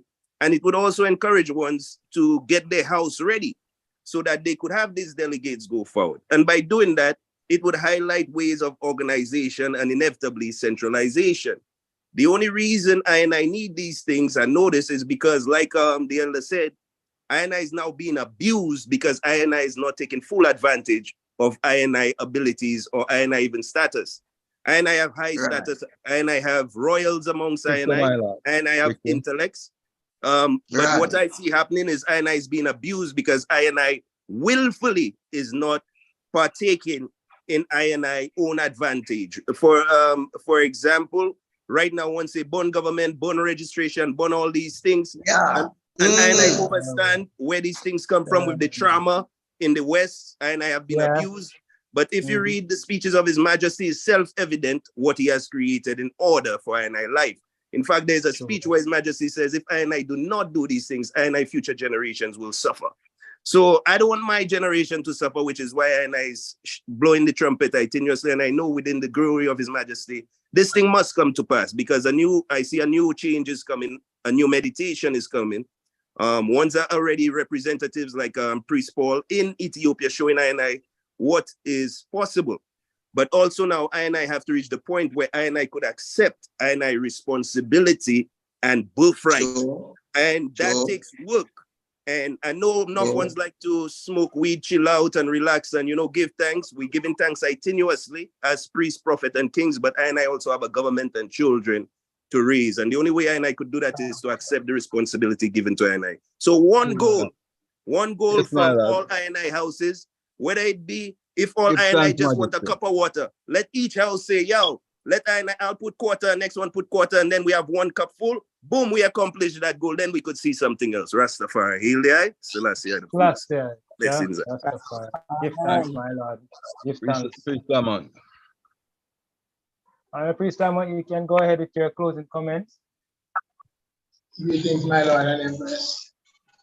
First, I just take a time to say to our Honorable guest, the Royal Highness Honorable Prince Myriad, for, his sayings. I have to say, Honorable Prince, every time that you speak, you brought me forward in my chair. You have really broadened the cosmic of my horizon, especially when you're talking about the divine lives. And it reminded me of a book I read many years ago when I was just learning to read. So I did not understand much of it.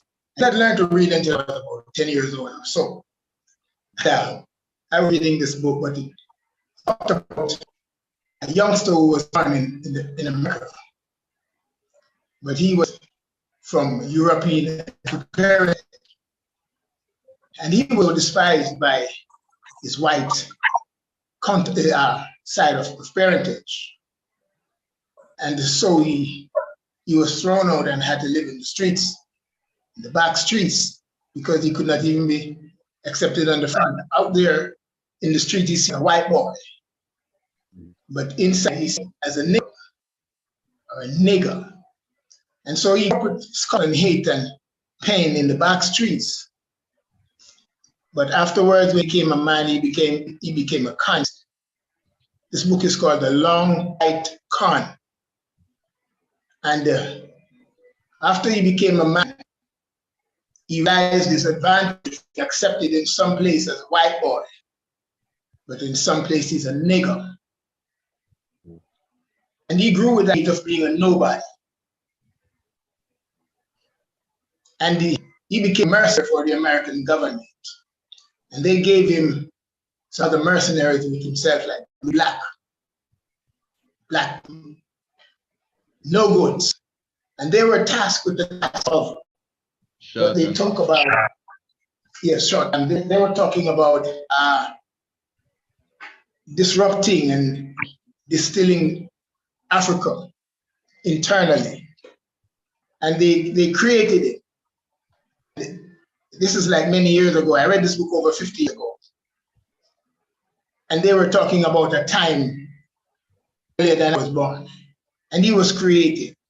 He was sent into Africa with these mercenaries to live among them, to use all the tricks that he learned in America and all the espionage to create division of what they call internal turmoil, propaganda, confusion in belief.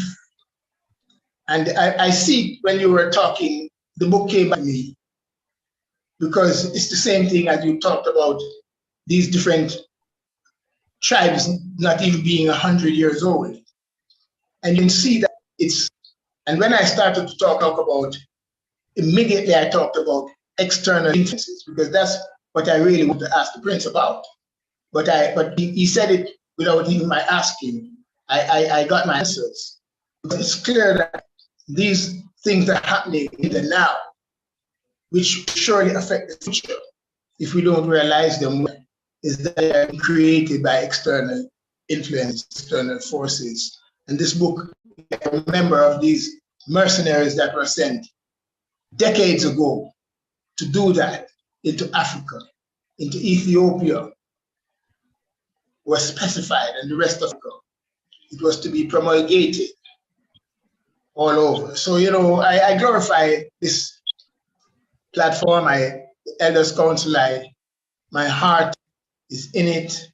I know it's the real thing. It speaks of the integrity of the Most High. And so it's well Africa oriented as we listen to hear the various talk about the respect for elders. So let no one have any doubt about the aim and the objectives and the purpose of the Elders Council in its moral quest. But I do give thanks for all the panels.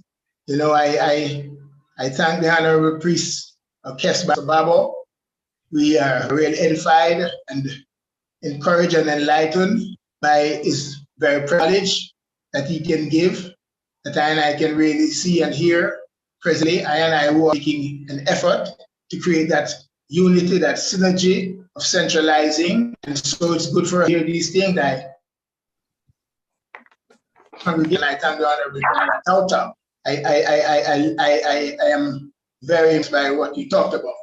And, you know, we really glorify our panelists, our hosts, you know, and Honor Priest Savannah, you know, we glorify your effort in creating these, you know, moments, these situations we can really bring out, you know, ourselves and edify ourselves. It's all great, edifying. I love it. I will do it over and over again. I want to thank the listeners for your participation. You know, you have really made it an event. We hope you will accept us with love whenever we reach out to you. I thank you all. Blessed love. Blessed love. Bless the love and give thanks. Rastafari.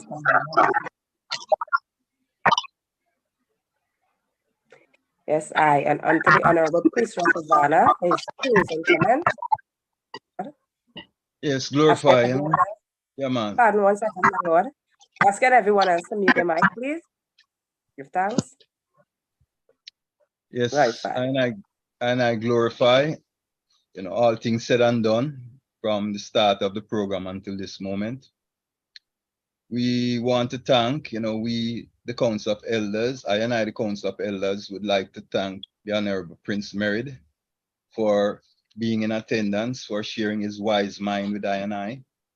And as family, he knows that I will always be linking, you know, and I extend my love to my sister, Empress Desta, there as well. I would also like to thank the rest of the panel, the Honorable Priest Barrister Babu, for his wise mind, his great insight, his continued works on behalf of the EABIC and all Africans domiciled in the diaspora.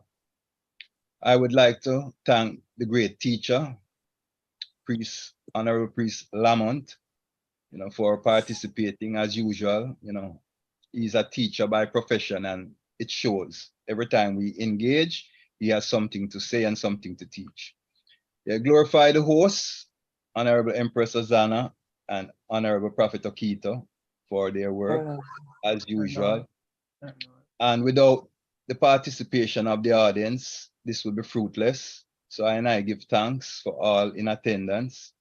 And I will let my father's works speak for me. A speech from His Majesty Haile Selassie I on global peace and security.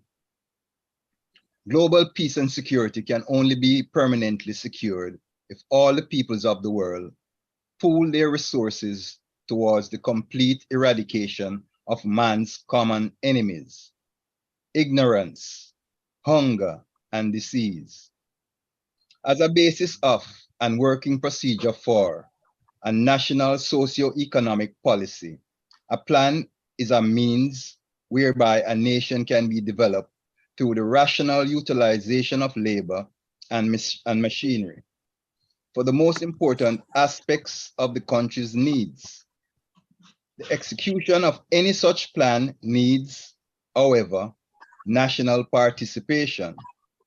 Planning is the basis in the rational and sustained use of capital, manpower, and time in the acceleration of economic development. A generation comes and goes. Those assuming responsibility for the period does not cease to try to improve on the past in order to meet newly arising demands. In this respect, it is quite evident that to march with the time, members of the coming generation should build on what their forefathers have bequeathed to them. It is because the present generation is cherishing and keeping intact what it has received from the past that it has succeeded in attaining its present stage of development. By making the necessary changes and improvements called for by conditions now existing, this world requires great foresight, and the work accomplished so far as regards this task of great responsibility is no small matter. it has been fulfilled as a result of Jah blessing and his divine guidance. If each and everyone endeavors to work in as much as his capacity permits, our faith rests upon the Almighty Jah, that he would bless the results for us. Jah, Rastafari. Rastafari. Give thanks for all things said and done, and we look forward to seeing the item again in November when the Council of Elders will be presenting our celebration program. Glorify and give thanks. Honorable technician, we give thanks for your works as well. Without you, this would not be possible. Blessed love. Honorable, Blessed love, my Lord. Give thanks, my Lord. Give thanks, my Lord. Yeah, interject your moment. Briefly, Honorable Priest Lamont, go ahead. All right, I just take the time to, because you have been so affluent in how you really host the program, I just have to take the time to let you know that you are exceptional. And when I was talking, because I wanted to tell you how exceptional you are, I left it for the final part and then didn't remember to say how, you have really handled the program. We do appreciate love your skill. Yes, thank you very much.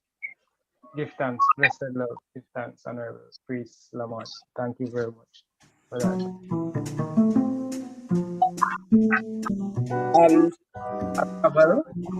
The closing statement of the Yes, let me go ahead with the closing statements before the musical. I would like to, first, give thanks, Honorable Empress Trisha, our royal technician, as Priest Rasavana just mentioned. Without you, this would not be possible. I and I of the Council of Elders would like to thank Honorable Prince Merid. Thank you very much, Honorable Prince Merid, for being here. And we also would like to thank all the panelists as well. Honorable Priest Bariso Babo, Honorable Priest Norman Lamont, Honorable Priest Rasavana Ashanti. Thank you all for sharing your wise minds with the listening audience. This has been a very informative and insightful conversation. We really appreciate it. Ethiopia to all mankind is an ancient Mecca, and to I and I, Rastafari, it is Zion where there is Ayana, which is spiritual connection among every living entity, and Waka, the creator, from whom all things are conceived, and with whom Adonai have created 7 covenants with the ancient Abyssinians.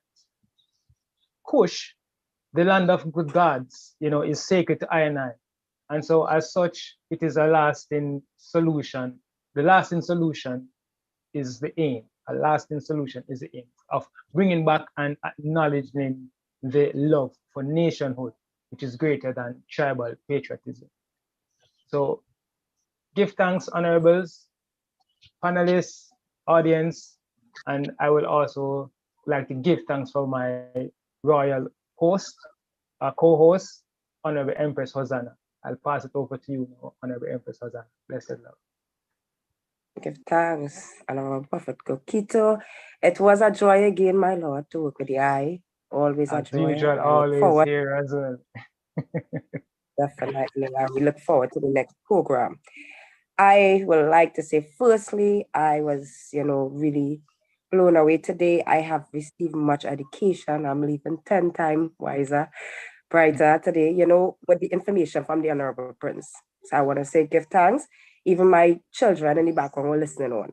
So it is definitely a blessing to have the eye with us.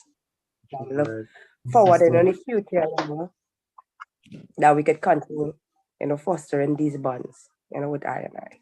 So give thanks again, Honorable Prince Merid. We do glorify. Yes, as we go forward, I want to say give thanks to all the honorables, on the Elders platform with us today. We give thanks again for another Sunday we gathered together, for learning and for development. Give thanks, Royal Empress Trisha. We don't forget to give thanks. Without her, behind the scenes, it can't happen. So we do give thanks. We give thanks to Honorable PRO. And I give thanks for the joy of having today with all the audience as well. Give thanks for your patience, listening, and rapid attention. Love from our house to yours. Rastafari will forever work in tandem with the Ethiopian people and African family to create a progressive future for the generation that are to come. I am your host, Honorable Empress Hosanna. It has been a privilege and an honor to be a part of this discussion today.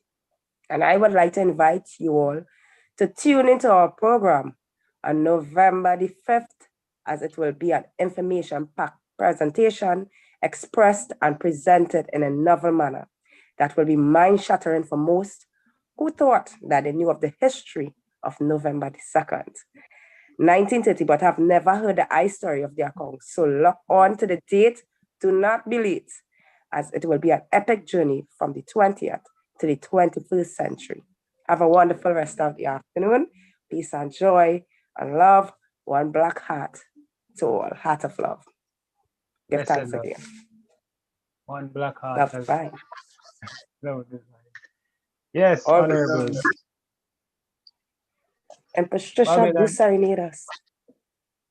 Empress Trisha, we hand it over to you. Take it away. Empress Trisha, bless you. Do what you do best, Empress Trish.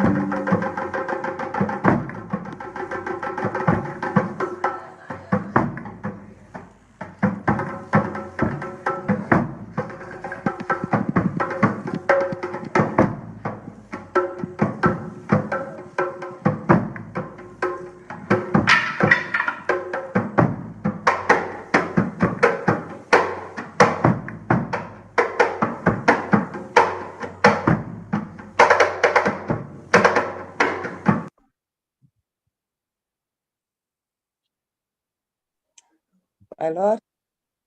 Blessed love. Love divine. Love divine. Tea time. Good time. Yes. I'm going to sign off now myself as well. Give thanks, for the unity and the work together. Yes, God.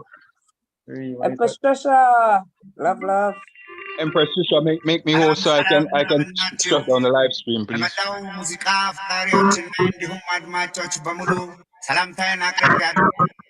ከኔም ጋር ኤርሚያስ አለ። ኤርሚያስም ስቱዲዮ ውስጥ ቁጭ ብለናል። ምናልባት የሬጌ ሙዚቃን ሊታወትላችሁ ተዘጋጅቻለሁ። እጫወታለሁ ሬጌን እጫወታለሁ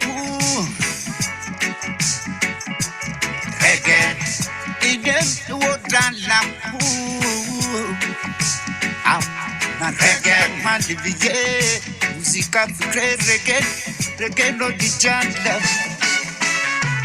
እንዴት ናችሁ በጠቅላላ ለሀገሬ ልጆች በመላ ከጫፍ ጫፍ አንድን ሰው ሳይቀር ይድረስ ሰላምታዬ ፍቅር እጥርን ያለች በጣም ለሁላችንም የምትጥም ላጫውታችሁ በሰላምታ ሬጌ ጨዋታ ላፍታ የፍቅር ሸማ